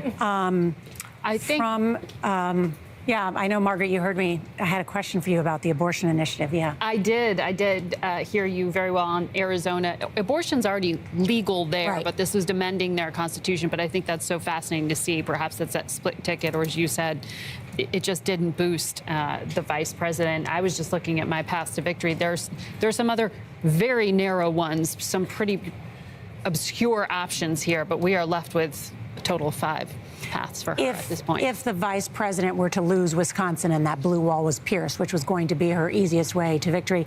On that note, let's check in with CBS Morning's co-host Tony DeCopel. He is at Trump headquarters in West Palm Beach. Hi there, Tony. Hey, good evening, Nora. Well, you all are character. All right, you guys, big news. We have the first swing state that has been called. Wow. Okay. Somebody mentioned this in the chat. Thank you for mentioning this to me, that the first swing state has been called. Let's put it on the screen so that way you guys can see it here. Let's switch over. There we go. North Carolina goes to Donald Trump. Wow. So this is big news. This is what we've been waiting for. We have been live now. Let me see how long we've been live now. 3 hours and 50 minutes, and we got some big news. So for those of you that are Trump fans, drop 45s in the comments and done so. The first swing state has been called, according to the Associated Press, for Donald Trump. North Carolina has been called for Donald Trump. 89% of the reporting, it says he has 2,571,000 votes. Kamala Harris had 2,436,000 votes. He has taken North Carolina. Donald Trump has taken North Carolina's 16 electoral votes. So that is claimed by Donald Trump. And actually, we were just watching the live feed, and they were projecting North Carolina and Georgia going to Trump. And it looks like he has taken North Carolina. So that one is called. That is big. So this is the first big announcement that we've had so far tonight. All the rest has been nothing special, nothing out of the norm. I've let you guys know that. This is the first big one. I'm seeing those 45s coming in North Carolina. This is the first big announcement in favor of one of the candidates. West Coast Ronnie, thank you for the $10 super chat. Your time and energy that you put into this channel is well appreciated. Trump 2024. Thank you for that, West Coast Ronnie. I appreciate that a ton. Thank you so much for the kind words and also for the super chat. I'll continue to keep you up to date. So this is the first big one. So this is not by any means the end, but this is a big move here. Donald Trump taking this swing state. So he has officially claimed North Carolina. Now he's on the path to Georgia. 90% of the reporting in so far, and his lead is slowly narrowing, though. He's got 136,000 votes ahead of Kamala Harris. She's at 2.4. He's at 2.536. So we'll see if he claims Georgia. Now, the channel we were just watching... was projecting that he was going to take North Carolina and Georgia, and it looks like it is going that route. So this is big. He got North Carolina. That is one that is big. And then Georgia, if he can get that, that's another 16. And then Pennsylvania. He's leading in Pennsylvania right now as well by, let's take a look here, roughly 200,000. Let's just say 180,000 votes. He's leading in Pennsylvania, 76% of the reporting, so they are roughly 3/4 of the way there. Still got a little bit to go. But you can see in North Carolina, when we hover over it, key race. Georgia, when we hover over it, key race. So these were the ones we were watching. Trump has claimed North Carolina. So now we're going to be watching Georgia, and we are also going to be watching Pennsylvania. Now, Oregon has just been claimed by Kamala Harris while we're live right now. She just got those 8 electoral votes. Again, not anything out of the norm. We're anticipating she was going to take that. We're also anticipating she's going to take New Mexico. We're anticipating that Trump is going to take Alaska. She's going to take Hawaii. So nothing out of the norm here. However, we are watching those swing states, Nevada, Arizona, Georgia, North Carolina, claimed by Trump, Pennsylvania, Michigan, Wisconsin. Virginia, we're anticipating, is going to be going to Kamala Harris. And Minnesota, I believe, is typically blue as well, if I'm not mistaken. Let me know in the comments. I can't remember if that typically goes blue or red. I forgot on that one. For some reason, I'm drawing a blank. I want to say Minnesota typically goes blue.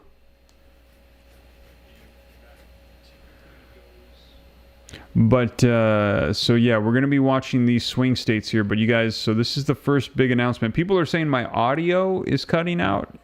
People are saying the audio is fine. Audio is having issues. It says it's Mr. J. J. Rob saying it's cutting out. I've also got it playing here with me, and I don't see any issues with the audio at this time.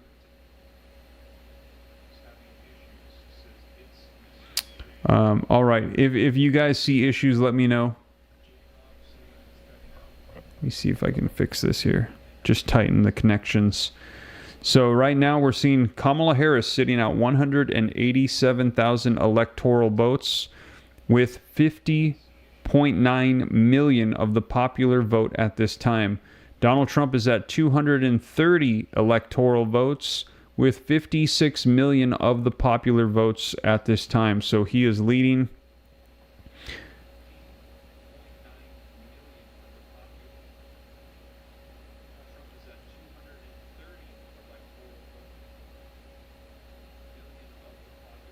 Oh yeah, I do hear some cutting in and out. Let me see if I can kind of fix this really quick here. See if there's any issues. Okay, I am talking, testing. Let me see here. Test. Let me know. Give me a thumbs up if it sounds good.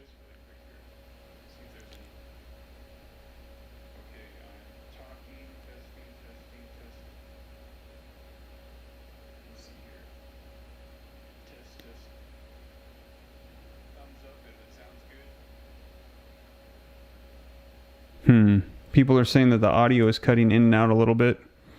Let me go ahead and check this. You know what we'll do? Let's go ahead and switch back over to the live feeds and see. People are giving me thumbs up saying that it's looking good here. Okay, so I think it's going well. Hopefully, like, we don't have any issues.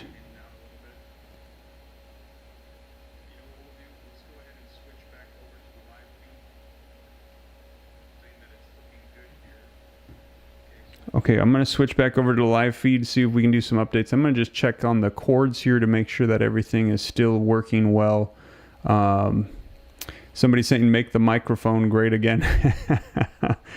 Yeah, all right. I'm going to see if I can make the microphone great again.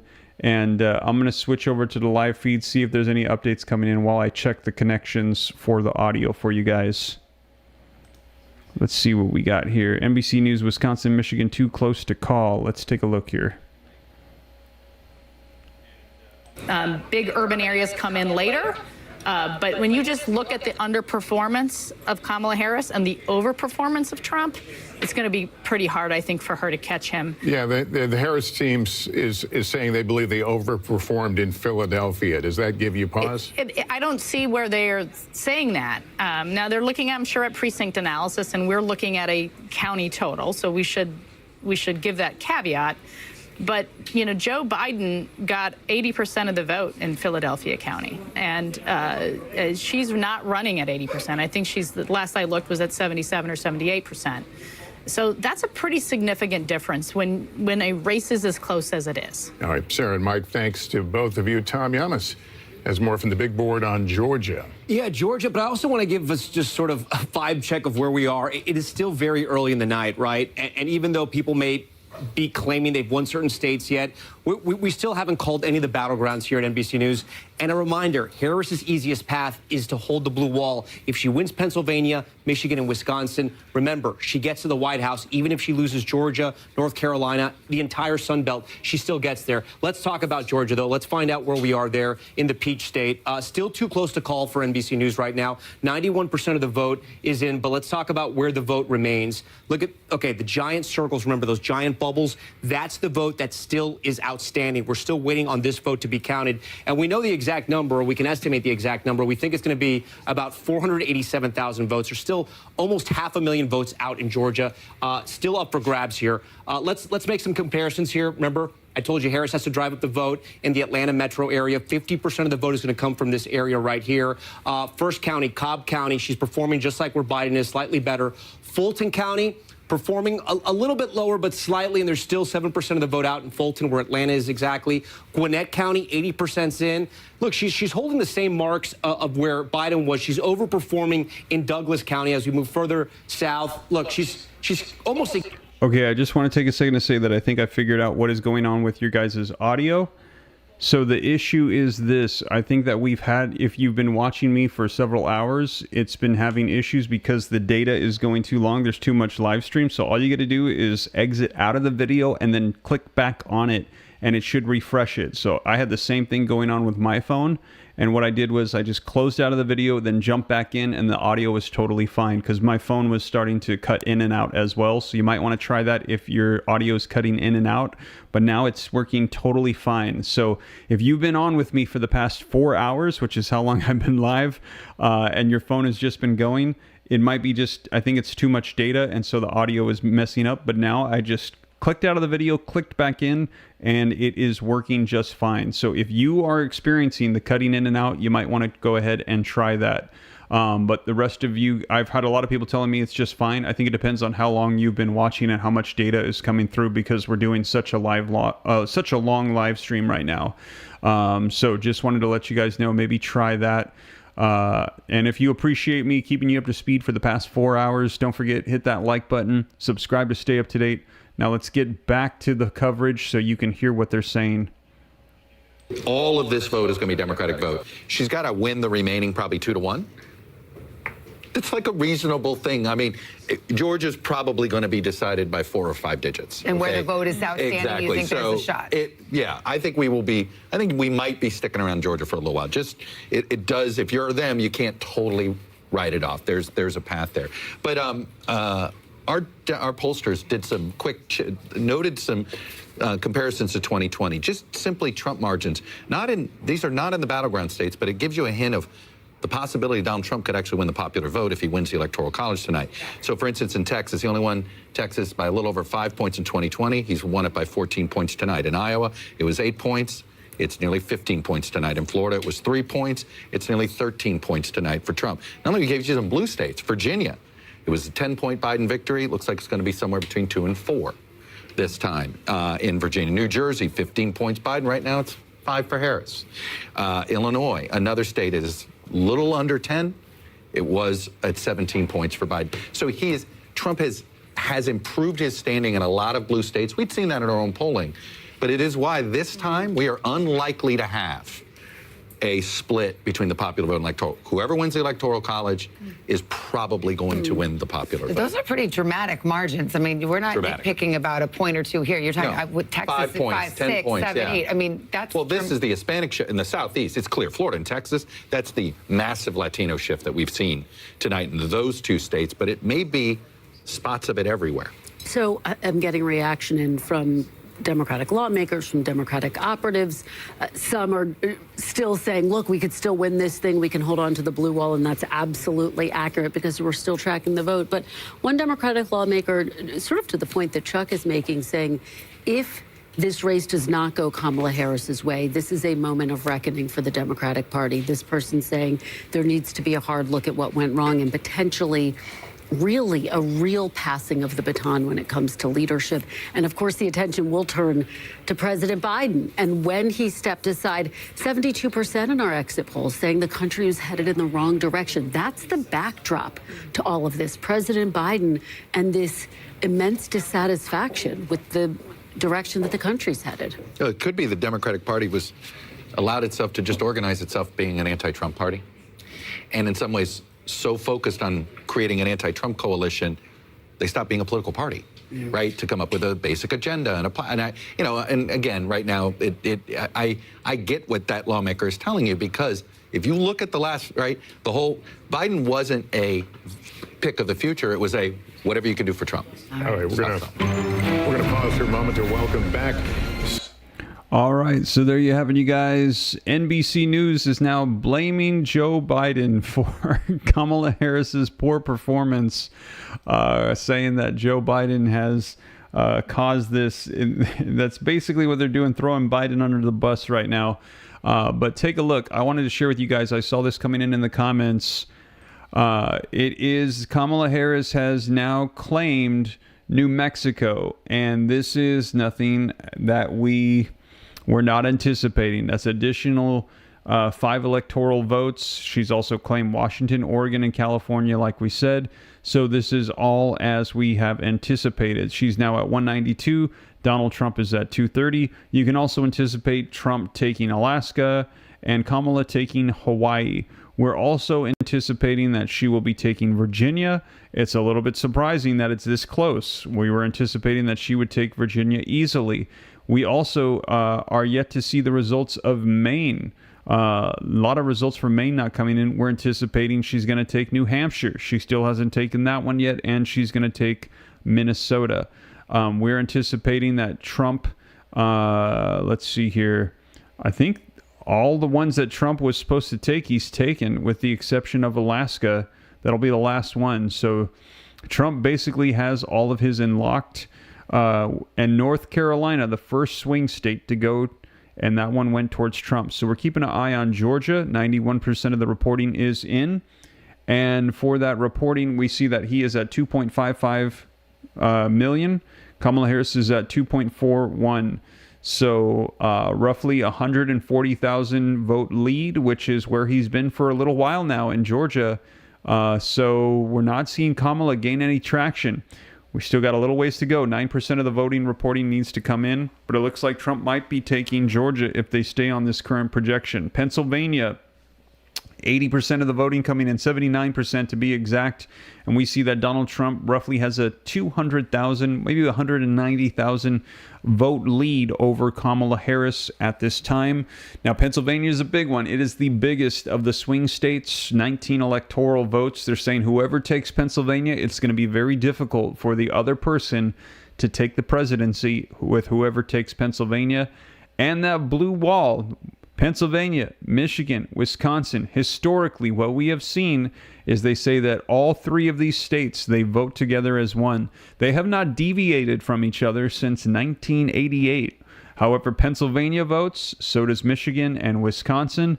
So right now, they're all leaning red towards Trump. If he were to take all three of these and he's taken North Carolina, I'm not sure. I think that's a done deal. So we will see. Right now, they're all leaning a little bit red, but this one is too close to call. Wisconsin, 70% of it is in. Too close to call. Trump has only looks like a 70,000 vote lead. Michigan, too soon to call. Only 37% of the reporting is in. Pennsylvania, too close to call as well. So we're going to keep an eye on these swing states here. And Arizona, leaning towards Trump. Half of the reporting is in. Nevada, we will see as well, another swing state. But another one has been claimed here for Kamala Harris, and that is New Mexico. But again, nothing out of the ordinary, nothing to celebrate about. We are waiting to see the results of the swing states. Those are going to be the big ones. And everyone is saying that the sound is better. Yes. So I figured out what was going on because initially I thought it was my microphone, but then when I switched it over to the live feed, I could hear on my phone it cutting in and out with the reporting coming in from NBC News. So then I knew it must have been some sort of uploading streaming data issue. So all I did was I clicked out of the video, I closed it out, and then I clicked back onto the video, and now the issue is done. So it's a data streaming thing because I think we've been going for so long now, 4 hours. So if you have any of those issues, it's likely just too much data streaming for too long. Just click out, click back in, should take care of the sound issue. It did that right away for me, and I'm having several other people saying it took care of the problem too. But we have been going strong for 4 hours, and if you appreciate that, hit that like button for me, you guys. I see somebody saying you were right, Steve. It was our phones. Yes, I think it's too much streaming for too long. So you just got to click out, click back in. Hit the like button if you appreciate the updates, keeping you up to speed on the live updates. Today, November the 5th, Election Day. Subscribe to stay up to date if this is your first time here. And also, thank you guys for all the super chats. You guys have been awesome with those. That helps spread this out further as well. And I'm not planning on going anywhere. We've got 3,871 people live with me in the room. We're going to keep going. Now, I am well aware of the fact that we might not have the election results here tonight, but I'm going to go as long as I can. As long as I can hang, I'm planning to do so because I want to see, and I'm very curious tonight if we can see some of these swing state votes, electorals come in, because that's going to be who determines the next presidency, are these swing states. And right now, they are all lit up red. So as you can see, these are the ones above my head right here. Florida is not. I don't know why they have Florida on the list again. For those of you coming in a little late, Florida was red, but I don't know why they were watching Florida. Anyways, we want to keep an eye on Arizona, Georgia, Michigan, North Carolina, Pennsylvania, Wisconsin, and Nevada. Those are the swing states to watch, and you can see right now they are all leaning red, and North Carolina has already been claimed by Donald Trump. So that is big right there. That is good for Donald Trump and anybody that is wanting to see Donald Trump become the president of the United States. Let's see here. Somebody said I'm a super chat monster for you. Thank you so much for that. I appreciate that. It helps spread out the content even further. Question: is it first one to get to 270 votes? Yes, you got it. Whoever gets 270 has taken the majority of the nation's electoral votes and will be the next president of the United States. We already can anticipate a lot of the ones that people are going to be getting.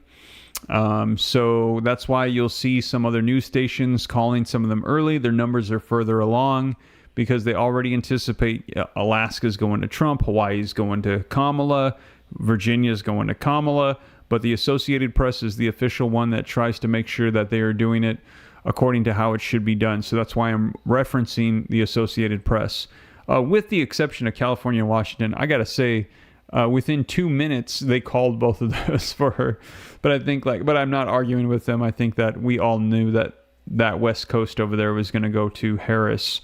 So let's see if there are any more updates. In addition to that, as I mentioned to you guys, this is not just for the presidency. It's also for all of Congress, the Senate and the House. They have races going on as well. And we'll see if, we could see a red wall taking place. If I'm not mistaken, what I saw the last updates on the Senate, a lot of the seats, I think we're about halfway there, going red, going Republican. And that's huge because that's going to be helping out legislation for the Republican Party that they're trying to push. The House of Representatives as well currently is in control by the Republicans. Now, when we have a split Congress, it makes it more difficult for legislation to pass. There's a lot more negotiations that have to take place. But at this time, we could see a full red House and Senate and presidency. Let me know your thoughts in the comments. Those of you that want to see Donald Trump and Republicans take over, it could go that route. We're going to be finding out tonight in these elections. First to 270, yes. 270 is whoever gets to 270. You can see it on the screen right here. Let me go ahead and bring that back up for you. Kamala is currently at 205. Trump is at 230. First person to get to 270 takes it. Oh, and it looks like Virginia has officially been called for Kamala Harris. Now she is at 205. So let's go ahead and jump back over to the live feeds and see if they've got any new updates coming out here. Let's see. Fox News is on a break. Let's see. They are discussing North Carolina. Where are we at with North Carolina? North Carolina already has been claimed by Donald Trump. What are they talking about over here? North Carolina as well. Oh, they're talking about the win for North Carolina. We've already been on that for a while now. They need to catch up. Let's see if they've got any other updates coming out on any of the states. No. All right. Let's go ahead and just see what they're saying. Here's Marco Rubio. Let's see what he has to say about North Carolina. When we spoke on Sunday on Face the Nation, you told me that the Harris campaign had a problem with turning out men. Are you seeing that tonight? And what are you seeing in terms of who is a decisive factor here for the Trump campaign? Well, let's be clear. We don't know yet anything. I mean, we're still counting votes, as you said. There's still states out there, so I'm not going to claim anything. But I am going to say, and I'm sure your exit polls are showing this as well, Donald Trump is winning a majority of the new voters. I think he's actually won over 5 or 6% of Biden voters. He's done exceptionally well among African-American men, doing incredibly well among Hispanic men, overperforming in Hispanic precincts and neighborhoods in Reading, just outside of Philadelphia, as an example. I think this election, and again, we don't know what the outcome is going to be, but what we know right now is going to fundamentally remake not just the Republican Party, but what we know about American politics. I think it's time to begin to realize that the primary identity that voters bring to the ballot box is not the color of their skin, their ethnicity. It's what they do for a living. It's how much money they make or don't make. It's how hard life is for them. And I think that's really what we're seeing come through tonight. And you're going to see more of that when Nevada begins to come through, and Arizona more and more. But we're certainly seeing that tonight in Pennsylvania and Michigan and Wisconsin, North Carolina, Georgia, everywhere we've looked. Senator, in your home state of Florida, there was an abortion-related measure tonight that failed. It failed to hit that 60% supermajority threshold that would enshrine access to reproductive rights beyond the 6-week limit that is the current state law. What's your message to voters? Because it was still a significant turnout, just short of that 60% threshold. Yeah, look, I mean, ultimately what happened with the Supreme Court's ruling is that now this is going to be in the hands of individual states and their elected legislators to pass laws, how restrictive, how not restrictive they want to make it. I have my own views on it, but voters will get to weigh in on it and vote for or against state legislators that they agree or disagree with them. It's basically federalize the issue, meaning it's returning to federalism, returning that issue back to states. And, you know, there's been votes in other states like Ohio and Kansas where the vote went in a different direction when it was done. So I imagine it's probably not the last time we'll see that issue on the ballot in Florida, and certainly not the last time we'll see that issue debated nationally. Well, with 57% of the voters saying they would like to have a broader access, that would be interesting to revisit. But let's talk about control of the Senate and Congress right now. It looks like that is going to be perhaps a tremendous either asset to the next commander-in-chief or the brakes on the agenda for perhaps a future Trump administration. What are you thinking there in terms of what those day one issues would be if Donald Trump is victorious tonight? Well, I think he's been pretty clear what those are. The first is the securing our border. I think you're seeing across the board. I'm especially, I especially point to how concerned they are in Hispanic communities about what illegal migrants who are criminals that are coming to this country already with criminal records, they're coming to Hispanic communities. And that's something that's been forgotten here. You're seeing that play out tonight.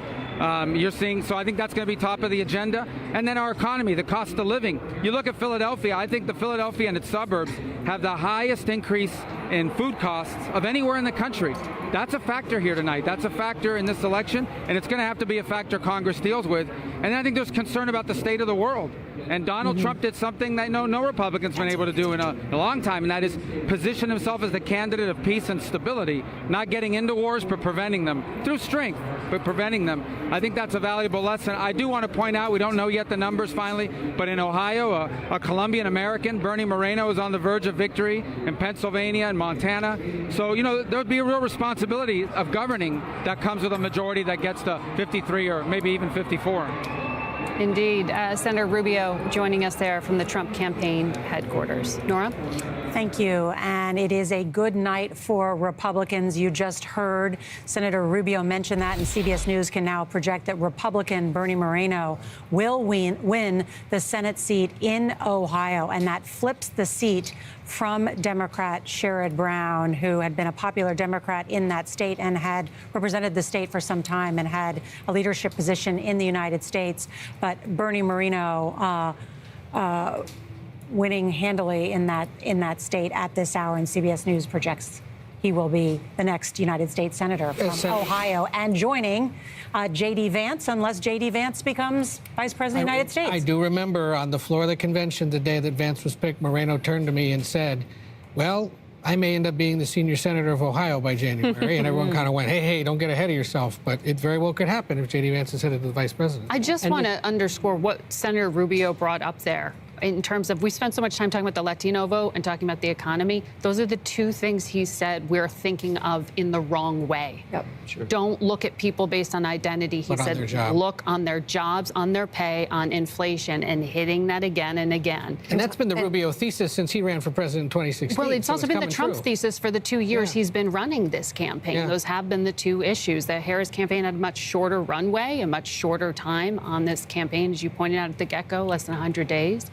And we're not seeing that reproductive health care vote play out as some had expected. I asked the Vice President Kamala Harris when I interviewed her in Kalamazoo, Michigan, just over a week ago, and I said, have you had enough time? Yeah. And she said, I'm going to make the most of the time I have. But there certainly will be some soul searching within the Democratic Party, whether President Biden stuck around too long. He didn't give the vice president enough time to present her case to the American people. One tiny point on the Bernie Moreno. It means you now have another Republican senator from a Republican-leaning state. The split ticket voting that creates the conditions for a bipartisanship is going away. So Sherrod Brown was a Democrat in a red state. When Nixon and Reagan were elected, there were half of the states they won had Democratic senators. Now that's almost down to zero. And it may be down to zero by the end of tonight. Which means the Senate will become even more partisan, less a deliberative body, as it is known, the most deliberative body on earth. Go ahead and then But it is becoming a more diverse body. We should point out. Bernie Moreno is Colombian. Ruben Gallego looks like he's on path to join the Senate as well in Arizona.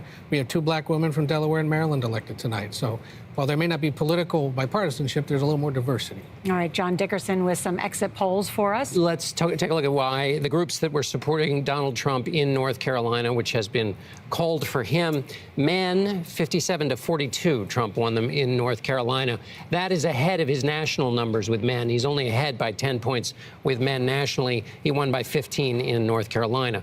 White voters with no college degree, he won them 72 to 27. That's larger than his already very large national margin on that. So essentially, he's outperforming himself in North Carolina. He's outperforming his national numbers. New voters, you heard Senator Rubio there talking about new voters. Nationally, Trump is winning with new voters by 7 points. Here you see him win with new voters by 21 points in North Carolina. So those are some of the exit poll numbers that give us an insight into why he won North Carolina. Nora, I'm listening to you, John, and I'm thinking about some of the things that we have heard over the course of this campaign, and you'll have to forgive me on some of these, but from the former president, the vulgarity that we've heard talking about Arnold Palmer. We all remember that comments and the locker room and doing all the Joe Rogan podcasts and the Hulk Hogan ripping his shirt off at MSG and all of this. I think the gesticulating with the microphone. The gesticulation at the microphone. That so much of America went, I'm sorry, what is happening? How is that possibly going to appeal to people? And what we're seeing tonight is that it actually is not a turnoff to many people, to many of the male supporters, particularly who sat in MSG and cheered it on. And that was particularly a very bro-y feel, a very dark rally that we all talked about in the wake of it. And the question was, is this going to help Trump expand his base? And what you just said right now, it actually very well may be. He won bros in North Carolina by 21 points. Mm-hmm. I just want to point out, we may be able to show this. In the popular vote right now, Trump has over 59 million and Harris has over 55 million. So he is currently winning the popular vote. When we come back, polls close in Hawaii, and we will continue to follow the latest results. You're watching CBS News. Race, the check mark next to her name over Royce White, nearing 1 million votes in favor of her there in Minnesota as well. So we're following that very, very closely. We're also monitoring several different shots, including in Pennsylvania right now, an election update coming out from there in just a matter of moments. They've had one nearly every hour. Also a live look in Westlake, Ohio, I believe, at Dave McCormick, Pennsylvania, excuse me, Dave McCormick's rally there. So we'll take you out to these in just a little bit. But let's sign away for a quick 2-minute break. We'll be back after this.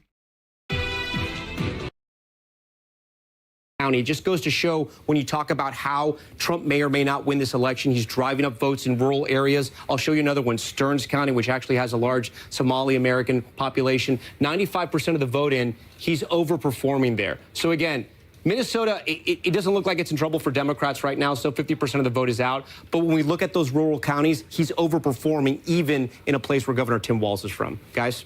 All right, Tom, thanks very much. Let's bring in NBC's Blaine Alexander, who was in the Atlanta area tonight with some developing news.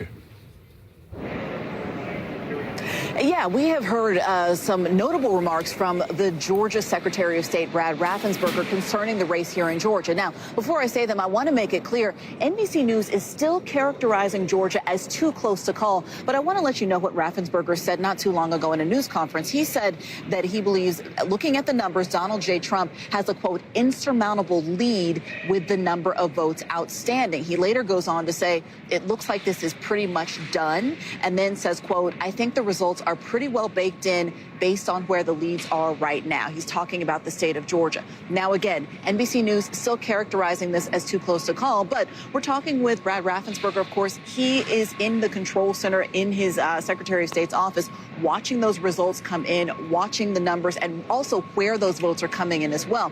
Now, I've spent the evening talking to some of my Republican sources throughout the state, and I asked them the question. I said, you know, one, how are they feeling? They were all optimistic, but I said, if there is a lead from Donald Trump winning here in Georgia, what would be different from 2020? Of course, we all know that Georgia kind of shocked so many people around the country 4 years ago by flipping blue and helping send Joe Biden to the White House. But they said, again, across the board this time, that it was the push toward early voting by Republicans that they believe has really made a difference in the Peach State this time around. You remember 4 years ago, Donald Trump was really waving people off from voting early, telling them to go on Election Day.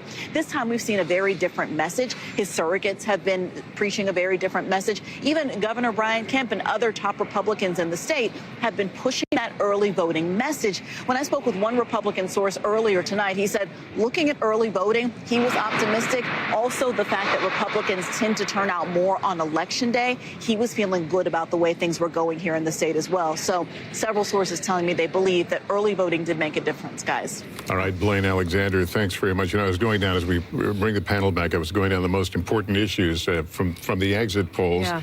Immigration was number 4. That's right. And that was Donald Trump's closing message, right? I mean, it was his message since he's been in the race. Think about his biggest day one policy priority, mass deportations. He's talked again and again with very few specifics on how that would be implemented about deporting people who have come into this country illegally here.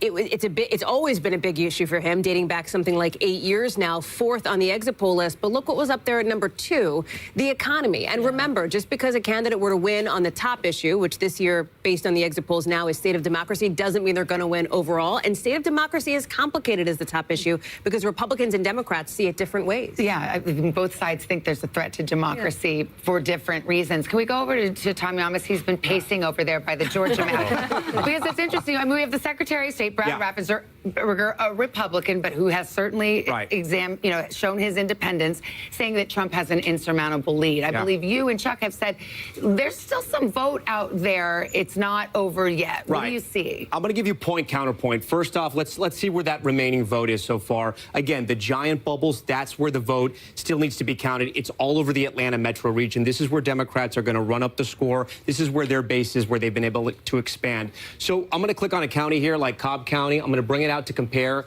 to Joe Biden in 2020. Remember, she wants to perform over or at where Biden is right now to kind of see where her watermarks are. I'm going to highlight this so you guys can see the numbers to follow. Remember, on the left-hand side, she wants to be at where he is or higher. So let's see where we're at here. Fulton County, 71-72, slightly under. We move over to Gwinnett.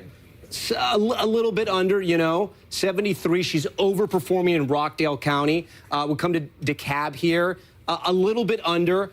We come over to Douglas County. She's overperforming. But here's the flip side of all this. Let's throw a dart to the east side of Georgia. Any county, I'm going to pick a random county. Look how Trump's overperforming, 68% to 71. Again, I'm going to just touch random counties here, 65, 69. These aren't big counties, but any county I touch, he's going, well, except for that one, any other county. Well, actually, no, he flipped it. Actually, this any county you come here in rural Georgia, he's flipping all these counties. And like Jen Psaki just said, it's math. Can they run up the score here? Is this what the Secretary of State is talking about, that the numbers are so high in the rural counties, Democrats won't catch them in the Atlanta metro region? But there's still a lot of vote out in this area. So that's one of the reasons why we can't call Georgia just yet. Let me go, election alert. Okay, we have polls closing at the top of the hour and the beginning of the morning. It'll be midnight in the East Coast, and we await the results from Hawaii. The polls close there in about 10 seconds from now. So we'll take a pause here so our other stations can join us or head to their local news. All right, you guys. So Georgia, man, they're saying it is too close to call. But take a look at the map. Let me go ahead and share with you where we're at with Georgia so that way you can see it for yourself, because Georgia is a big one. Georgia is a swing state. We want to see where that's going to be going. And if Donald Trump takes it, that is going to be huge for him. He's already taken the first swing state, North Carolina. And all of the swing states, you can see they are leaning to the right, but it is still either too early to call or too close to call. Now, Georgia, let's take a look here and see where we're at.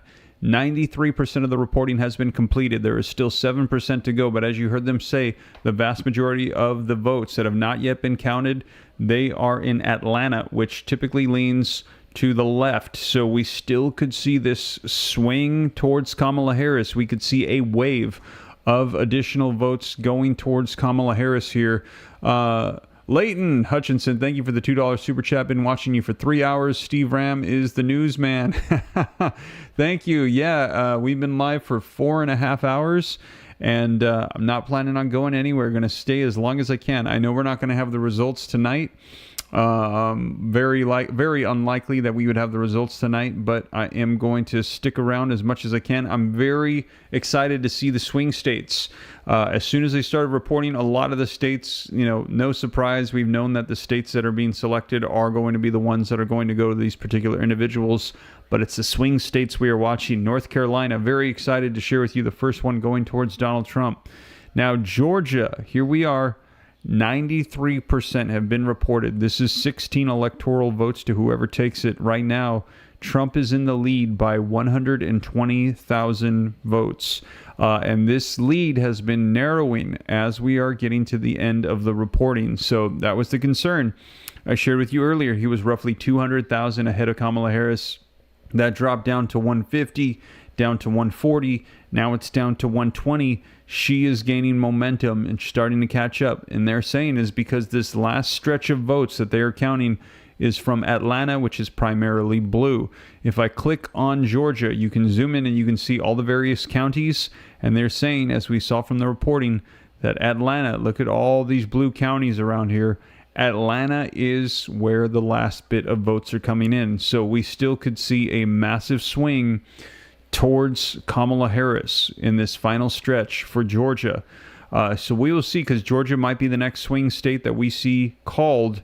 And right now, it's too close to call, but it is leaning to the right in favor of Donald Trump. And they were showing comparisons of the different counties and the votings that have taken place in Georgia. And they were saying Kamala, she is not keeping up with Biden from 2020. Apparently just not resonating enough with a lot of the counties that had voted for Biden previously 4 years ago. Now, in addition to that, as you can see, I saw people asking that didn't know. Yes, according to the map, we need to get to the road to 270. Jackson Mavericks Phoenix, how's it going? Get some coffee and let's go. I may even sing.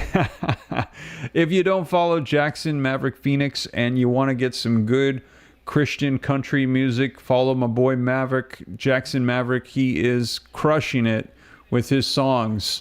I really enjoy your music, Jackson. Thank you for the super chat. Appreciate that a ton. Yeah, but right now we're hearing that Georgia, it is really close. We're going to be seeing who is going to be taking it. Also, in addition to that, we are watching the other swing states. Pennsylvania, 83% reporting. Still too close to call. Donald Trump is in the lead by roughly 200,000 votes. We also got Michigan, Wisconsin, Arizona, and Nevada, the swing states we are watching. Now, while I was reporting to you guys, Harris just took Hawaii, according to the Associated Press. And I think it literally just closed the polls, but we already know that the vast majority of Hawaii is going to vote for Kamala Harris, so I'm not going to argue with it whatsoever. Same thing we saw unfold with Washington and California. Basically, immediately after, I think it was within 2 minutes of California and Washington closing, we saw them claim those states. And then within 5 minutes now, we saw Hawaii claimed as well. We're also anticipating that when Alaska's voting closes, Alaska is going to go to Trump. A lot of these are not surprises. We know that these ones are going to be going. It is these swing states that we are watching, we want to see. And so far, out of all the swing states, North Carolina, the only one that has been claimed, and it went to Donald Trump. So we're watching Georgia, Pennsylvania, Michigan, Wisconsin, Arizona, Nevada. So as I mentioned, Georgia, Kamala Harris is gaining on the lead that Donald Trump currently has. She is about 120,000 votes away. 7% of the reporting is still coming in. Pennsylvania, he currently has the lead in Pennsylvania, Donald Trump over Kamala Harris by roughly 200,000 votes. 83% of the voting has been reported at this time.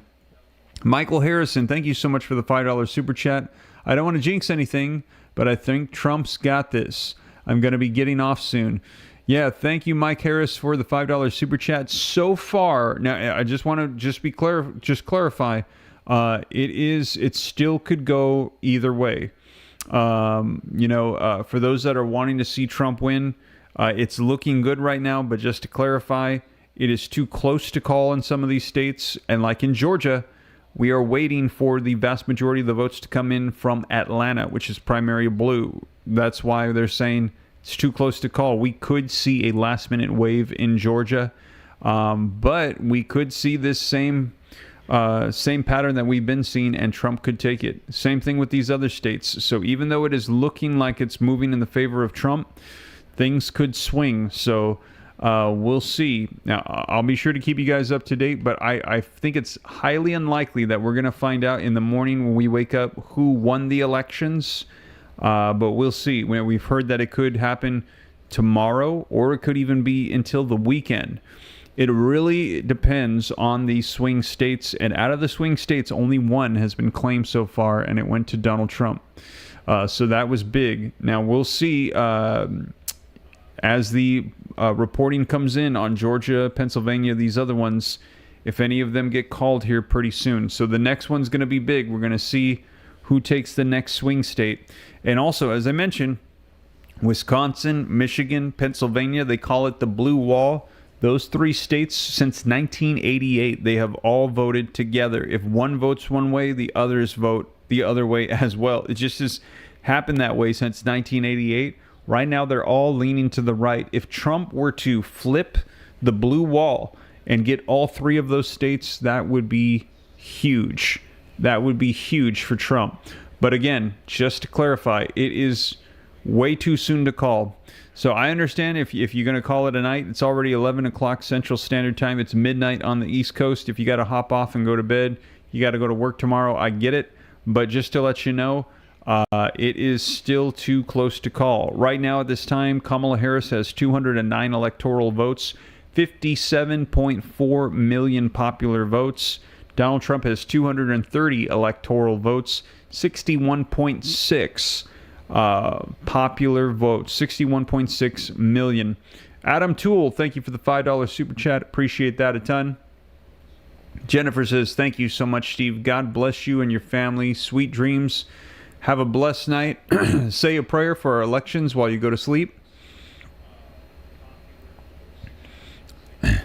I see Remnant saying that is baloney, that all of them should come in tonight. We should have the results tonight.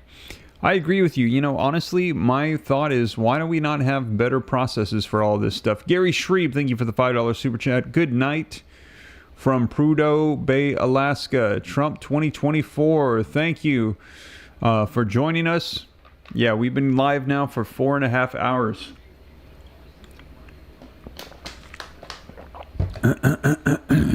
Somebody's saying update your page, Steve. Okay, let's do it. Let's see if they got any new updates. No, it still looks the same.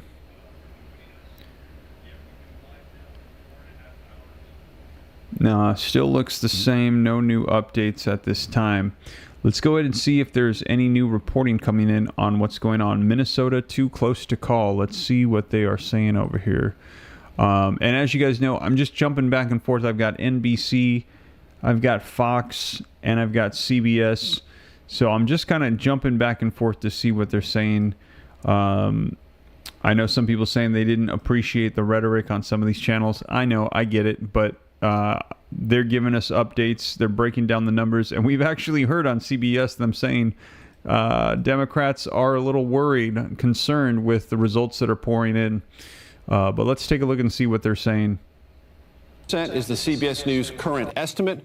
With 85% of the vote in, these are trend lines beneath the toss-up designation. And these are not trend lines that augur well for the Harris campaign. And to Bob's point, that is why at Mar-a-Lago, the Trump inner circle believes what they have always said has come to fruition, that Trump is a turnout machine. If he was polling equally in this race, as he was in all the battleground states, he was going to overperform, even if it's just a tick or two, and that would make him highly competitive in every single battleground state. That is the trend beneath the toss-up designation we're seeing playing out right now.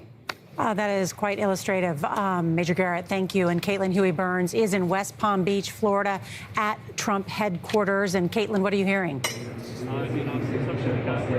Hey, Nora, good to be with you. Well, Major just mentioned Pennsylvania. Donald Trump's home state essentially is here in Florida, but he had essentially taken up residency in Pennsylvania. I have been on the road with him all year. I've been to Pennsylvania at least once a week for the past 6 weeks. That is so centerpiece to their campaign. But I would also note that I covered Trump's first ever rally in New Hampshire, the first day that he was a candidate, and also covered his last rally as a presidential candidate last night. And in those intervening years, he has not changed a bit. And that's important because Trump's theory of the case has been that the American people, and especially the Republican Party, would come on board with his ideas, no matter his style. And that has served him well in the Republican primary. And their theory of the case was that there was 11% or so of the electorate that wasn't engaged in politics, wasn't watching the same media as the rest of the country, and to kind of tap into Trump's style would be able to pull those voters in. Now, that was a huge gamble. They were depending and are depending on those low propensity voters, but they felt like those two issues would make the deal. And I can't underscore enough how immigration has been centerpiece and the closing argument to Trump's campaign this time around and for nearly a decade.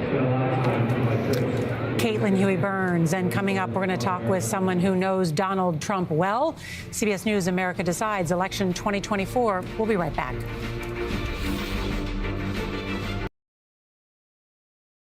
The podium making this concession speech there in the Golden State of California. Let's listen in to what he has to say. Because you have truly been the wind beneath our wings. And we love you for that. That's what it seems to be the way this night is going to go for most folks here. It's not the end of the road. Jen O'Malley Dillon also saying we're going to keep at it tomorrow, but we wait to hear from Kamala Harris, of course, in the course of the next couple of hours, and we'll let you know. Jen, how important are notes like that, not for our consumption, but for the consumption of the campaign? Hugely important. I think people forget. I've been on winning presidential campaigns, and losing ones feels better when you win. Just state the obvious. But I agree. You know, there you go. We can agree. But you know, this is a team that has been, many of them through a massive transition just 107 days ago, where many of them signed up to work for somebody slightly different. And Joe Biden, you know, it's been. They've been working 20 hours a day. They've been eating bad pizza, drinking bad beer, all of the things, and it's just to keep them rolling, but at a keep moment them like going. This, but a moment like this, now we know earlier in the evening they were trying to keep them in line and all this, but now you're at a point where you have no control.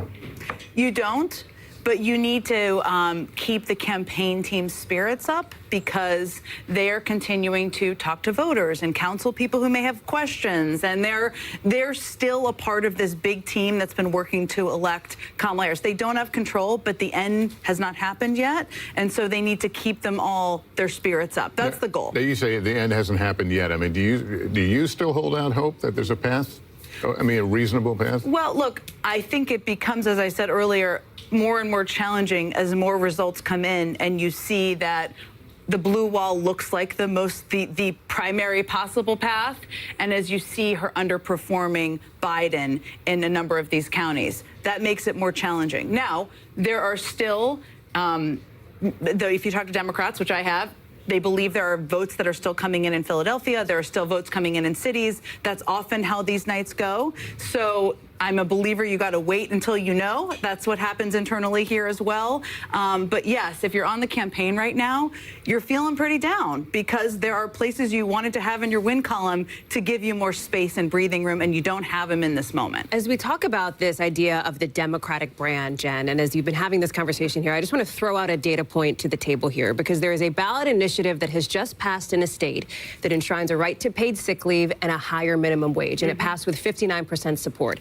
If I were to say that, maybe you'd say blue state, probably, right? California, right? Missouri, right? A state that we called almost right away for former President Trump here, which I think speaks to what you're getting at here, this idea of a realignment in this moment. You've talked about it. Chuck's talked about it. We've had that conversation here at the table. I also think Hallie had the opportunity to interview Vice President Kamala Harris, and you asked her a fascinating question. Do you think the country is ready for a black woman president? And she said yes. And depending on how this night goes, I think that will be one of the questions that gets asked as well. This is the piece that, and again, we don't know what the outcome is yet, but I think when Hillary Clinton lost, a lot of people felt like, a lot of women, a lot of Democrats felt like there's never going to be a woman in my lifetime, right? And I think one of the things that is going to be a challenge if Harris loses is that there will be Democrats who will not want to take a risk on a woman, on someone who's diverse, because they'll think, I like that person, but the country's not ready. Here's the thing. The country's not ready until the country is ready with Barack Obama. There's a range of factors that lead to the win or loss of anyone, and we don't know what's happened yet, that will all have to be delved into, but I do worry about that if she loses. We do know it is something that she leaned out of in her campaign, unlike Hillary Clinton in 2016. It was not something, she didn't open her stump speeches with that idea. I mean, she talks about it, and she talked about it with me, she's talked about it with all of you here too, that it would be the president for all Americans, and that she is sort of putting her head down and grinding it out. But if she loses, it won't be because women didn't turn out. It won't be because of women, right? It won't be because she pulled back a lot of the Democratic base that had gone away and were, double haters, as we called them for a long time, before there was a switch at the top of the ticket. And that is actually how Barack Obama also ran and won, which he didn't lead with the historic nature of his candidacy on his sleeve. There will be a lot of people who second guess that if she loses. But if she loses, it may also be because there are tremendous headwinds in terms of an unpopular incumbent and people feeling terrible about the economy. And even if inflation is down to 2%, sometimes the stuff you feel, your gas prices, your groceries, it doesn't feel that way. So that may also be the rationale. That's exactly my point. I was trying to make earlier, and you just did it in a more articulate way, which is that there will be there are always leaps to conclusion in both parties when your candidate loses, or if they lose. And again, we don't know yet, but and people will leap to different ones, right? The country isn't ready for a woman. The country isn't ready for a black woman, all of these things. But there are a lot of factors that play into the win or a loss. And I think if she loses, I'm hopeful people will look at the broad scope of where the country is, the cultural divides, the rural-urban divides. The education divides. The education divides. There are just a lot of factors at play in presidential races. I'll give you something that may be positive for you going forward. Should this all end the way we were talking, that's a possibility.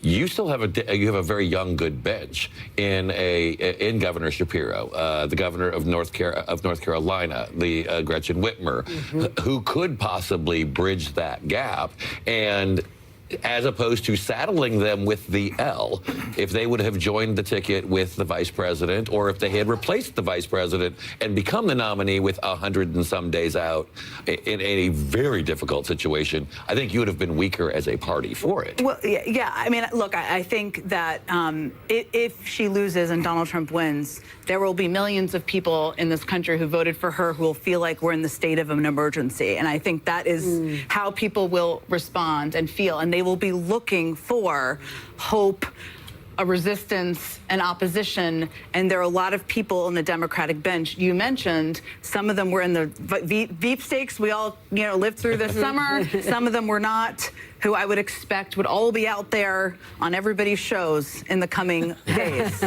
Well, and that's what makes the timing, I think, of President Biden's decision to step down after the debate something that, if she does in fact lose, will be under a microscope, because of course there was so much discussion even over the summer about potentially having an open primary and having that fight play out within the Democratic Party. So I think it's one of the big questions moving forward. And you mentioned debate. We haven't really talked about that. There was no second debate. And you have to wonder how that affected the trajectory of this race, because by most accounts, he didn't perform well in his first debate with Harris. True. And I also think that it throws into question a lot of things. I mean, I think anybody who watched that debate objectively felt she outperformed him in that debate. If she doesn't win, yes, there should have been a second debate, but do debates matter? They should matter. They're the public being able to see the candidates. She has a far superior ground operation that has been invested in across the country. The Republican state parties you can disagree with me here, of course, are falling apart in many states in the country. That will throw into question, does that matter? It should matter, but it will throw that into question. So, yes, not a second debate, not an opportunity for people to see them person to person. The first one definitely benefited her, but if she doesn't win, it didn't benefit her enough to put her in the White House. Well, we've got a lot to talk about. We're still waiting on a lot of numbers from the battleground states and the road to 270. We'll be right back after this break. We have to invest in fact, we have to continue State as and well. local tax State and local deductions tax that would apply deductions. here to Yes. the coasts. The amount of taxable income that we're going to have in this country is going to be very small, and it just won't work. So I think we're going to have to deal with the reality of trying to look at our fiscal position and be somewhat responsible and get our debt to GDP back into a normal place. But the Trump-Vance campaign promises to solve all of that through tariffs, which are blunt instruments. Gary, I know you don't like them. So, I mean, can you bottom line that for us, though? Because if we are being told that there are going to be tariffs put on goods, they will raise costs for the poorest people in this country. What they buy is going to become more expensive for them. So again, I won't categorically say I don't like tariffs. Tariffs have an important role to play when a country is dumping products or selling products in this country that we manufacture substantially below the cost that we manufacture them at, because they're run by state-owned enterprises, so they don't pay for capital, they don't pay living wages because they don't have to, and they don't care about the environment. If you have those three competitive advantages, you can produce a product substantially cheaper than we can in the United States. If you're doing that and selling your product here in the United States, we should impose a tariff on you as a country and the product. If we don't manufacture the product in the United States and we're putting a tariff on it, I agree with you.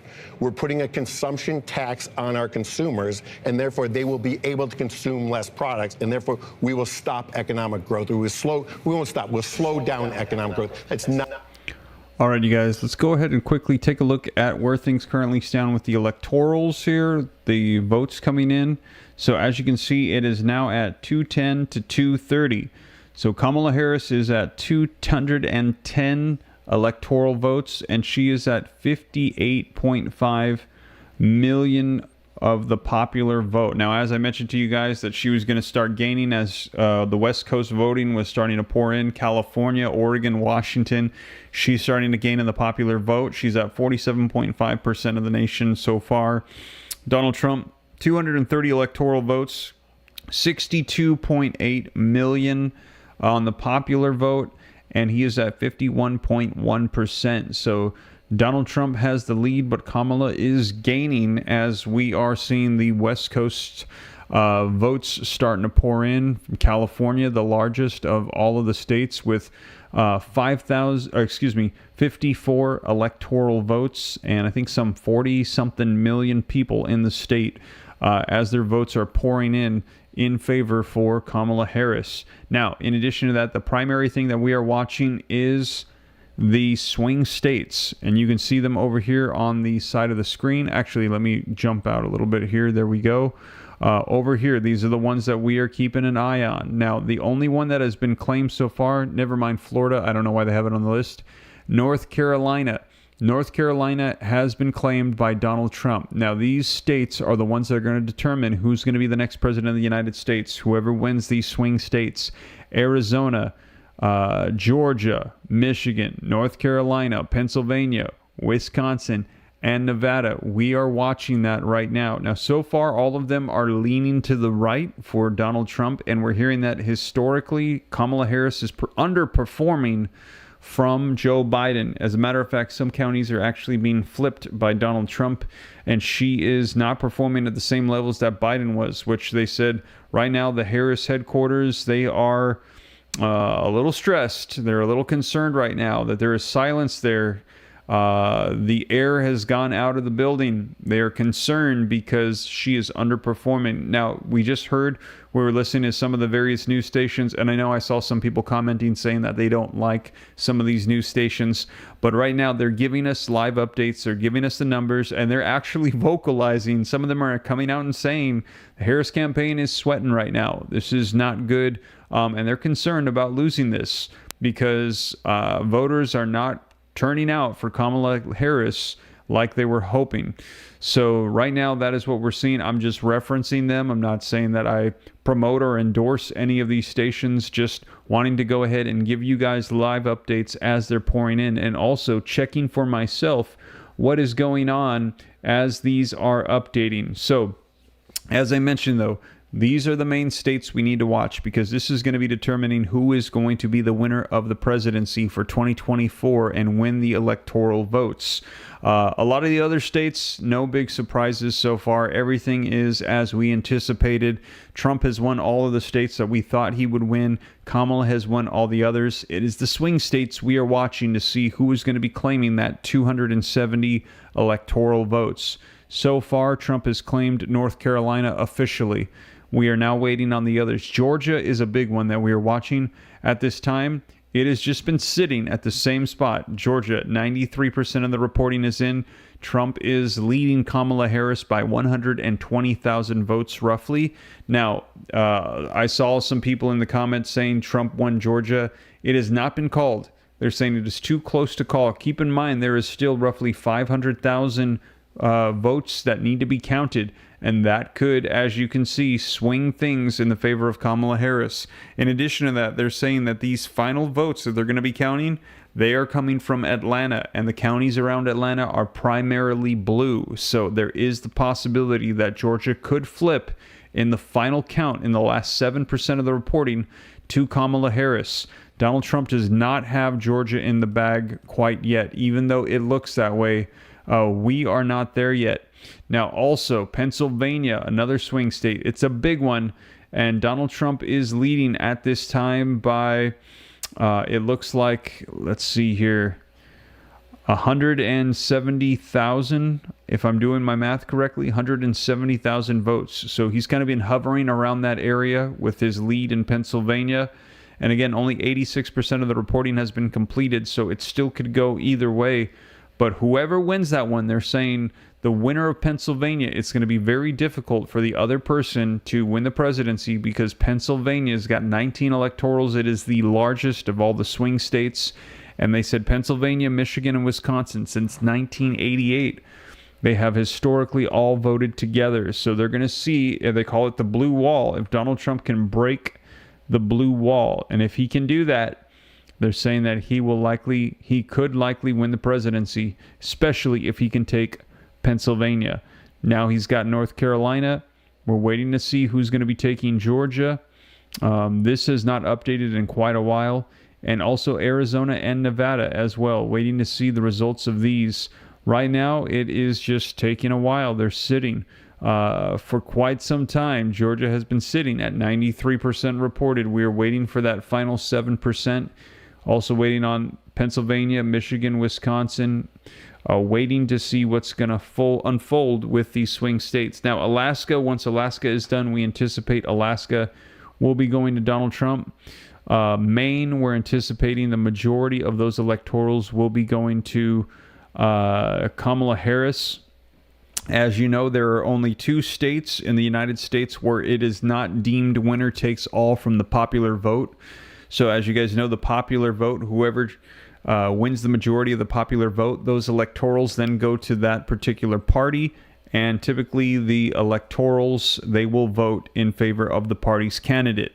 There are sometimes exceptions in the past, but typically they will vote for all of them. There are only 2 states that do not do winner takes all. That is Nebraska and Maine. So we are anticipating that the majority of Maine's 4 electorals will be going towards Kamala Harris.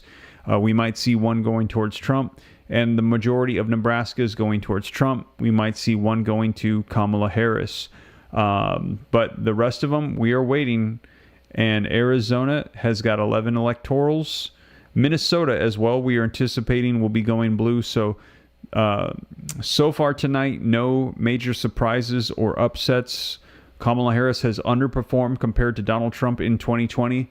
And now we're just basically awaiting the swing states and the final ones. Minnesota will likely go to Kamala, New Hampshire to Kamala, majority of Maine to Kamala, and Alaska will go to Donald Trump. So we are waiting on these swing states. Now, like I said, I'm going to be going with you guys as long as I can. I know that it is unlikely that we will see the final results tonight, but I'm just going to keep going until I just can't go any longer. And so I'm going to keep you guys up to speed here on the channel because I'm very interested to see if we can get any more calls for the swing states. If Trump gets another one, that is going to be looking good. And let me know if in the comments, are you guys hoping to see a Trump presidency in 2024? Now, I did this poll earlier. I said to put 45s. I saw a ton of them.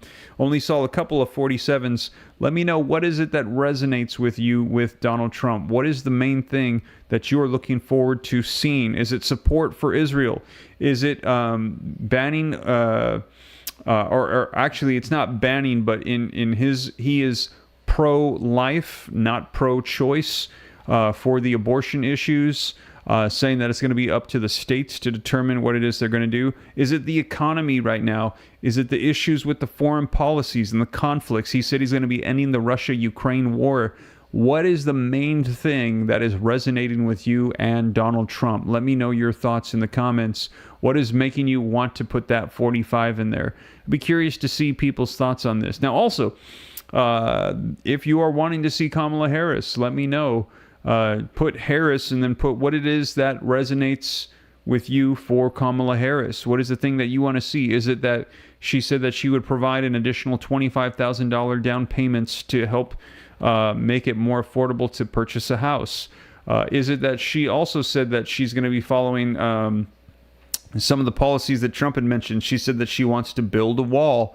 Maybe it's border security. I don't know.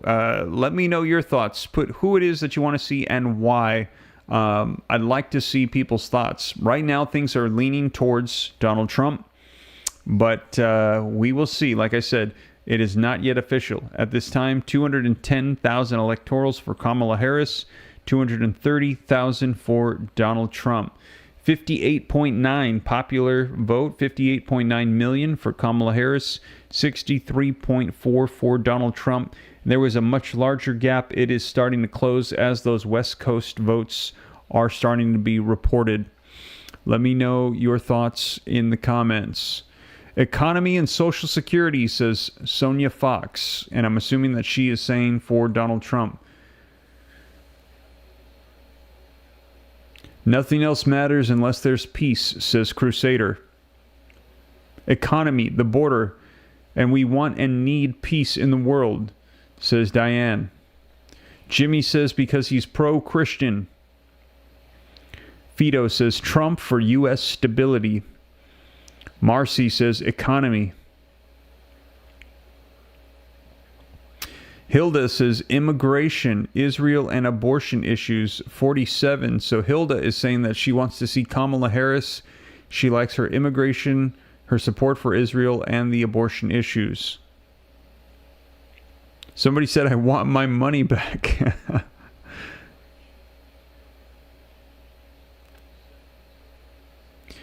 MGL says that Trump has been called by God.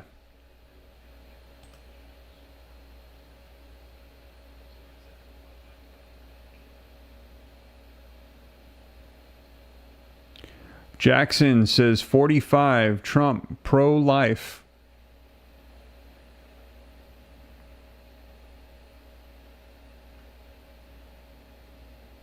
Walter says pro-Israel, pro-life. See somebody else put a good one. Johnny said go orange.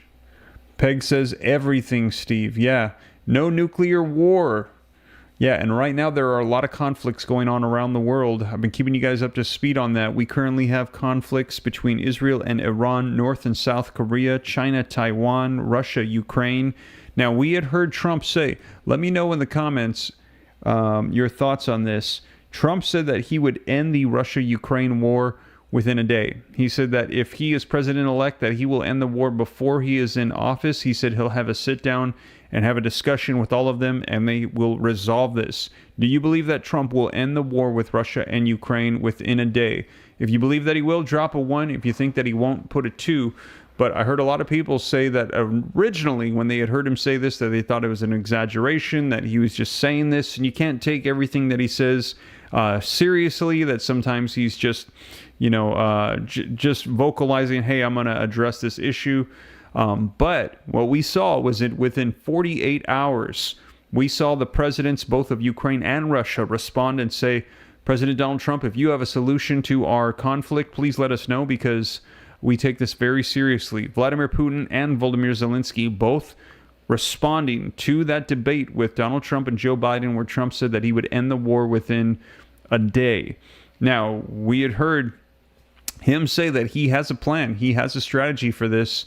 He's not going to be divulging it at this time. Now, I've shared with you guys here on the channel that, in my personal opinion, it's likely that Donald Trump is a businessman and he has got a plan here for how they're going to be negotiating this.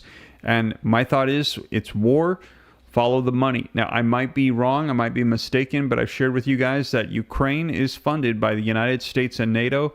They are constantly pouring in tons of funds into Ukraine. Now, the same is also true with Russia. China is funding Russia, pouring in tons of funds into Russia. So, if China were to stop funding Russia, the war would likely need to stop, or they would need to find some alternative source of funding. If the United States and NATO were to cut off Ukraine's with their funding, the war would need to stop. Ukraine would not be able to sustain. Neither Ukraine nor Russia are going to be able to sustain economically this long-term, drawn-out, years-long war without the support of additional countries. So, my speculation, this is not proven or anything, this is just my thought process on this, is that it's very likely that Donald Trump will get on the phone with Xi Jinping of China, he'll get on the phone with NATO, and he'll say, we need to cut off the spigots of funding that are pouring into the nations of Ukraine and Russia. By not providing them with funds to be able to continue to sustain the war, then they're going to have to stop and have negotiations, because there will be no more money pouring in to support the war. In addition to that, he'll then have to have a call with Russia and Ukraine, the presidents, and say, hey, we need to have a discussion about the ceasefire, the terms that you're going to come to, because the funding, the spigots have been cut off.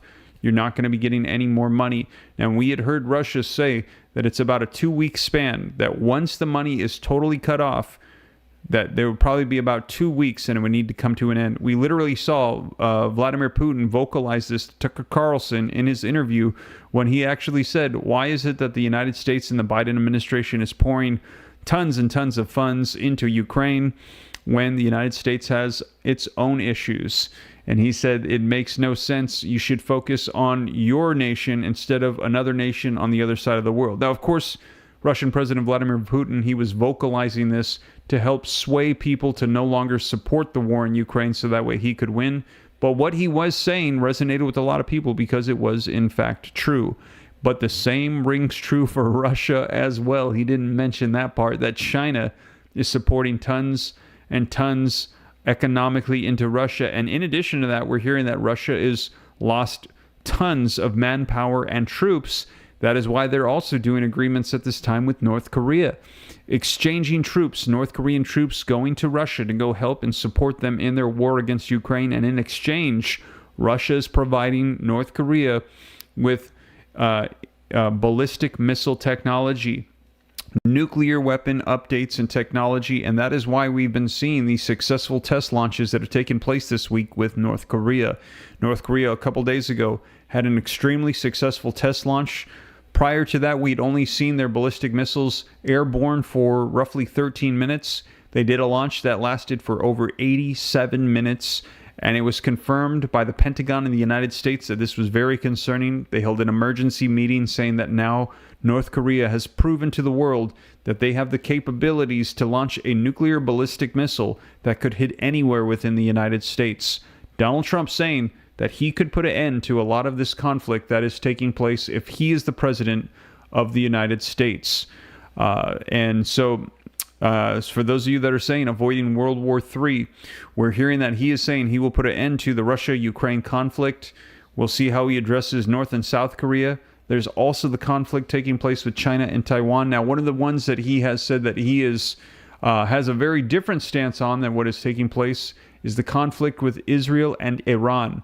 At this time, the Biden administration, and we're hearing the Kamala Harris administration would continue this on, is they are calling for a peace agreement, a truce, a ceasefire with Israel and Iran. As a matter of fact, they've put ultimatums against Israel, and they've also offered compensation packages to try to stop and decrease the fighting that is going on. Donald Trump saying, hey, if I get in and I'm the president, I would support Israel. Let it rip. Go ahead and hit Iran, hit their nuclear facilities. Let's go ahead and address the issues. So very different approaches to foreign policy with the Biden administration and with Kamala Harris. So for those of you that are saying foreign policies, very different approaches between these two. All right, let's go ahead and switch back and see if there are any more updates. Let me go ahead and refresh the feed for you. Kamala Harris still at 210, Donald Trump still at 230. So haven't seen any new updates so far. 93% Associated Press is still reporting the same numbers at this present time. We'll see if any more swing states swing over. Let's take a look here and see what they're reporting on in some of the battleground states as we are waiting. And it looks like the Senate is going to the Republicans. Wow. Okay. Breaking news coming out. The Republicans have taken the Senate. It looks like the Republicans have won over the Senate. Wow, let's go ahead and listen in on this. This is big news, so it has swung over. We could be seeing a red wave here. Well, certainly if the Senate Republicans have this way of reshaping themselves, and it is without Mitch McConnell, who's decided he's not going to be in leadership. And so it will be more in the form of Donald Trump. And if Donald Trump becomes president again, then you have that kind of partnership where he will have more of an opportunity to drive the agenda. Now, if the House goes to the Democrats, then they have the counterweight, and they have the power of subpoena and the power to be an agitation to a Donald Trump if he returns to the White House. For Republicans, as Ryan mentioned and as we've talked about tonight, the expectation was that this was likely because there's a third of the Senate that is up every 2 years, 34 seats this time, and it was favorable territory for Republicans. But for the partnership between a White House and at least one chamber of the Senate, of the Congress, it makes such a difference. Now, Donald Trump has not always courted those Republicans. He has such a grasp over his party, not always wanting to work with them in terms of governing and getting things done. But he has infused his brand, his personality into this Republican caucus, and that will mean sort of a Trump-style reflection in the Senate, perhaps more than we saw in his first term, because you won't have Mitch McConnell in a leadership position. All right, we want to go to Harris headquarters, Cedric Richmond, who is, of course, the head of the DNC, about to address the crowd there. Let's listen in.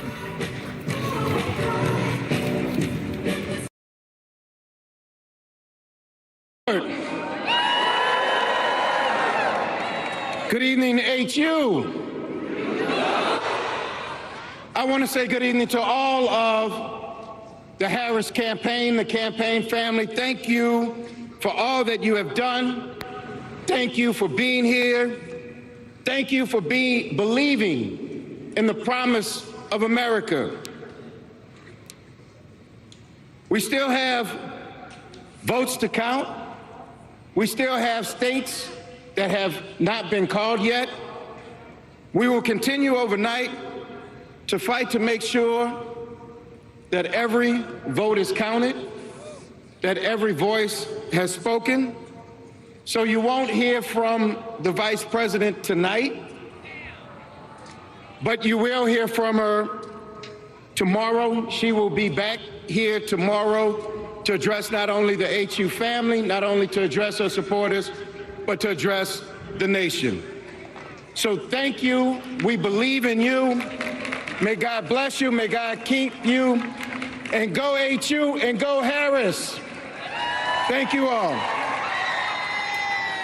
Richmond, who is, of course, the co-chair of the Harris campaign. I misspoke earlier. Apologies for that, saying that we will not hear from Kamala Harris tonight, but we will hear from her tomorrow. We've got Julian Castro here. What do you make of that? What are your tea leaves showing you? It reminds me of John Podesta coming out at the Jacob Javits Center around the same time. Maybe that was a little bit later in 2016. If I recall, the race hadn't been called. Had not been. When he first came out. It was called probably an hour and a half later, if I remember correctly. Look, I think it's important to note that this is a different year. There are still votes to be counted. None of those battleground states have been counted, but it feels eerily similar to 2016. The parallels are really striking. If you were there at the Javits Center, which I was, to see not the candidate herself come out, but to see, in this case, Cedric Richmond, just as John Podesta came out. And again, I think the themes, one of the questions that we were looking at in 2016 was the fact that Hillary Clinton didn't visit Michigan, for example. This was very different. Vice President Kamala Harris went every It's already called, that one being North Carolina, called a check mark next to his name for the former President Donald Trump. We have not heard other checks being placed in yet, but Trump expected to speak to supporters, to the crowd gathered. You just see the amount of enthusiasm on the ground there at this watch party. Almost 1 o'clock in the morning. He was in Grand Rapids about 24 hours ago exactly at the final campaign stop of this. Of course, he is at the West Palm Beach Convention Center there. Plenty of people in attendance for this just down the road from Mar-a-Lago. So the excitement there is interesting. The contrast of what's going on right now on election night at West Palm Beach to what is going on at Howard University. Just wanted to give you a contrast of what we're looking at right there, right now. All right, let's bring into the conversation one more time Rich Rubino, as we could be here for Trump in just a second, but we did hear there from Cedric Richmond at Howard University. Rich, this is obviously not what they wanted to hear from Howard University. How unusual is it to not hear from one of the presidential candidates on election night, and what do we make of that recent speech?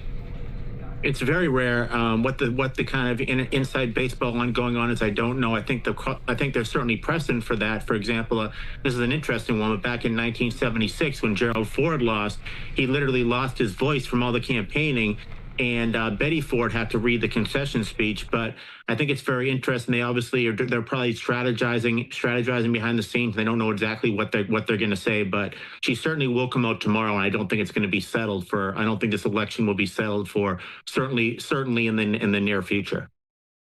Rich, we've been watching, and you see how happy they are, all of those red caps at this Trump event in Palm Beach, Florida. We still have not gotten official race calls from the Associated Press for Georgia, for Pennsylvania, for Michigan, and for Wisconsin. If I can here, if you'll take me in full, Andy Mack, I want to just tease out how exactly Trump's path could lead him to victory now. So we've been talking all day about how Georgia, North Carolina, and Pennsylvania would be his easiest path. Well, on top of that, he's also going to have to get Alaska, which we do expect, as long as everything falls the way that we expect it to. We expect eventually Alaska will be called in the red. Then there's these two little areas in Nebraska, and there's one in Maine as well. Let's just talk about this map, Rich. Ultimately, it's looking like states like Michigan, Wisconsin, Arizona, Nevada. Is it very possible that some of these battleground states won't end up mattering? Yeah, theoretically, if one candidate could win 5 or 6 of the swing states and the election is pretty much over, I don't think that's going to be the scenario. I think that every battleground state will matter. Just the fact that we only have 7 battleground states is the first time you go back to 1980 when there were only 10 battleground states.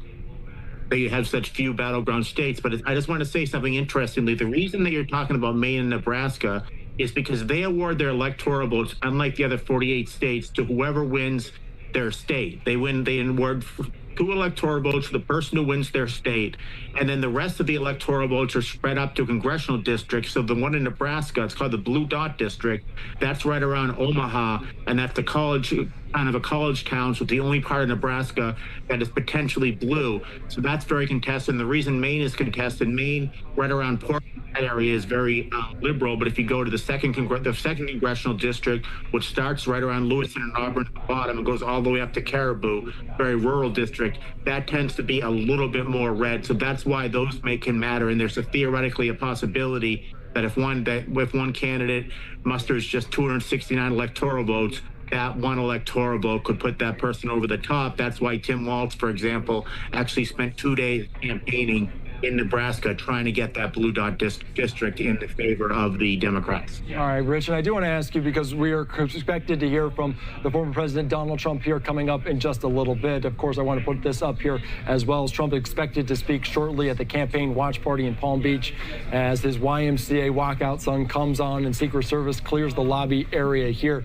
So we could, in a matter of moments, hear from the former president as well. And I want to ask you just historical context, because Donald Trump has been in this scenario before, and we've seen him speak before some of these check marks have been placed by his name or by other people's names. What are we expecting to hear from him tonight? Could he come out and say that he won the election, even though the AP has yet to call it from him? What could we hear from Donald Trump at this speech? That is very possible. Back in 2020, he essentially came out and said that he was at the White House at the time, that he believed he was going to win. But there is a very formidable possibility that he could say something like that. My guess is that he will say that we have to wait till the results. I think that because so far they seem to be in his favor, it's in his best interest to try to be cautious and just say something to the effect of "thank you everybody for coming," and then just kind of walk away and then hope that tomorrow he will receive a concession from Vice President Harris. But right now we really don't know. Once again, only one battleground state poll has come in, and there still is a possibility for Vice President Harris. I think that's why she didn't want to come out. She was trying to strategize what's going to happen tomorrow. So let's just talk about what's the tradition when the race is not called yet. Let's be completely clear about that. The race has not been called by the Associated Press at this hour. But what is the order of operations when it comes to a concession? Does it start with one candidate making a personal phone call to the other? Yes, that's how it's supposed to work. One candidate makes a phone call, says that they concede, and then the candidate goes out and gives a speech. And usually when he gives a speech, he said, the candidate usually is very nice. It says, "I appreciate my opponent. I appreciate the campaign that he ran." Something to that effect. That's usually the protocol. I don't know, because we're in such a divided time right now, if Vice President Harris would actually call up and give a concession to press because they believe that their presidential candidate had lost the race. So sometimes, even if you know you're going to lose the race badly, it's the best thing in order for your party. So the candidates that are trying to run on your coattails and are trying to get as many voters to come out, it's better for that sometimes that the candidate concedes as late as possible. 2000, Al Gore conceded to George W. Bush. Then a few hours later, called back and rescinded his endorsement. And George W. Bush said, "Are you saying that you're rescinding my endorsement?" To which Al Gore famously said, "You don't have to get snappy about it." All right, very good. That's good historical context, and it's interesting to look back at previous election cycles, and see what happened before. And I do want to get to some news here on Live Now from Fox. Fox News is projecting that Trump will win Georgia, but the AP at this point, as we are relying on that, the Associated Press in a significant way has not called this president's these 16 electoral votes yet for Trump, 50.9 to 48.4 at this point. So he holds a significant lead, but Fox News reporting that Donald Trump will take the Peach State, the AP not at this point. Let's talk about that. Looks though, like we have McCormick coming out. Oh, it looks like Dave McCormick has come out. Well, good eyes there, Austin. Rich, stick with us. We're going to continue here on Live Now from Fox, a key Senate seat there in Pennsylvania. Let's take us to it now here and hear from him on Live Now from Fox. Thank you. What a great group of friends. We are so honored to have you all here today. And how about my wife, Dina Powell? So to say that Dina and I are partners in this whole thing, and I wouldn't have done it without her, is an understatement. She is, this is something we decided to do together, something that we felt honored to try to do. It was a mountain to climb, and none of this would have ever happened without Dina. So thank you, Dina. And now I want to just ask the question, who's ready to save America? We got to do it. We've got to do it. And listen, All right, you guys. So big news coming out for those of you that are rooting for the conservative Republicans, for Donald Trump. Man, so the Senate has been won by the Republicans. They have just taken the majority with 51 seats. Now, in addition to that, we are hearing that it is looking like Donald Trump is going to be taking Georgia. Now, you can see here that it has not been recorded yet by the Associated Press, which is the primary one. So I see some people saying in the comments that Georgia has been won. No, it has not been called yet. So I know that many other stations might be saying it is called. They're saying that, it's going to go that route. Yes, it is looking that way. But please understand that it has not yet been called by the Associated Press, and the AP is the one that is the primary one that we're watching. When the AP calls it, then that is when it is official. So at this time, it has still not been called by the Associated Press. We actually just heard that on the live we were watching. They were saying that they are claiming that Georgia is going to be taken by Trump, but the Associated Press has not yet called it. Once they call it, then it is official. So that would be 2 swing states by Donald Trump. And trust me, I would be happy to share it with you. Jackson Phoenix Maverick, thank you for $2 super chat. Too early, those late night votes be hitting different. Yeah, for real. So the thing is, too, with that, the lead that Donald Trump has had in Georgia, it has been narrowing. Lou says, thank you, Steve, for doing this. I've never, and I mean ever, sat and watched hours of news like I do on your channel. That says a lot. Thank you for that. I appreciate that.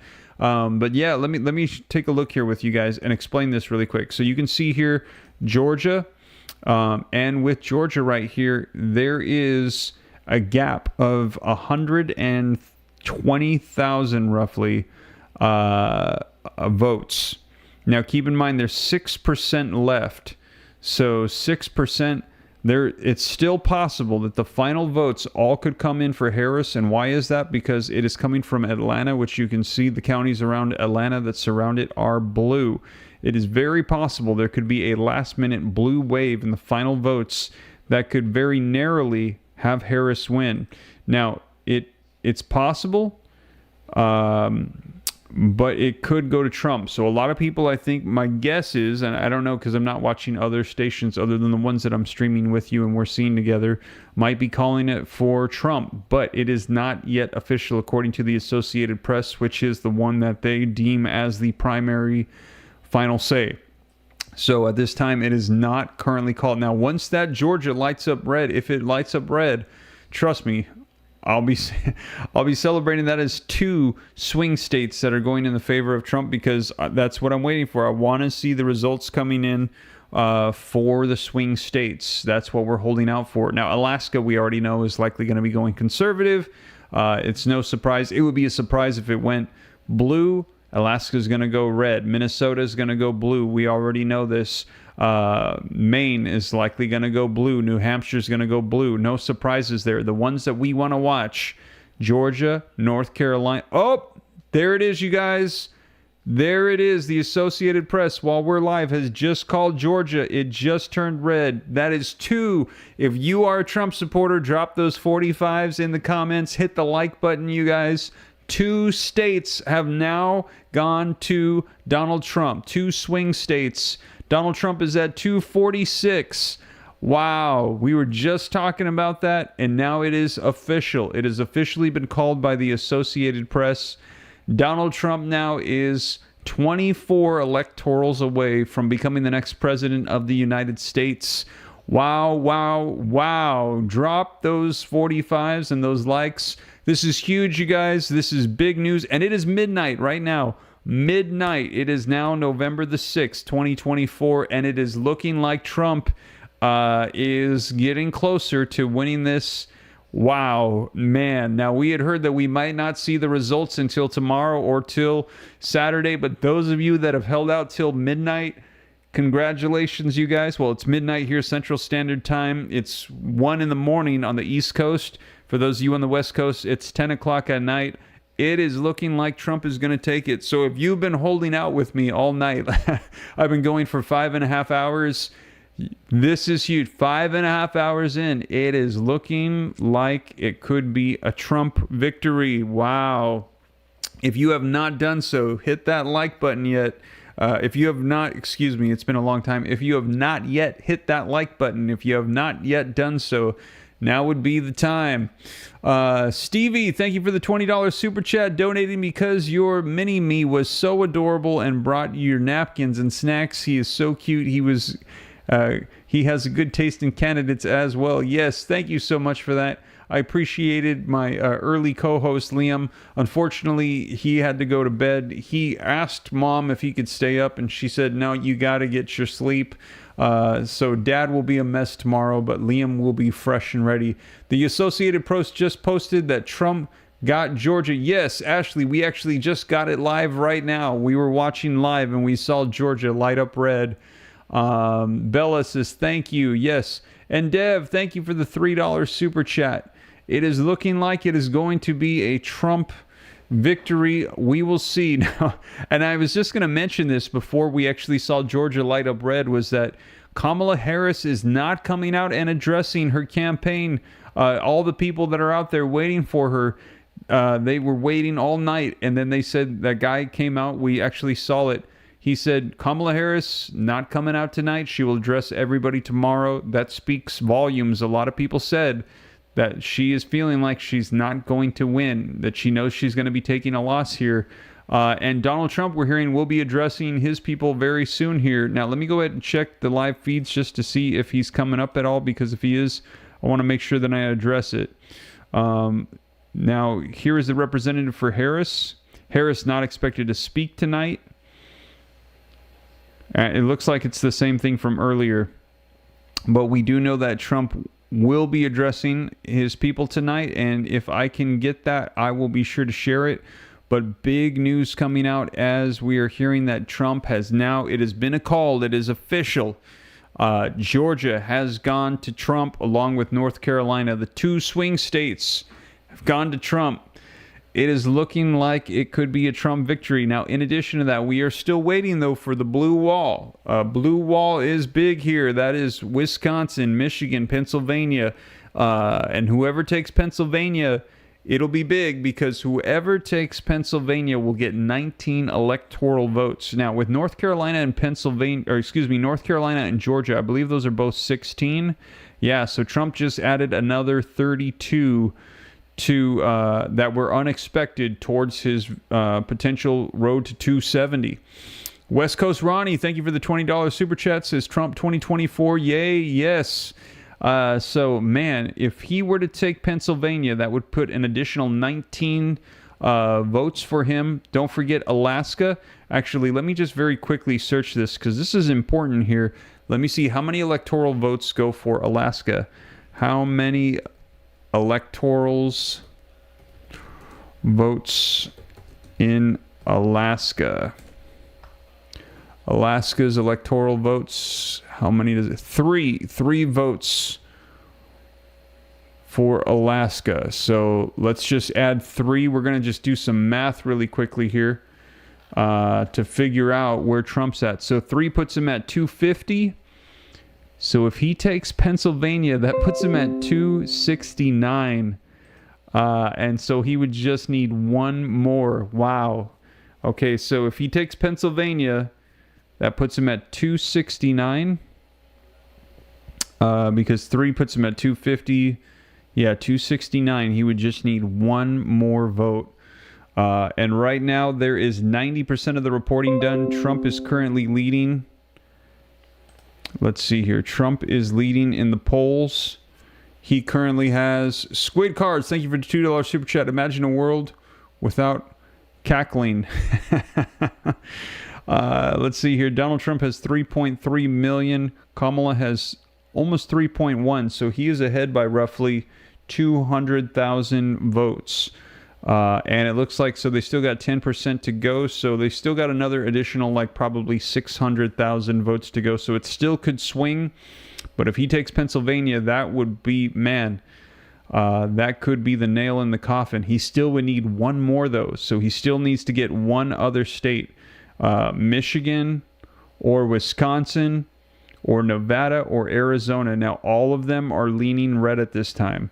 Now, Maine, New Hampshire, Minnesota, those are all going to go to Kamala. We're not really too worried about that. If by chance one of those flipped, that would be a shocker. That would probably be the nail in the coffin for Kamala Harris. And we know that Alaska is likely going to go to Trump.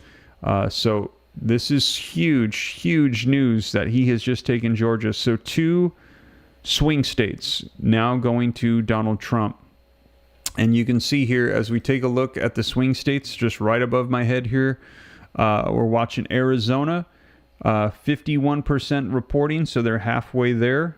It's very, very close. Michigan, 60% reporting. Pennsylvania is likely going to be the next one. Pennsylvania or Wisconsin.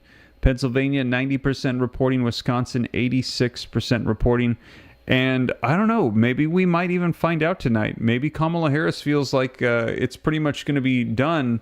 And if that's the case, maybe they'll just go ahead and call it. Like they'll go ahead and have the reports come in, the electorals, the popular votes.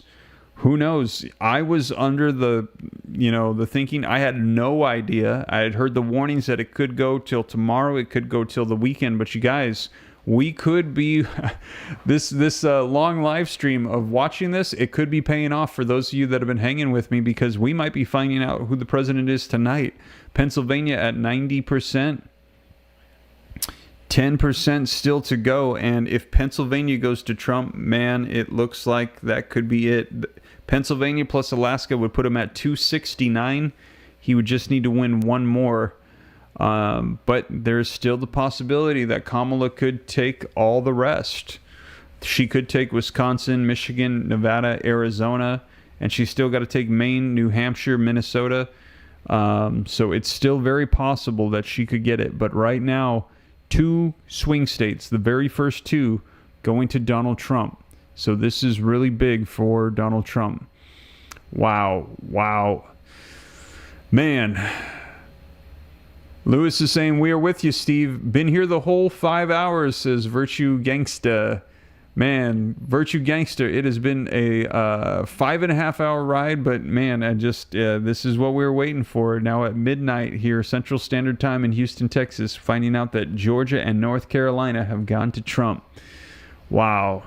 All right, so we're going to stay tuned, and hopefully here soon we might be hearing from Donald Trump. I'm going to keep an eye on the live feeds, because we're hearing he's going to be addressing the nation, as it looks like right now. It's still too soon to call, but it's looking like he's on the path to 270, like he could be taking it. And we saw Kamala Harris not addressing her people. Now, I'm going to take a look at what it is that NBC News and CBS are saying, and I know a lot of people said that this is not their stations. They don't like what they have to say, but let's go ahead and see what it is that they're reporting. And also, if you don't like their reporting, you can take some pleasure in the fact that they're having to look at their faces. They're having to report that Kamala Harris is losing. So if you want to see Trump win, you can take some joy in seeing their sorrow, I guess. Let's go ahead and just take a look. I want to see what it is that they're having to say regarding the updates coming out. And they're looking at Pennsylvania, because Pennsylvania is the next one. And here we are now, Kamala Harris running behind in Erie County.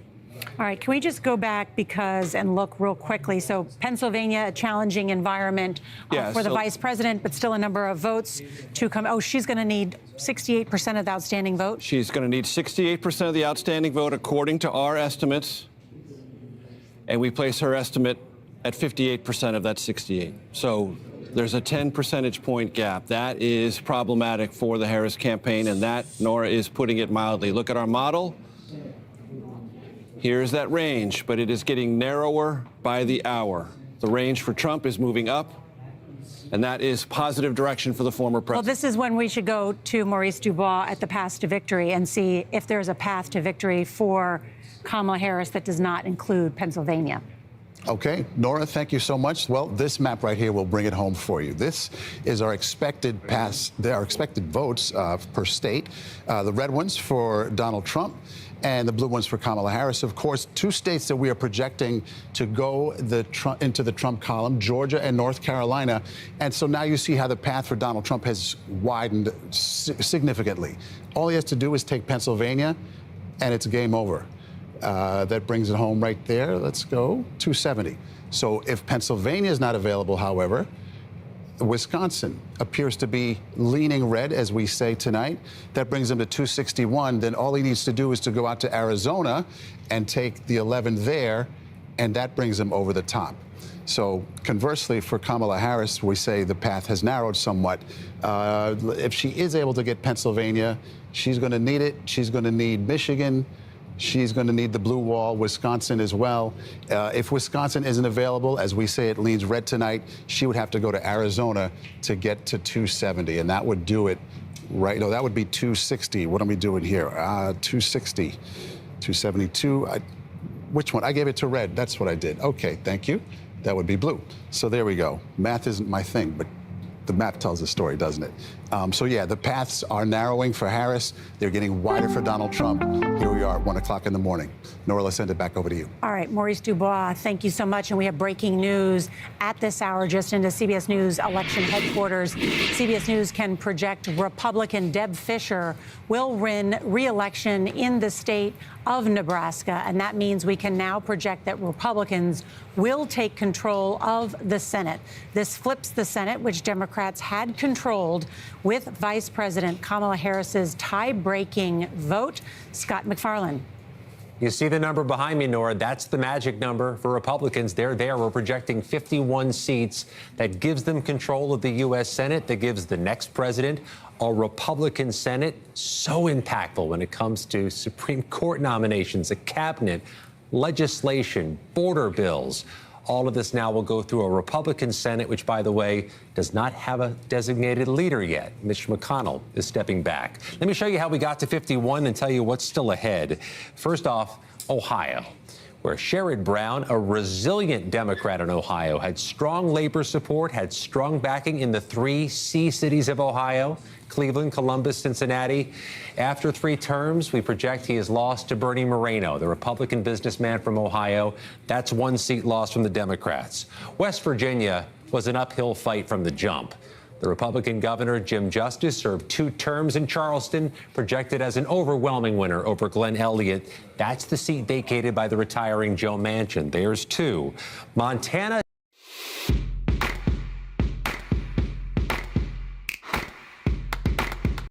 The businessman from West Virginia, the military veteran from Montana, the 3-term Democrat John Tester there. Democrats haven't really defended so much in the battlegrounds. They have a good situation in Arizona, where the Phoenix Congressman Ruben Gallego has a lean standing right now against Kari Lake, the Republican in Arizona. Michigan, Pennsylvania, Nevada. Those familiar battleground states are also battleground states for the U.S. Senate. We deem Michigan a toss-up right now. Mike Rogers. We see a whole lot of red. We see a whole lot of pink. What we don't have yet is an official race call from AP. We'll leave it at that for now. All right, Austin, and I know you've been a trooper here, out for hours. So we're going to have to wait and see. Like you said, still kind of waiting for more of these results to be confirmed. And we do have this tracker here on our screen. Right now, 247 and 210 for Harris. It's a countdown to 270. Austin Westfall. We'll check in soon. All right, let's continue on here. Of course, as I do want to bring you once again out to this live picture of a podium there in Palm Beach, Florida. As I said before, we are waiting to see if we're going to hear from former President Donald Trump. Right now, that is kind of the news that's going around here. And we do know that a little earlier today, we were informed that Vice President Kamala Harris was not going to be speaking to all of her supporters that came out to see her at Howard University. That was her alma mater there in Washington, D.C. Now, while we wait for this to get underway, let's continue to talk more about these campaign strategies and more specifically, why some of these candidates choose to speak and why some of them don't. So to do that, I'd like to bring into the conversation now Casey Myers. He is a professor of public relations at Virginia Tech. Casey, good to see you. I know it's late over there on the East Coast, but first, initial reactions when you hear that Vice President Harris wouldn't be addressing all those people that came out to see her. Well, it's no surprise given what we've seen in the polls and what we've seen in the results. And as the map shows, I mean, the path to victory for Trump is multifaceted. And you look at Harris, I mean, she would have to really pull an upset and so many different states that are leaning Republican and win Pennsylvania, Michigan, Wisconsin. And if she loses one of those, I mean, her path to victory is very limited, right? So one of the things that I think that we're seeing is that she knows these numbers. She may have even more numbers than what we have access to that are demonstrating to her that maybe victory is not in sight. And so it is not atypical for someone to just not address the supporters that night, but then wait for the next day. And we saw that in 2016. All right, so Casey, and also we have been previewing, of course, this shot that I continue to show here. Former President Donald Trump going to speak here. It seems a little bit like deja vu. We saw something similar back in 2016. We didn't hear from Hillary Clinton right after those election results were first coming in, but we did hear from the former president. So what can we expect from that appearance tonight? Well, I think the big question about that appearance is going to be, what does he say to the supporters? I mean, obviously, it's going to be the things about, thanking them for their support. But is he going to declare victory? Is he going to say that victory's in sight, or we're still waiting to kind of see what the final vote tally is going to be? In all likelihood, the final every vote counted and accounted for is going to happen not tonight. It's going to happen days from now. And so are we waiting on that, or is he going to say, looks like we're headed to a victory now, and it does appear that he is. The question I think now is how, what is each state? How is it going to come down? What is that margin going to be? There's also going to be this question about the popular vote, and we don't know what that is yet. Could there be a Trump winning the popular vote? That's something that's been a kind of a recent development as of tonight. A few days ago, we were looking at polls and other outcomes that kind of didn't account for that. So what I'm looking for from him is to see what he says about his own victory and see what he says about, the states that he is ahead in. Just want to remind our viewers that we continue on with this, a live look there in Palm Beach County as we await for former President Trump. And here joining us still is Casey Myers, Virginia Tech public relations professor. So Casey, continuing on with this point, because, it really is a question of when, I feel, at this moment, the former president is going to come out here. What kind of, what's the thinking behind this, especially when we see that so many of these people come out? I know that you discussed a little bit about wondering what they're going to say exactly, but how much does it really mean to a campaign, especially because we don't know exactly who is going to be the next president? I mean, is this more positive, more negative? What's that strategy? Well, I would say that there's obviously the signal is positive because he's addressing his supporters tonight. There seems to be, from that shot, a lot of enthusiasm in the audience. And so I would see that as a net positive. And obviously, Harris not addressing her supporters and them going home is a negative.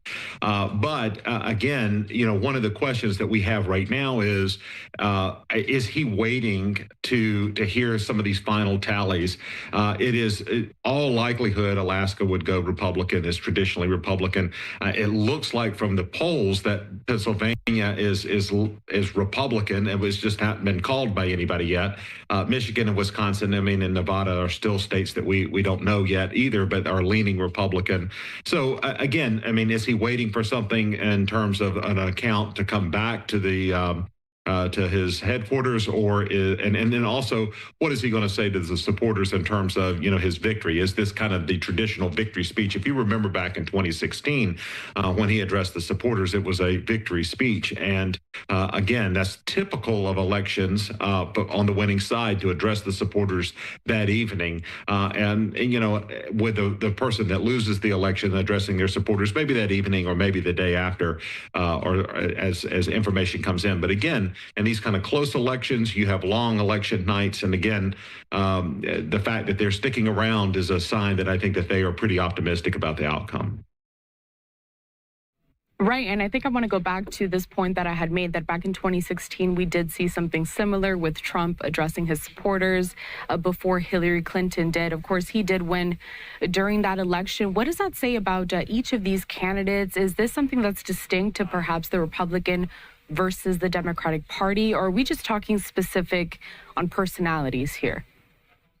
I think it's the personality of the candidates, but I also think it's the reality of momentum, right?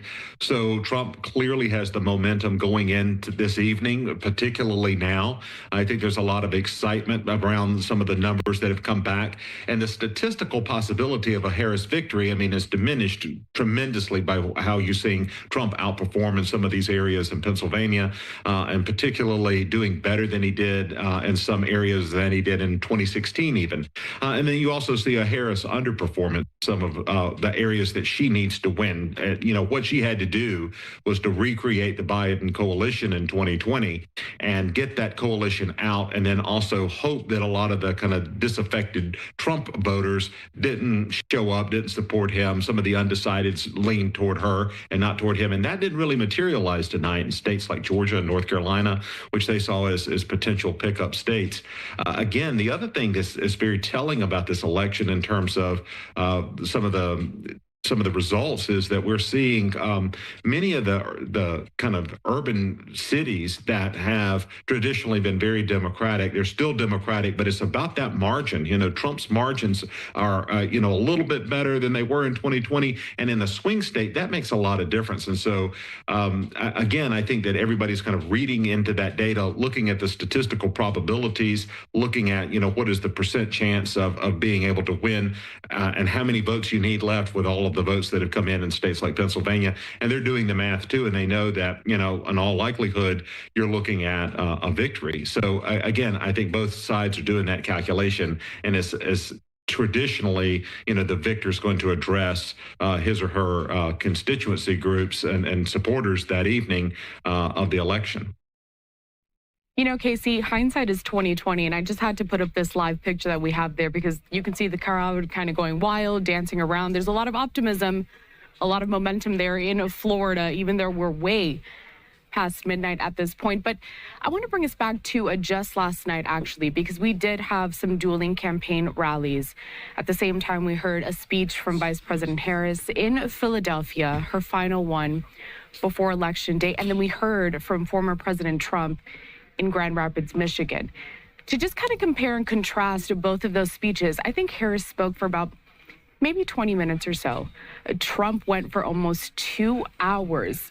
Do you think that was really appealing to those supporters, and based on what we've seen today with these elections?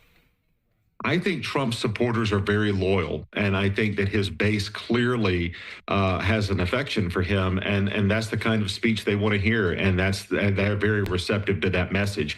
I think Trump really did in the last days of the campaign seize upon a lot of issues. I mean, he took a negative, which was the comedian's joke about garbage, and then used Biden's comment to then reverse that negative momentum for something for himself. And so, again, that's really kind of the momentum going into the end of the campaign. Some of the things that he was doing, I mean, we think about, and there will be a lot of kind of after the fact analysis of what went on into this election and what made him win in some of these states that were really kind of toss-up states. But I think a lot of it has to do with just consistency of message, staying on message, having events, having rallies. It's an unconventional way of campaigning. It's not the traditional going door to door and canvassing. It's also not a campaign that... All right, you guys, I want to cut away here just for a second because, man, more good news coming in for Donald Trump. Take a look at this. Pennsylvania, it has now been updated to 91% reporting, and the gap between Donald Trump and Kamala Harris is widening. Trump gaining on her in Pennsylvania. I think it was roughly 170,000, I think, if I remember correctly. Now it is 220,000. Trump gaining another 50,000 some odd votes. in favor in Pennsylvania, which means that Donald Trump is starting to run away with Pennsylvania. We could see Pennsylvania called here very soon, and if Pennsylvania is called, we already know Alaska is going to go to Trump. Then he just needs one more. He will be at, with Pennsylvania, 269. And right now, all of them swaying in favor of Trump. Now, all of these too close to call. The next one could likely be Wisconsin at 87%. Trump has got a small lead on Kamala, but also we've got Arizona and Nevada. It is looking like it is going to be a Trump victory, you guys. It is looking like Trump is going to take it. It could be tonight. Now, I want to stay on as long as I can. My only concern is that my computer is getting really, really hot. And so I don't want my computer to suddenly just die. So I'm going to try to stay on as long as I can. I'm hoping he's going to be addressing everybody here very soon and we can see his speech, because I'm pretty sure this is going to be a victory speech that he's going to be announcing here, because it looks like he is going to win. But you guys, do you see this? 91% reporting, and it is growing. The lead that Trump has in Pennsylvania is growing. It looks like he's going to take it. So this has been amazing. We have been live coming up on 6 hours, and after 6 hours, man, it's looking like it is a Trump victory. Jackson Maverick Phoenix says, what can be unburdened by what has been? Yeah, and it is looking like what can be unburdened by what has been. It is looking like Trump is going to take it, you guys. We will be unburdened of Kamala Harris by what has been Donald Trump, who will now be taking the presidency. Somebody said put a fan on the computer. Yeah, you know, I was thinking that. I don't know that I have a fan that I could put on the computer. I guess maybe I could. I've got a big fan. I don't really have a light fan, though. Do we have a small fan? Would you be able to grab it? Where is it? I can go down and grab it. Okay, thanks. My wife is going to grab the fan for us because my computer is feeling pretty hot. And I don't want to cut away, but I also don't want my computer to overfry. Jerry, thank you for the $2 super chat. You need some sleep, my friend. Man, I am not really, you know, I am a little tired, to be honest. I've been live for 6 hours, but I mean, how often do we have presidential elections come up? Once every 4 years, and one that is as epic as this. I think I'm going to be able to sustain. I want to keep going. I just don't want my computer to fry. My wife is going to grab the fan for me right now so that way I can put a fan on the computer, because if Donald Trump is going to be going live here very soon, I definitely want to see that. As we were hearing that he is going to be addressing his people that have been waiting all night, because it looks like it's going to be a Trump victory. And also Kamala Harris coming out and saying all the people that were waiting for her, you guys can go home. She's not going to be addressing them, because I think it's because, hey, it doesn't look like she's going to win. It looks like it's going to be a Trump victory, you guys. It looks like Trump is going to take it. Trump is going live, says Jack and Jill. Steve, thank you from Alaska. You are very welcome, Sierra. Still here, Steve, says Nicole. Man, let me know. Drop a thumbs up in the comments if you have been here with me the full 6 hours. How many people have endured with me the whole time and have been here for the play-by-play? Let me know. It has been pretty epic. A Gunther Hand, thank you for the $1 super chat. Pennsylvania was called, says Jack and Jill. Let's see here. If Pennsylvania was called, that's it. No, I don't see it called quite yet. All right, let's see here. I'm going to switch it back over so that way you guys don't have to hear the fan. I'm going to turn the fan on and try to cool the computer. While we switch over, we're going to switch over to Fox. Look at all those thumbs up. Man, the Ram fam is awesome. You guys have been live with me the entire time. That is amazing. All right, I'm going to switch it over here, and then I'm going to put the fan on the computer just for a little bit to see if we can cool things down. All right, let's switch it over. And how is he going to leverage that to get his agenda through? And so this is just an an unusual election. It's a long election night, but something that I think is really going to result in, I think, a net victory for Republicans. Oof, that's a big statement there to say, but maybe not so bad given the facts that we've seen and kind of how everything has played out throughout the day today. Just before this, I mean, it was nobody really knew who was going to come out on top, but that's just how elections go, right? In this election cycle. Casey Myers there, a public relations professor at Virginia Tech. We appreciate your time. We hope to check in soon, and we'll have to see how this all plays out. Thank you.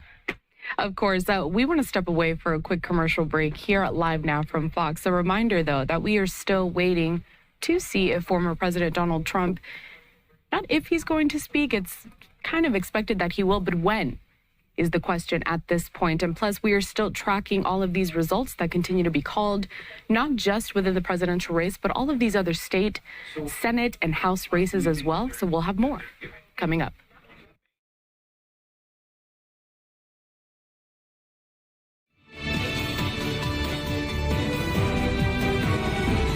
Of course they want to step away right when I got the fan on the computer.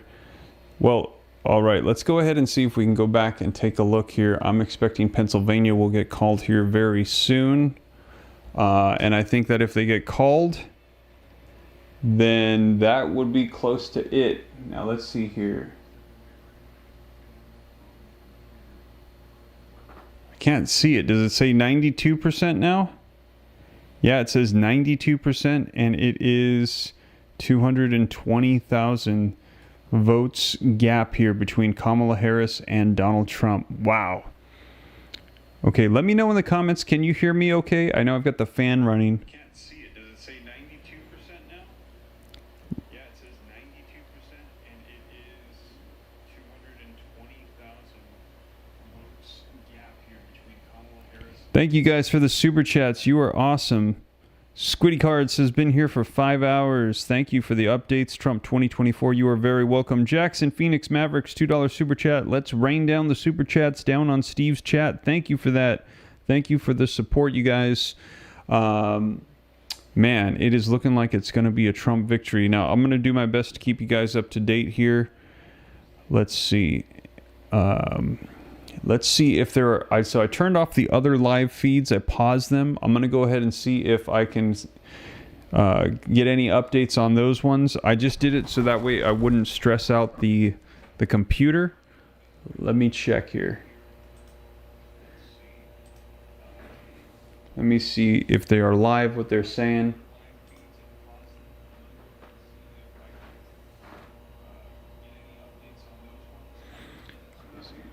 Expected to speak. We've seen some evidence of that planning going on behind me. They've got the Make America Great Again sign, Trump Vance on the front of the podium. They've come out to raise the teleprompters up a little bit higher. And now the question becomes, if Donald Trump does appear on that stage to make remarks, which Donald Trump do we get? Do we get the Donald Trump election night 2016 version or 2020? In 2016, just to refresh people's memories, he was incredibly magnanimous and gracious. He said we owe a debt to Hillary Clinton for her service to the country. He reached across the aisle, asked for guidance from non-supporters, said the time had come to bind the wounds of division. That was the tone on that night. Of course, 2020, a very different mood. What will we get tonight? That's one of the questions. The other thing we're all chewing through right now is what went wrong for Democrats tonight. Why were they unable to capitalize on what seemed like some momentum in the final week? I put that question to some of the Donald Trump supporters here in the room, just saying simply, you know, Democratic heads are exploding all over America. How do you explain what happened to them? A couple of the quotes I got from people is, look, Democrats have lost touch with everyday Americans. Beyonce doesn't pay my bills. Democrats turn their back on us, and if you turn your back on us, eventually we're going to turn our back on you. It's a wake-up call here. That's the feeling in the room for Democrats, as Trump supporters who've been here for now 7-8 hours are awaiting that final moment when a call is made and they get an appearance from their political hero, Nora.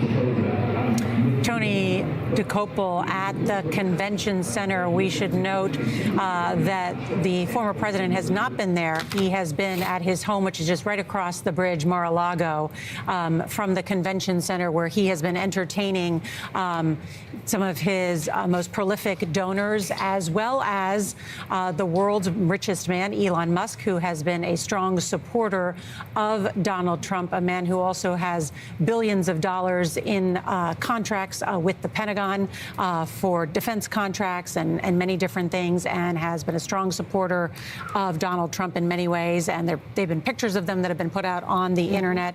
And I want to ask you, Robert Costa, how would you describe their relationship, the relationship between Donald Trump and Elon Musk? It's Donald Trump at the center. It's the former president who is now comfortable with the levers of power. When he was elected to the presidency in 2016, after covering him for so many years, it was one of the only times I've ever seen shock on his face when he won in 2016, standing in that hotel in New York, because he wasn't prepared for the presidency. He now potentially enters the presidency once again fully comfortable, and he has allies around him who are reflecting the total ideological shift, a new paradigm in American politics. It's the nexus not only of Elon Musk and Donald Trump, but Donald Trump Jr., Robert F. Kennedy Jr., Tucker Carlson. What we're seeing tonight is potentially not just the victory of a political campaign, but the emergence of a new power structure in the United States that does not go on red and blue lines, Republican or Democrat, or even so-called nationalism or populist lines. This is in the image of Trump, with his instincts driving everything. Musk, of course, will want to work closely with the president on defense policy, foreign policy, technology, financial policy. But to be clear, based on our reporting and my conversations with Trump and others, it's him who's driving everything. And those around him, including Musk, I'm told, are highly aware that he comes into this presidency, should he win, as someone who is now seen by the Supreme Court as someone who can operate with total power on many fronts with his official acts, and will want to use that power and likes having that power. Yeah, there we see Elon Musk jumping on the stage. I mean, Elon Musk just today said to his 203 million followers on Twitter, go to the polls and vote for Donald Trump today. Did that clearly make a difference for him? This whole bro code thing that we keep hearing about. There's an erosion of institutional trust in so many places in this country that have fallen away. You could trace it back to the bank bailouts in 2008, how the Iraq war decision was brokered almost 2 decades ago. So many Republican voters in particular have lost trust with the legal system, the political system, the news media, and they see in Elon Musk and his X platform and Trump, as I said, this emerging power structure that they are comfortable with. All right, you guys, I want to cut away real quick because I want to share with you that the update on Pennsylvania is coming in. You can see here Pennsylvania now at 93% reporting, and it is a 200,000 vote gap. So Kamala closing that gap a little bit. It jumped up to 220. Now it is down to 200,000. So it's closing slightly, but only 7% reporting left to go. And if we see Donald Trump take Pennsylvania, man, that is huge. And we already heard Kamala Harris say that she is not going to be speaking to the crowd tonight. Donald Trump getting ready to do his speech.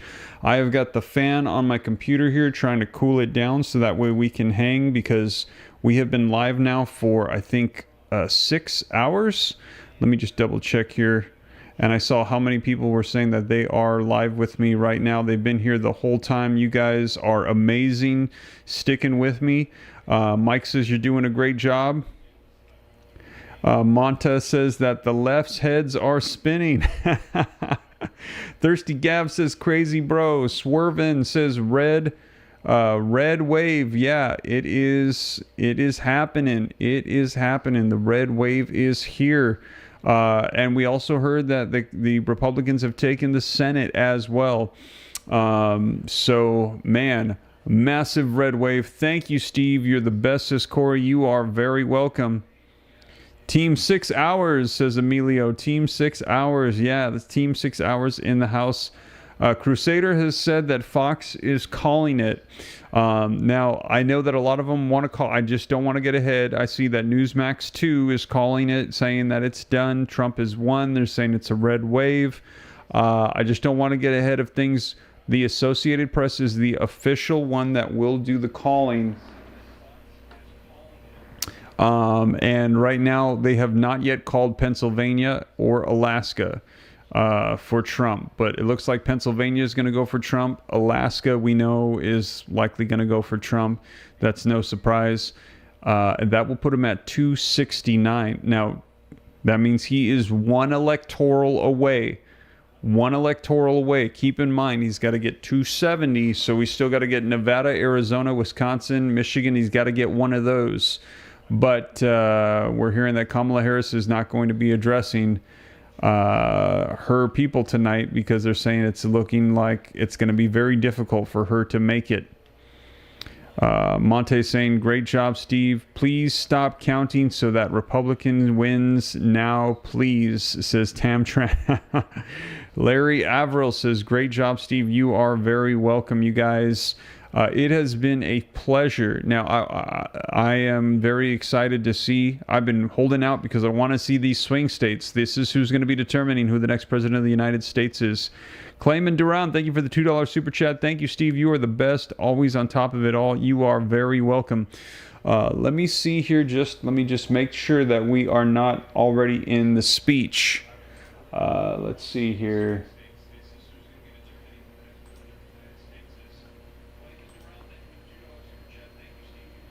Okay, actually, it looks like they're discussing what's going on with Pennsylvania.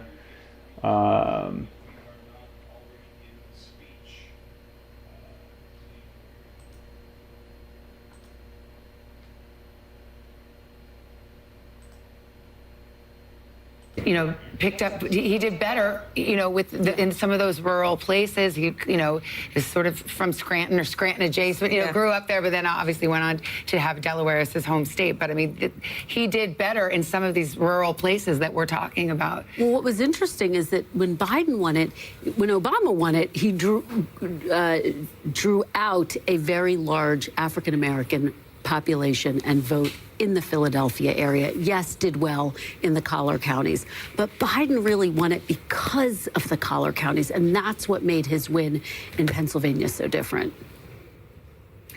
Everyone's speechless here. I guess it really is 1:40 in the morning, except for they're not speechless. They're cheering there at Trump headquarters. I think we can go West there. Palm. Yeah, I think we must be getting close to that moment with Donald Trump. His motorcade, we saw it coming, so I think... Garrett Hankins there. Yeah, he's there. We can listen to him and hear what the crowd is hearing. Yeah. Savannah, I can tell you right now, the anticipation far outpaces the available information about what Donald Trump will say and when he will say it. They're broadcasting another network in here, and we're getting a lot of cheers from a crowd who is anticipating a victory speech. I can tell you on the platform behind me, you probably can't quite see it, but the glass is up. The teleprompter glass is up for prepared remarks. But I think it's possible that part of the delay here may be that those remarks don't yet exist. Trump told reporters this morning after he voted that he hadn't written anything yet. He hadn't written a concession speech. He hadn't written a victory speech. He is something of a superstitious person, and it's possible he did not want to put anything on paper early, not knowing the results. For right now, I'm like tapping through my phone. We're reaching out to campaign sources, but I think part of the problem is Trump himself may not be entirely clear what message he wants to give to the country when he decides to step forward and give it. Savannah? All right, Garrett, thank you. Let's go over to Peter Alexander at Harris headquarters, where they're shutting it down. Cedric Richmond had just came out a little earlier saying that we will not hear from Kamala Harris tonight, but we will tomorrow. Any further word there, Peter? Right now at this hour. Yeah, I think most accurate to say that we are shutting it down at this point, shy of 2 o'clock here. We're the only ones left, a matter of reporters here who are sort of bundling up their gear in anticipation of the vice president returning to Howard University, her alma mater, as we were told. I guess it's later today. She'll be speaking today, Wednesday, not just to her supporters, but to a national audience as well. Obviously, this thing isn't done yet, but certainly based on the expressions we saw, the information we're getting from those in and around the Harris campaign, it doesn't feel like a winning night for them a successful campaign. We heard a funeral type atmosphere from those top donors who were gathered at a hotel not far from here. Kamala Harris never arrived at this location, not dissimilar to Hillary Clinton back in 2016 when it was one of her aides who came out and said she wouldn't be speaking, that she would deliver remarks the next day. Ultimately, it was then when she delivered a concession. So they're keeping close eyes on Pennsylvania. But the bottom line is, you know, there are key demographics and critical counties and crucial states where they're just underperforming. Right. Peter, I'll ask you to stand by right now. We have another call in Nebraska in the split electoral votes. NBC News projects that Donald Trump will win 4 of the 5. There's the difference. This is District 3. Donald Trump, the projected winner. And you can see 58% of the vote is in there. And District 2 remains outstanding. That's the one in Omaha, that's adjacent district that usually goes blue and is expected to tonight as well. I think we await District 2. I think we just saw that. And you can see Donald Trump drawing closer to the magic 270 that would put him over the top and hand him the White House once more. Yeah, we await his comments. Stay with us. NBC News election night coverage continues right after this short break. Switch, but the House wouldn't. It looks like it's all about to go. I mean, you really have to sit back and go, somewhat in admiration. I mean, you know, Donald Trump was able to do something that no one's been able to do, and it's a little bit stunning. I mean, I think there's no other word for it. I think if people of either party are going to be honest about what happened today, it's stunning. He was able to put together a coalition of people and talk about issues that really mattered to people. And it didn't just win for him. He's carrying the Senate. Look, if things go the way they are at the moment, a lot of senior Democratic senators are going to go. You know, Ohio's been called to the Republican. The Democrats are behind in Wisconsin. They're behind in Montana. And it looks like they're behind in Michigan. So there may be 5 flip seats tonight. This is, you know, you're talking, this is 1980, this is 1994. This doesn't happen all that often. This is a big turn of events tonight. This will change American history. Okay, so Richard, what I'm going to show behind me here right now is our House map. We haven't been checking in on this too often, but I heard you say that it's looking like it might flip or that it might stay Republican, I should say. 2 questions. Why is it seeming to you, what are you seeing out there that's indicating that it looks like that the Republicans will maintain control in the lower chamber? And then on top of that, if you can expand, what exactly does it mean when both the House and the Senate are controlled by Republicans and then potentially the White House? What does that mean for the power of the presidency? Sure. Let's start with the House. So the thing about the House is, I'm looking at the same type of numbers you're probably looking at it as well. It would be so, and we're not going to know the official numbers on the House for days, right? That's going to take days to come in, and this could be very close. It would be so unusual for the Republicans or whoever it is to sweep the way they are. Look, Donald Trump is going to win, probably going to win the popular vote. That is unheard of. This is a guy who never gets over 46% of the vote. It looks like he is going to win the popular vote. So if you're going to win at the top of the ticket, if you're going to be at the top of the ticket running for president and you win like this and you're winning at the Senate level at unprecedented amounts, it is likely, it is very, very, very likely that you're going to win the House as well. Now, talking about power, you know, when you have split government, one house holds up the other. Look what the Senate did this year. Look what the House did on the immigration bill, for example. You know, President Biden put forward a comprehensive immigration bill. The Senate wanted it. Conservatives in the Senate wanted it. They couldn't get it through the House. Well, you're not going to have that anymore. Now, the president is going to propose something. He's got both the House and the Senate. They're going to go with him, and they're going to vote the way they want him to vote. Donald Trump has the opportunity to be one of the most effective presidents, you know, in many, many, many years, because they're going to approve virtually anything he gives them. And that is going to change an awful lot of things. And let's just make one comment about the courts. You know, he has put 3 people on the United States Supreme Court. We don't know how many more people are going to come up in the next 4 years. This is not about tonight or the next 4 years. This is fundamentally changing American government. And the reason I say that is, when you get a 6-year Senate term, these people could be in office a very long time. The Democrats have dug themselves a massive hole that is going to take quite some time to dig out of. Richard, I do apologize. I want to interrupt, though, because Fox News is now actually projecting that Donald Trump has won the presidency and he will be the 47th president of the United States. Now, that's after they projected that he won Pennsylvania, and they're projecting that he's going to take Wisconsin as well. The Associated Press has not confirmed that as of yet, but I did want to break in and just let our viewers know, you as well in Austin, because we have been at this all day today. So this is really stunning news here. I'd like to hear thoughts from both of you. Austin, of course, because you've been here for hours on end, and Richard, you as well. Well, and I think these images are telling from the Trump campaign party. We're starting to see the celebrations. We're starting to see the typical behavior we see whenever a candidate wins the big one. And as we've said, Fox News has called this thing in favor of former President Trump. The reason why we here at Live Now have not been able to confirm it ourselves is because we're working with numbers from the Associated Press. So far, the AP has Trump at 247. The AP not comfortable enough to call Pennsylvania, 1 district in Maine, and 1 in Alaska. There's also something to be said about Wisconsin and Michigan as well. Trump does have leads in all of these states. It's possible that as the night goes on, we will hear some news from the Associated Press. But for now, that's why one outlet is saying one thing, and that's why we're not quite able to report that same news just yet. The Associated Press not giving us the call in Pennsylvania. That's why, Carell. But Richard, this really speaks to your point when you're saying this is a landslide and truly a historic moment when we've seen what Donald Trump has been able to accomplish in this election cycle, not being able to beat out Biden in 2020, but yet now in 2024, Fox News projecting him to be the next president.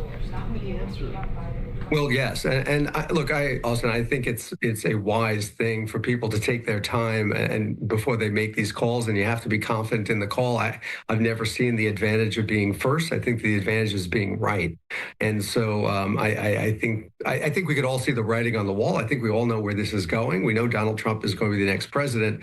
But, we will wait to see a little more counting before people are certain on that.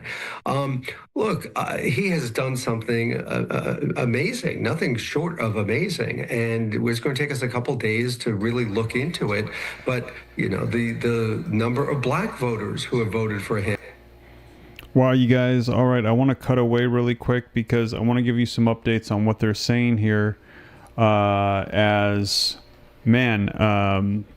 They are saying that they are projecting that Donald Trump is going to win it. They're saying Fox News has called it, but again, they're saying the same thing that I was vocalizing to people, and that is that Fox News and these other stations, they don't call it. It is called by the Associated Press. The Associated Press is the one that we are watching. And so let me go ahead and switch over to the Associated Press so that way you can see it. They currently have it at 248 to 214 for Donald Trump. And we are waiting for Pennsylvania. Now take a look. You can see here, Pennsylvania now is at 94% reporting Donald Trump has a 200,000 vote lead. There's only 6% left. That is, so 6%. She would just need to get almost every single vote to take it now. So they're saying Pennsylvania and Wisconsin, they're saying is going to go to Trump too. There's about 10% left. He has got looks like 130,000 vote lead. Still very possible she could take it, but now they're saying that it looks like Wisconsin and Pennsylvania will go to Trump. And if that is the case, we already know he's going to take Alaska. As we're waiting for the voting, there's no big surprise there. That would be it. So Pennsylvania and Alaska puts him at 269, and if he takes Wisconsin, that's 279, and that would be it. They are saying it looks like Trump has won it. Wow. And so like they are saying that Fox News is calling it, saying that Trump has taken it, that he has won, that it's over. But the Associated Press not yet calling it. Liberal tears will raise sea levels as global sacrifice. Thank you for the $10 super chat and for the comments. And you guys, unbelievable. I was under the impression that we were not going to see the presidency won tonight, that it would likely be going into tomorrow or even into the weekend, we had heard. But this is, Mitchell Auden is saying, this is amazing. You are right. This is amazing. It looks like we're seeing Donald Trump is winning it. Looks like he is winning it. Michelle is saying, oh my God, I am crying. God is our president, says Sean Ellis. Feel much safer, says Tawani. Taylor should be crying. She has no power here. Only Jesus does, says Sam. Okay, people going back and forth about stuff or whatever. You guys, man. Nicole saying this is amazing. Thank you, Pennsylvania, says Jessica. 94% reporting. And wow. We might actually be seeing Donald Trump announce the next president of the United States here very soon. I was not anticipating that we were going to have the announcement, but it's looking like we're going that way. Somebody's asking if my computer's how it's doing. It is got a fan on it right now. I'm trying to keep it cool because we have been live for 6.5 hours. Debbie saying, glad to be a part of history. Yes. Yes. People were asking if I was ready to go to sleep. I am tired, but how often do we have elections and something this epic and so critical? I was like, there's no way I'm going to stay up and watch as much as I can. The only concern I had was that my computer was getting really hot, but we've got the fan running and it feels like it's starting to cool down a little bit. Let's see here. Now, we're hearing that Donald Trump might be addressing everybody, doing a speech here, as it's looking like he is going to take it. Pennsylvania and Wisconsin. If he gets Pennsylvania and Wisconsin, then that is it. It is a wrap. Jackson Maverick Phoenix says, are we really fixing to get all three, House and the Senate? Great question, Jackson. Now, I know that we took the Senate. Not sure if we are taking the House too. Can somebody let me know in the comments? I don't want to take the fan off of my computer, so I can't type. Let me know. Do we have the House as well? I know that there was a lot of seats up for grabs. I haven't checked in on the House in a while.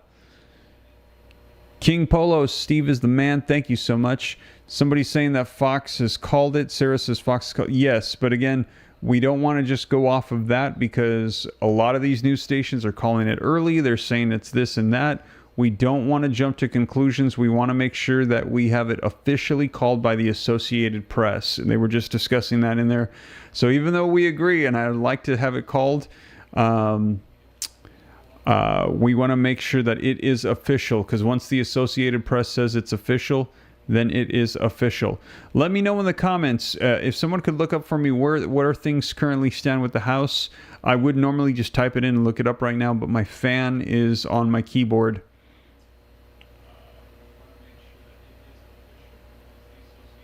House and the Senate have gone Republican. Wow, this is a massive red wave. We were at 247 votes. Where did the one come from? Alabama and Pennsylvania is 22 votes, which is 270, not 269. Let me see. Oh, well, the vote might have come in from Nebraska, because Nebraska is one of the two states where it is not winner takes all. It is one of the ones where it depends on the majority gets the portion of the electorals. So let me see here. Yeah, let me just check really quick here. Donald Trump is at 248. You're right. Yes, so he got an extra electoral. Where did that electoral come from? It likely came from Nebraska. So Nebraska, there are, I believe, 5 electorals. Let's just go ahead and check here. Yeah, so there are 5 electorals, so he must have taken another one from Nebraska. And when he took that additional one from Nebraska, then that put him at 248. So now if he takes Pennsylvania, That is 19, so that would put him at, it's too late to be doing math, 248 plus, 248 plus 19 to 248 plus 19 would put him at 260. Okay, so 248 plus 20 is 268. So put him at 267. 267, and then if he takes Alaska, that's 3. So that would be 270. So he just needs Alaska and Pennsylvania, and that's 270. And then if he gets Wisconsin, that's 280. So he will take it, and strongly. And yeah, you're right. Thank you for pointing that out. That 248, because he took another electoral from Nebraska. Wow. It is looking like it is a Trump victory that is on the way here. Currently at 248. We're just waiting to see if they're going to call it. It looks like he's taking the popular vote too, as they mentioned. Kamala Harris at 62 million. Donald Trump at 67 million. Man, let me know your thoughts, you guys. This is epic. Looks like Trump is going to take it.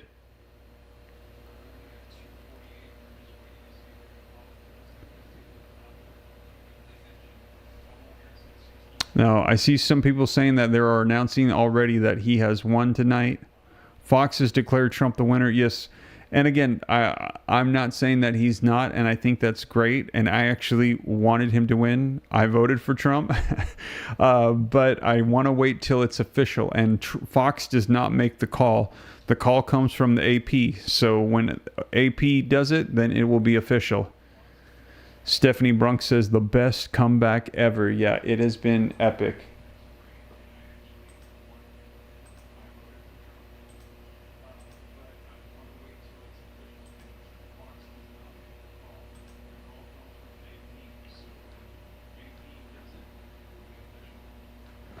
It says in the battleground states that he is up in Pennsylvania, Arizona, Michigan, Wisconsin, Nevada.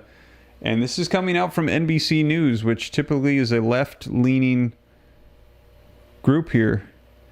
So they are confessing that it looks like Trump is taking it. Wow. Wow. I see Sean saying, praise God. 95% of Pennsylvania has been called. 95 now. Yes, you are right. Thank you for the update on the AP. Associated Press now reporting that 95% of the reporting, Trump is up still by 200,000, while Kamala is not closing the gap. We could be seeing Pennsylvania come through here very soon. You guys, if Pennsylvania comes through, then that is it. That would be it. We just need Alaska, which we know he's going to take Alaska. There's no way that...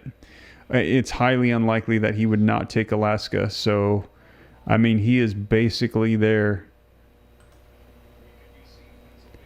This is incredible. We are watching history unfold. Donald Trump taking it.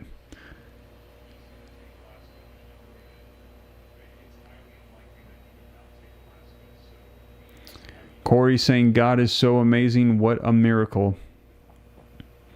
I see Monique with the praying hands and the praise hands. It's 248 now, says Enrique. Yes, 248 electorals.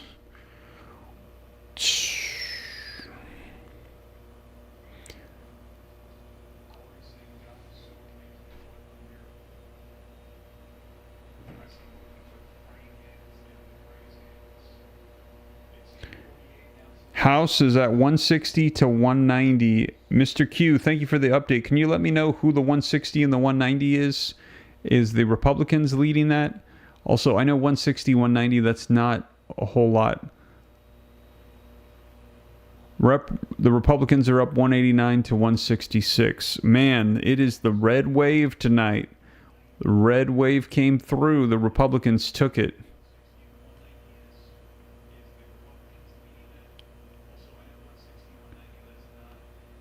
Bella, New York is saying it's 277 on our news. Yeah, but that is not yet claimed here.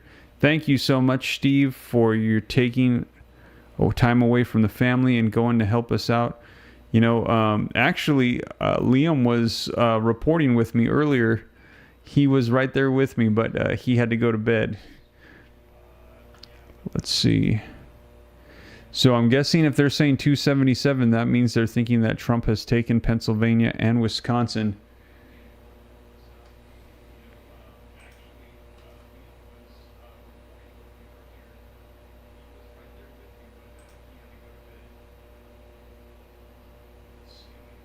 Pennsylvania, projected winner, Donald Trump. Wow, you can see it right there, NBC News.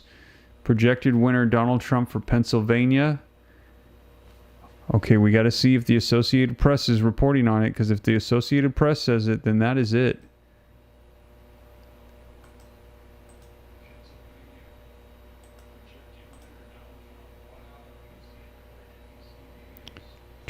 Where's the Associated Press at?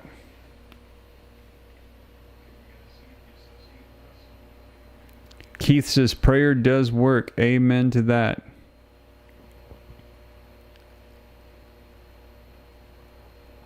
Okay, I want to hear what they're saying. It sounds like they're saying something here.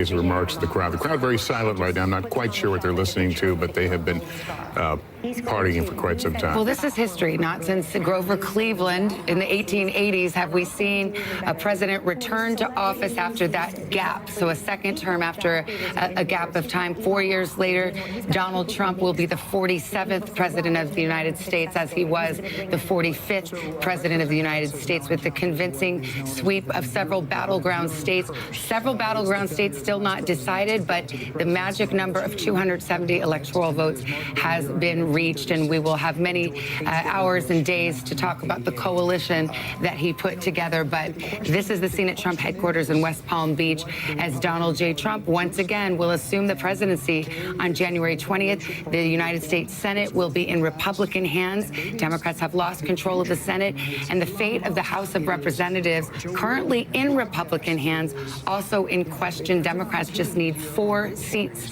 to pick up to get control of the House. That would be the one check on Republican power, but it may well be that they sweep the House as well. So we have set the scene for you. This long campaign is over, and we await the former president to make his remarks. Tom, to be clear, how does he get to 270 now? He's at 266. Yeah, so right now he's at 266. If we fill in, and let me see, because sometimes when we get to a certain point, you can no longer fill in some polls here, but he wins Alaska, and then we go back. Oh, in Maine, there's a congressional district in Maine that we're still waiting on. You can see Maine is not filled out yet. There's a congressional district in Maine. Once he gets there, he'll get past 270, or he'll get right to 270, and that's where he'll stand tonight. And when we hit 2024, he'll likely get to 272 again. And we haven't called Wisconsin and Michigan, so it could grow from there. But as Savannah mentioned, he got to 270. That's the magic number. We're projecting that Pennsylvania is a win for former President Trump. He is headed back to the White House.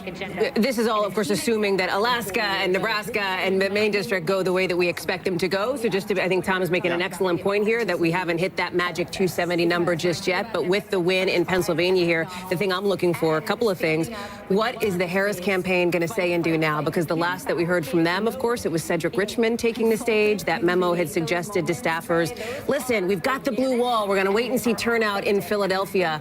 We have now called Pennsylvania. That is incredibly significant here. And so do we hear from, if not her, as we don't expect to, the campaign tonight? And then obviously, what are we going to hear when former President Trump himself takes the stage there down in Palm Beach? And will she call him to concede? I mean, that's my question. If you'll rewind back to 2016, former Secretary of State Hillary Clinton did, in fact, call Donald Trump that night to concede. And the next morning, she came before the cameras. It was, I believe, late morning, if memory serves. She did. And I think the Democratic the leaders have signaled that she will address the country tomorrow, and they certainly could read the tea leaves and saw which way this was headed. And so, you know, we believe and project that he will reach at least the 270 votes that he needs. Well, and I remember talking to John Podesta in 2016 and saying, have you written a concession speech at the beginning of the night? And he said no, because we don't even want to think about that. And you have to ask that question.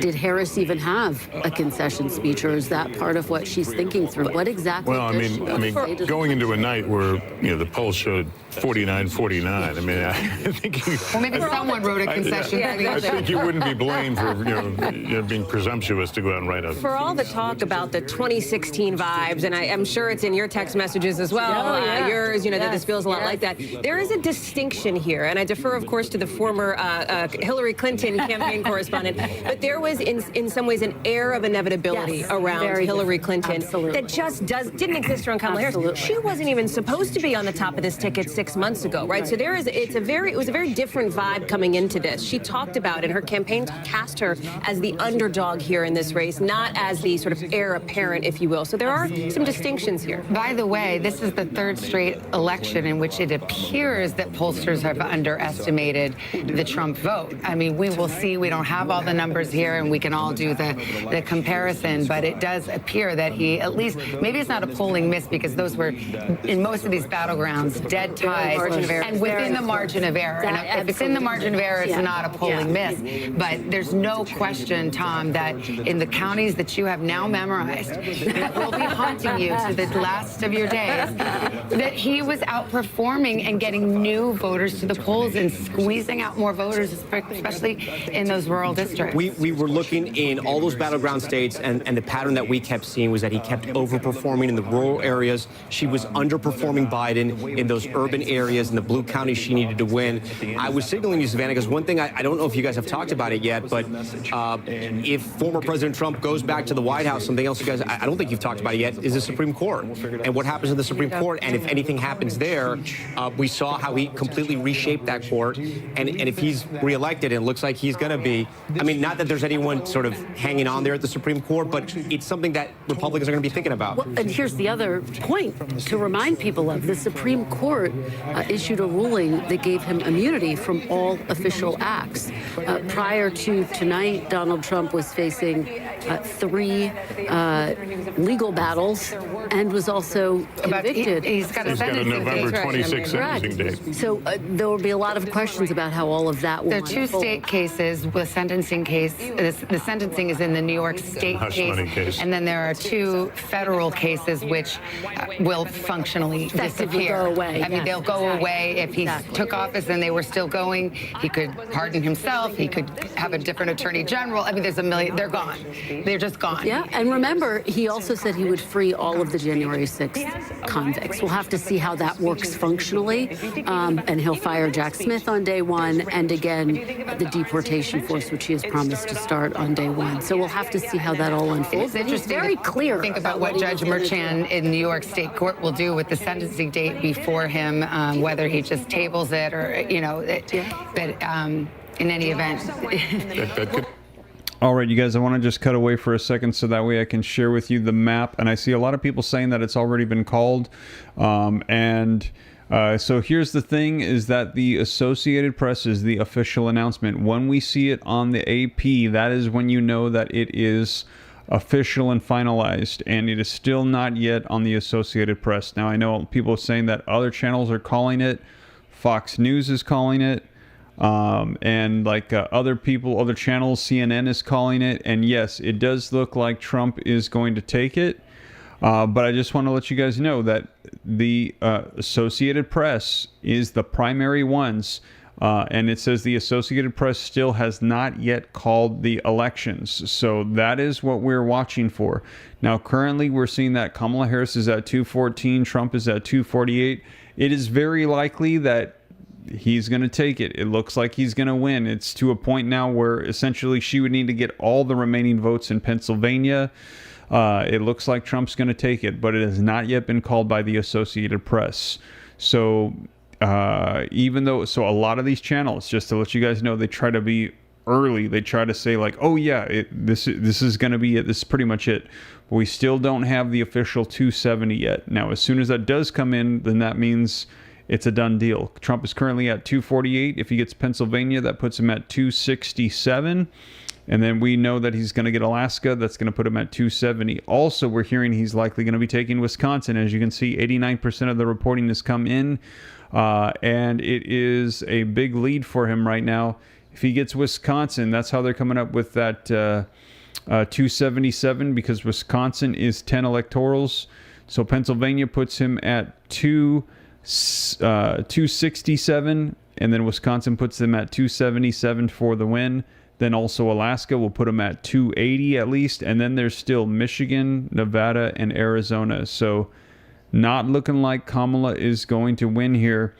But again, not yet officially called. I know that other channels and other news stations and whatever are saying that Trump has officially won. No, he has not officially won yet, but doesn't mean he is not going to win.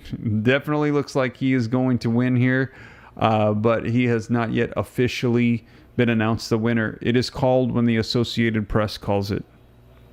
But it does look like he is going to take it, you guys. It looks like Donald Trump is going to be the 47th president of the United States. Nicole is saying she's not going to win, Steve. Yeah, no, I don't think she is. It looks like Trump is going to take it. But I don't want to say that he has won when he has not yet won. But I do believe he is going to win. It's looking like he's going to win.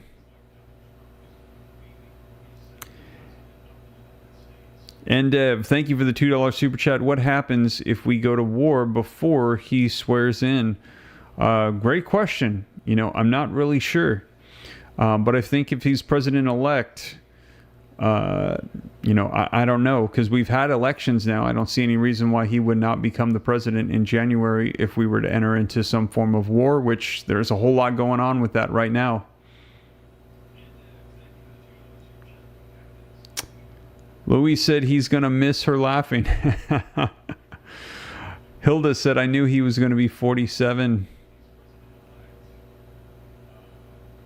They called Pennsylvania for Trump. The Associated Press has called Pennsylvania for Trump. They said, no, they have not. Not yet. They have not yet called it. Actually, I got it up on the screen. You can see that it still has not changed. We are waiting for that. Jamie says, make America great again. Let's go. Somebody asked 5 or 6 hours. We have been live now for 6 hours and 45 minutes, coming up on 7 hours.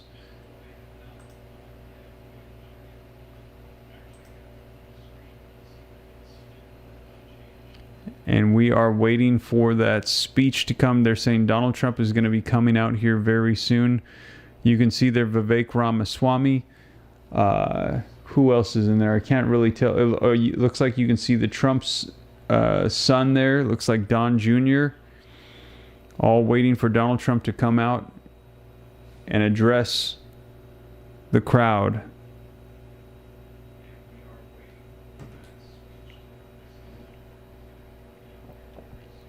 I wish the Associated Press would go ahead and call it.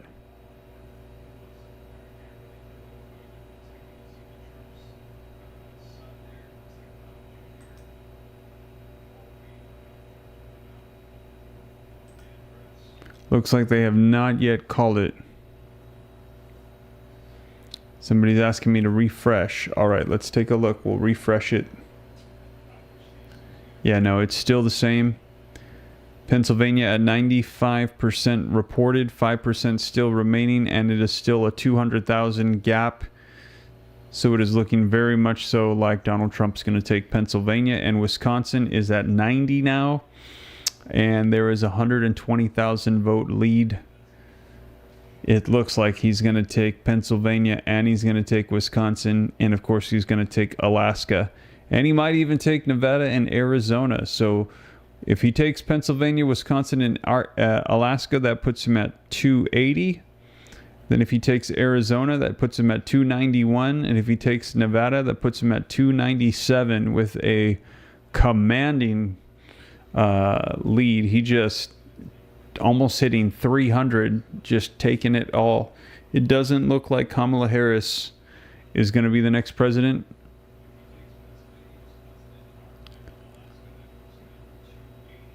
Trump got Wisconsin, Steve, and Alaska, says Michael Gale.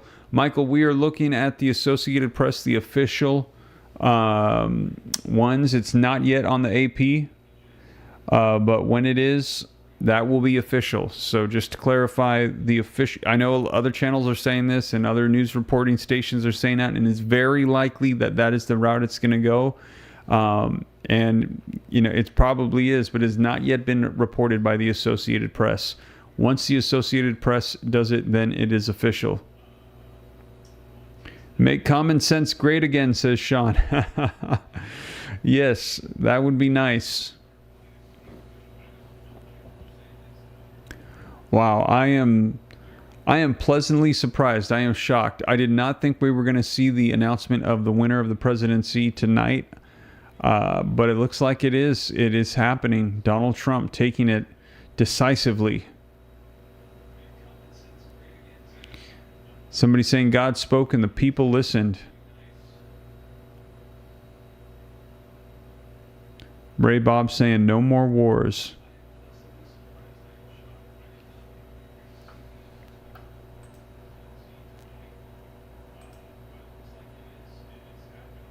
All the stations are awaiting Trump's speech tonight.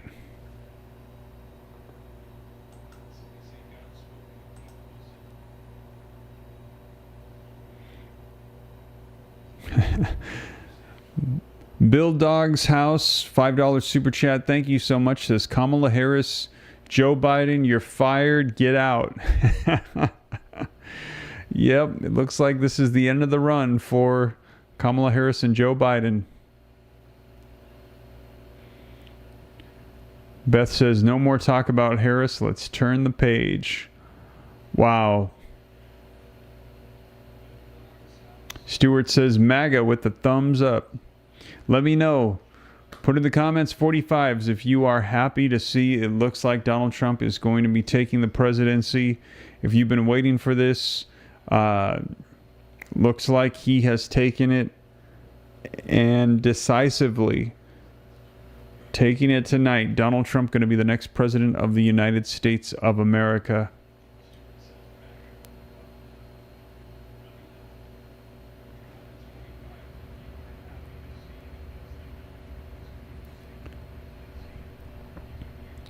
Bitcoin is roaring. 100K inbound, says Diplomat. $2 super chat. Thank you for that. Is that true? Did it hit? Where's it at? Let me see here. BTC price. Oh, it's at 74. Getting me all excited about Bitcoin.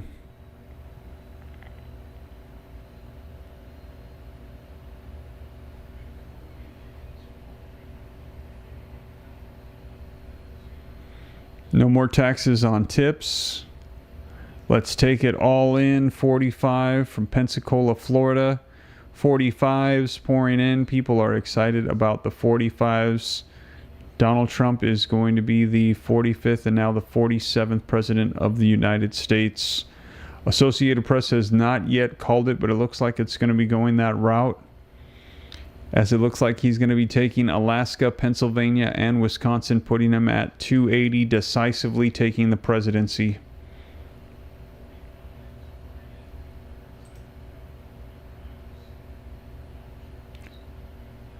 They're saying Donald Trump is the projected winner here.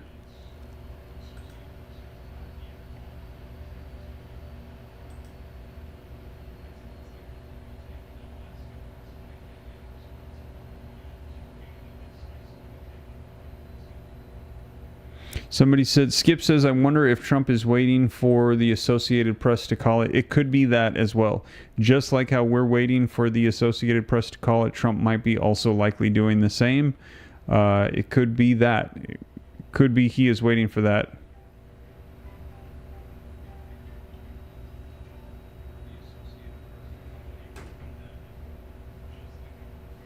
Yeah, and he could be taking Nevada and Arizona also. I see people commenting. Which would put him pretty close to 300.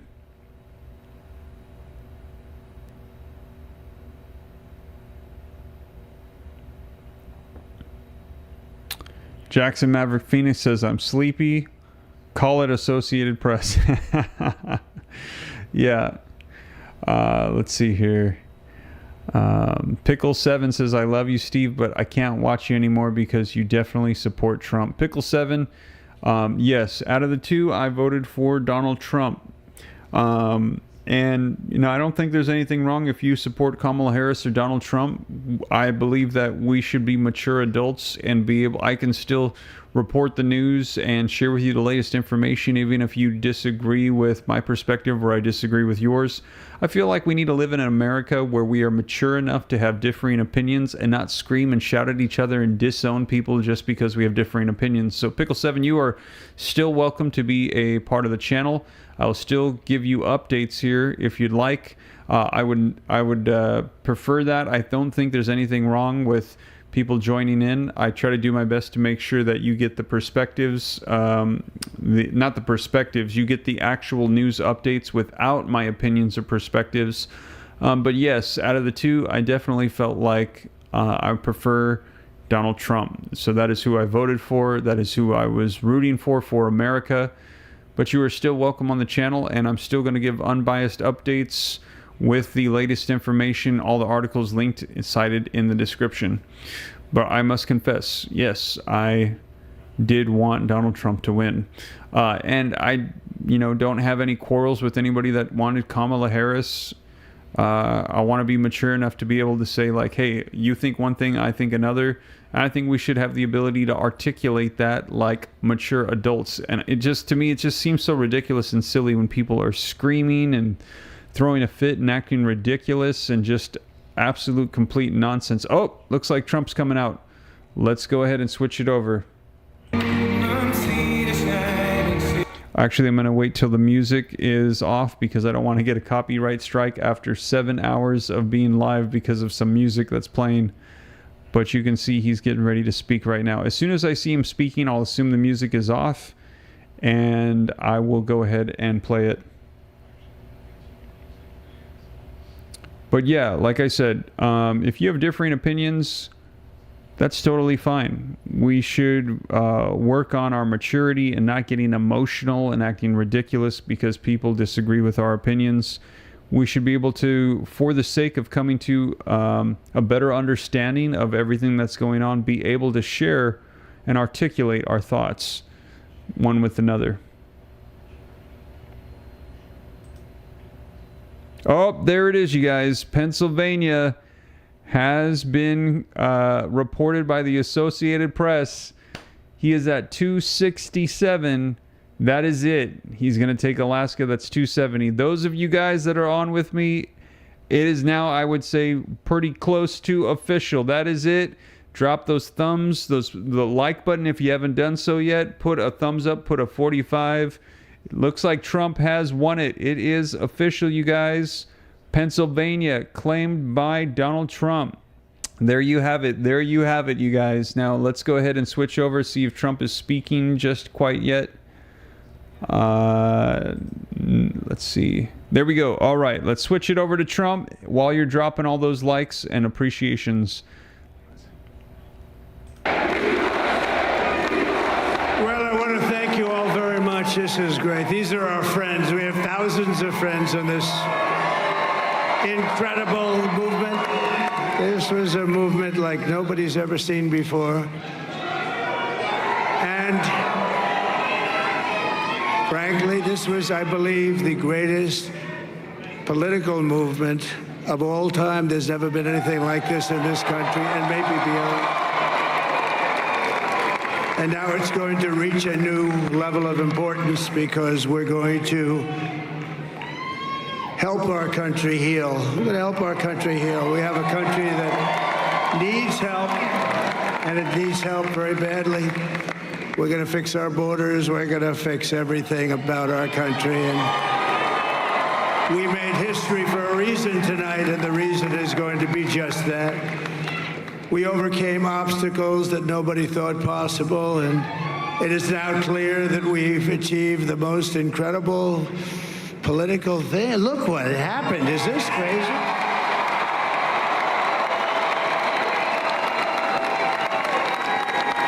But it's a political victory that our country has never seen before, nothing like this. I want to thank the American people for the extraordinary honor of being elected your 47th president and your 45th president. And every citizen, I will fight for you, for your family, and your future. Every single day, I will be fighting for you, and with every breath in my body, I will not rest until we have delivered the strong, safe, and prosperous America that our children deserve and that you deserve. This will truly be the golden age of America. That's what we have to have. This is a magnificent victory for the American people that will allow us to make America great again. And in addition to having won the battleground states of North Carolina, I love these places, Georgia, Pennsylvania, and Wisconsin, we are now winning in Michigan, Arizona, Nevada, and Alaska, which would result in us carrying at least 315 electoral votes.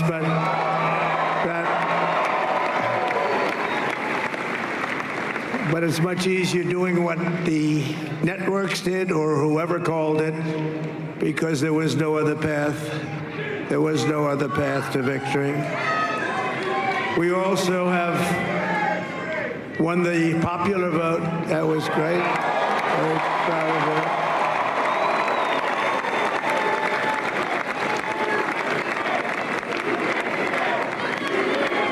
Thank you.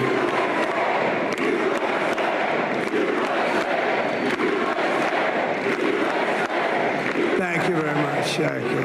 And, winning the popular vote was very nice, I will tell you. A great feeling of love. We have a great feeling of love in this very large room with unbelievable people standing by my side. These people have been incredible. They've made the journey with me, and we're going to make you very happy. We're going to make you very proud of your vote. I hope that you're going to be looking back someday and say that was one of the truly important moments of my life when I voted for this group of people beyond the president, this group of great people. America has given us an unprecedented and powerful mandate. We have taken back control of the Senate. Wow, that's good. And the Senate races in Montana, Nevada, Texas, Ohio, Michigan, Wisconsin, the great Commonwealth of Pennsylvania, were all won by the MAGA movement. They helped so much. And in those cases, every one of them, we worked with the senators. They were tough races, and I mean, the number of victories in the Senate was absolutely incredible. And we did tele-rallies. We did tele-rallies with each one of them, and sometimes we did 2 or 3 and it was amazing to look at all of those victories. Nobody expected that, nobody. So I just wanted to thank you very much for that. And you have some great senators and some great new senators. And it also looks like we'll be keeping control of the House of Representatives.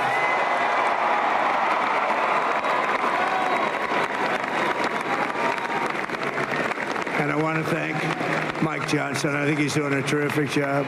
Terrific job. I want to also thank my beautiful wife, Melania, First Lady.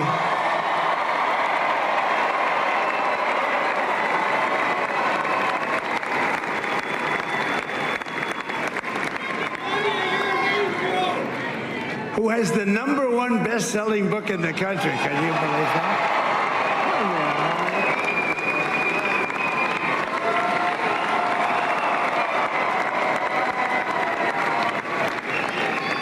Oh, no, she's done a great job. Works very hard to help people. So I just want to thank her. But I want to thank my whole family, my amazing children, and they are amazing children. Now, we all think our children are amazing. Everybody here thinks their children are amazing, but that's a good thing when you think they are.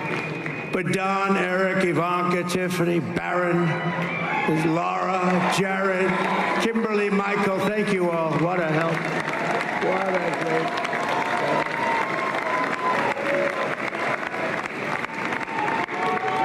My father-in-law, Victor, is tremendous. And we miss very much Melania's mother, Amalia. We miss Amalia, don't we, huh? She would be very happy right now, standing on this stage. She'd be so proud. She was a great woman, that one. Beautiful inside and out. She was a great woman. I want to be the first to congratulate our great, now I can say, Vice President-elect of the United States, J.D. Vance.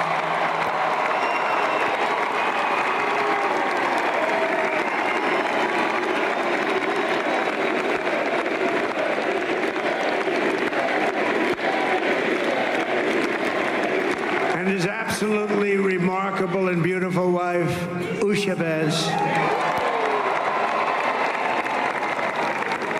And he's a feisty guy, isn't he?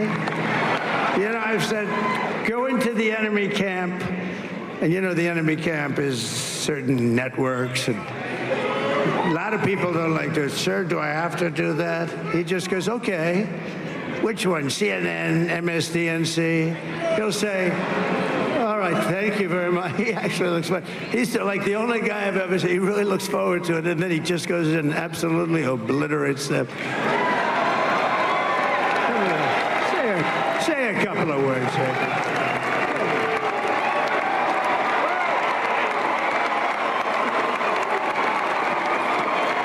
Wild.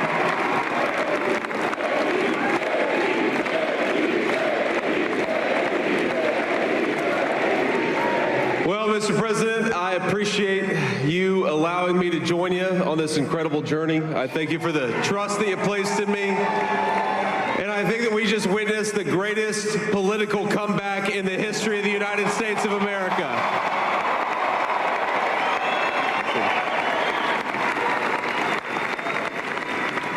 And under President Trump's leadership, we're never going to stop fighting for you, for your dreams, for the future of your children. And after the greatest political comeback in American history, we're going to lead the greatest economic comeback in American history under Donald Trump's leadership.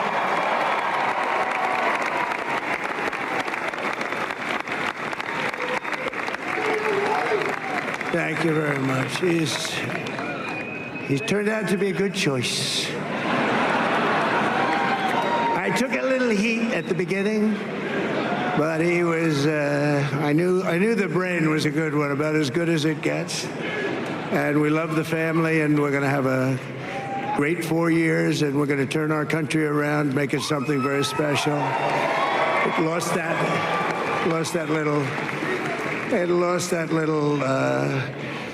little thing called special. We have to make it so. We're going to make this so great. It's the greatest country and potentially the greatest country in the world by far. And right now, we're going to just work very hard to get all of that back.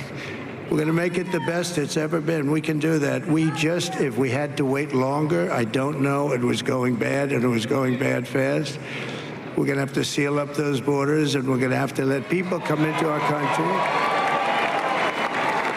We want people to come back in, but we have to let them come back in, but they have to come in legally. They have to come in legally. Let me also express my tremendous appreciation for Susie and Chris, the job you did. Susie, come here. Come here, Susie. Chris, come here, Chris.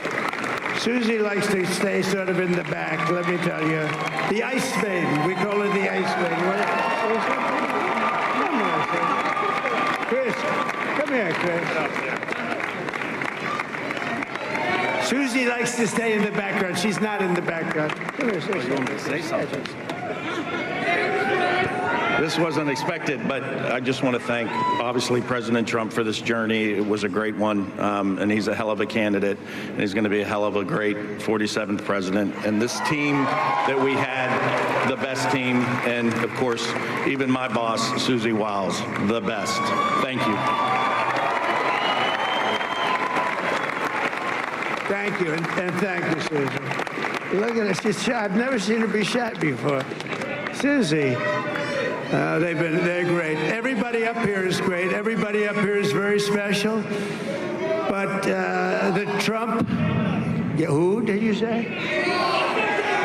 Oh, let me tell you, we have a new star. A star is born, Elon. Now he is. Now he's an amazing guy. We were sitting together tonight. You know, he spent 2 weeks in Philadelphia and different parts of Pennsylvania campaigning. You know, he sent the rocket up 2 weeks ago, and I saw that rocket, and I saw it coming down. I saw it. It was, when it left, it was beautiful, shiny white. When it came down, it didn't look so pretty. It was going 10,000 miles an hour, and it was burning like hell. I said, what happened to your paint job? He said, we've never made a paint that could withstand that kind of heat. And but I saw it come down and turn around. And it was, you know, it's like 22 stories tall, by the way. It looks a little smaller than that, but it's big. And it came down, and you saw all that fire burning. And I'm saying, only Elon can do this. It must be an Elon. And I tell the story. I told it last night. I had a man on the phone. I had the screen muted, no sound. I was talking to a very important man, happens to be here. And that very important guy, one of the most important people in, I would say, the country, actually. But, you know, I was president, and now it looks like I was going to be maybe president again, so I figured I could ask him to hold. So I asked him to hold. And because, especially because you're going to be president again, they hold. So I took the phone down, and I'm looking at the screen. I'm seeing this crazy thing that's going around and coming down. It looks like it's going to crash into the gantry. And I said, oh, no. And I said, do me a favor. Do you mind holding for a couple of minutes? I want to see this. I thought it was a space-age movie or something. I put the phone down. Bad part, I didn't pick it up for 45 minutes, and he was holding. But this spaceship came down, and I saw those engines firing, and it looked like it was over. It was going to smash. And then I saw the fire pour out from the left side, and I put it straight, and it came down so gently, and then it wrapped those arms around it, and it held it, and just like you hold your baby at night, your little baby. And it was a beautiful thing to see, and I called Elon. I said, Elon, was that you? He said, yes, it was. I said, who else can do that? Can Russia do it? No. Can China do it? No. Can the United States do it other than you? No, nobody can do that. I said, that's why I love you, Elon. That's great. And you know, when we had the tragic Hurricane Helene, and it hit North Carolina, they were really devastated. The water, this was a big water, as big as we've ever seen, water hurricane. It built lakes out of nothing. Fields became lakes, and the danger was unbelievable. And the people from North Carolina came to me and they said, would it be possible, at all possible, for you to speak to Elon Musk? We need Starlink. I said, what's Starlink? It's a form of communication. So I called Elon, and I'll tell you what, he had, and it was very dangerous. People would die. They had no communication. All the wires were down. I called Elon Musk. I said, Elon, you have something called Starlink. Is that right? Yes, I do. What the hell is it? He said, it's a communication system that's very good. I said, Elon, they need it really, really badly in North Carolina. Can you get it? He had that there so fast. It was incredible. So, and it was great. It saved a lot of lives. He saved a lot of lives. But he's a character. He's a special guy. He's a super genius. We have to protect our geniuses. We don't have that many of them.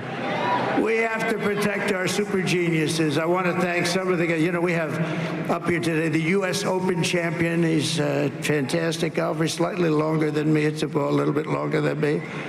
Just a little bit. Bryson DeChambeau is up here someplace. What happened to Bryson? Where is he? Bryson. Oh, he was shot.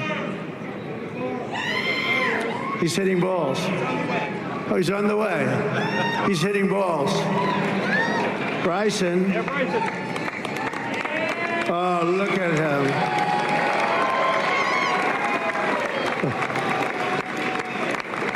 He's got a great career going. Great U.S. Open, Bryson. That's a fantastic job. And we also have a man, Dana White, who has done some job.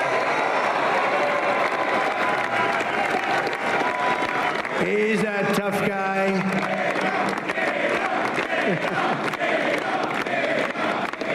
So Dana started UFC and came to me, do you mind if I use your, nobody wanted to give him a rinse because they said it's a rough sport, a little rough.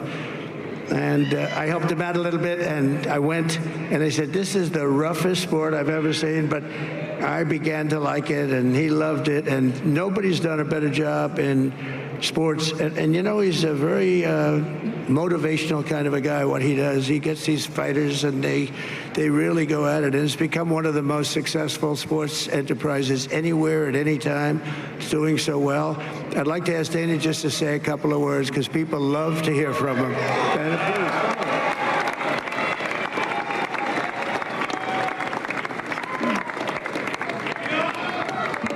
Nobody deserves this more than him, and nobody deserves this more than his family does. This is what happens when the machine comes after you. What you've seen over the last several years, this is what it looks like. Couldn't stop him. He keeps going forward. He doesn't quit. He's the most resilient, hard-working man I've ever met in my life. His family are incredible people. This is karma, ladies and gentlemen. He deserves this. They deserve it as a family. I want to thank some people real quick. I want to thank the Nelk boys, Aiden Ross, Theo Vaughn, busting with the boys, and last but not least, the mighty and powerful Joe Rogan. And thank you, America. Thank you. Have a good night.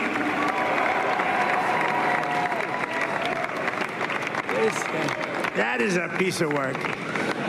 No, he's really an amazing guy. But most of all, I want to thank the millions of hardworking Americans across the nation who have always been the heart and soul of this really great movement.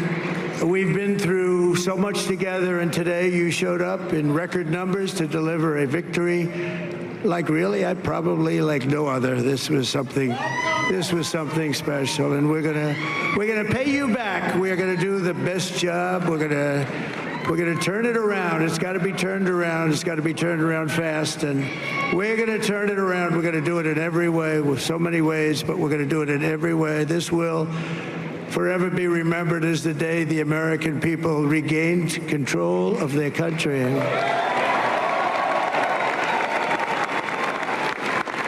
So I just want to say that on behalf of this great group of people, these are hard-working people. These are fantastic people, and we can add a few names like Robert F. Kennedy Jr. He came in,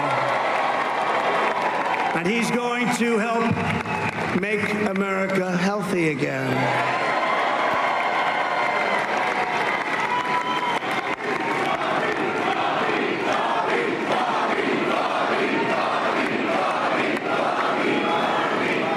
And now he's a great guy, and he really means it. He wants to do some things, and we're going to let him go to it. I just said, but Bobby, leave the oil to me.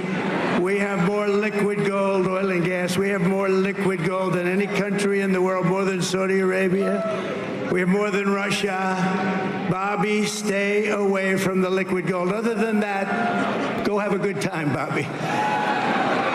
We're going to be paying down debt. We're going to be reducing taxes. We can do things that nobody else can do. Nobody else is going to be able to do it. China doesn't have what we have. Nobody has what we have. But we have the greatest people also. Maybe that's the most important thing.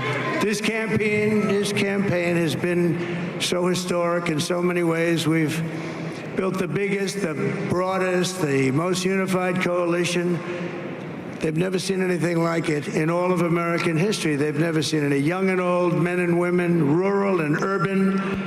And we had them all helping us tonight, when you think. I mean, I was looking at it. I was watching it. They had some great analysis of the people that voted for us. Nobody's ever seen anything like that. They came from all corners, union, non-union, African American, Hispanic American, Asian American, Arab American, Muslim American. We had everybody, and it was beautiful. It was a historic realignment, uniting citizens of all backgrounds around a common core of common sense. You know, we're the party of common sense. We want to have borders. We want to have security. We want to have things be good, safe. We want great education. We want a strong and powerful military, and ideally we don't have to use it. You know, we had no wars, 4 years, we had no wars, except we defeated ISIS. We defeated ISIS in record time, but we had no wars. They said, he will start a war. I'm not going to start a war. I'm going to stop wars. But this is also a massive victory for democracy and for freedom. Together, we're going to unlock America's glorious destiny. We're going to achieve the most incredible future for our people. Yesterday, as I stood at my last stop on the campaign trail, I'll never be doing a rally again. Can you believe it? I think we've done 900 rallies approximately from them. Can you imagine? 901 something, a lot of rallies. And it was sad. Everybody was sad. Many people, I said, this is our last rally. But now we're going on to something that's far more important, because the rallies were used for us to be put in this position where we can really help our country. That's what we're going to do. We're going to make our country better than it ever has been. And I said that many people have told me that God spared my life for a reason.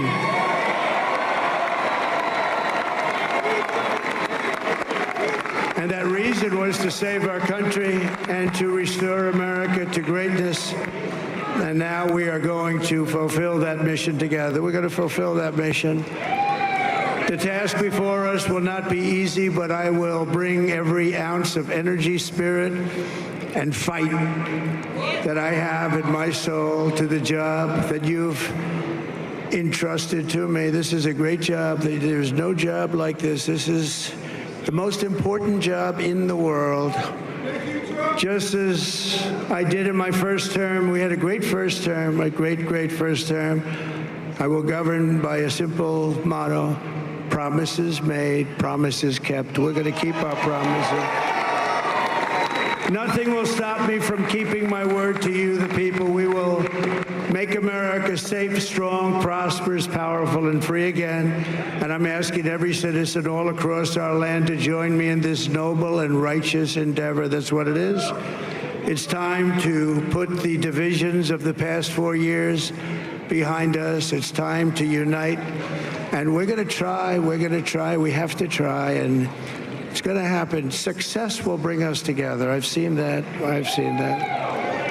I saw that in the first term. When we became more and more successful, people started coming together. Success is going to bring us together, and we are going to start by all putting America first. We have to put our country first for at least a period of time. We have to fix it, because together we can truly make America great again for all Americans. So I want to just tell you what a great honor this is. I want to thank you. I will not let you down. America's future will be bigger, better, bolder, richer, safer, and stronger than it has ever been before. God bless you, and God bless America. Thank you very much. Thank you. Thank you very much.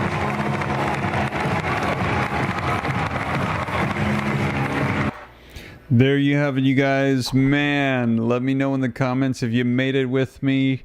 We made it all the way. We have been live streaming now for 7 hours and 20 minutes. And that was when we had the first electoral votes come in, was 7 hours and 20 minutes ago. We have been live the entire time, and we made it. We made it to the announcement. Donald Trump is going to be the next president. Now, at this time, I see people asking in the comments if they're still counting. Yes, they are still counting. Now, also to clarify, I've seen people saying, well, Fox has called it, CNN has called it, Donald Trump's having his speech.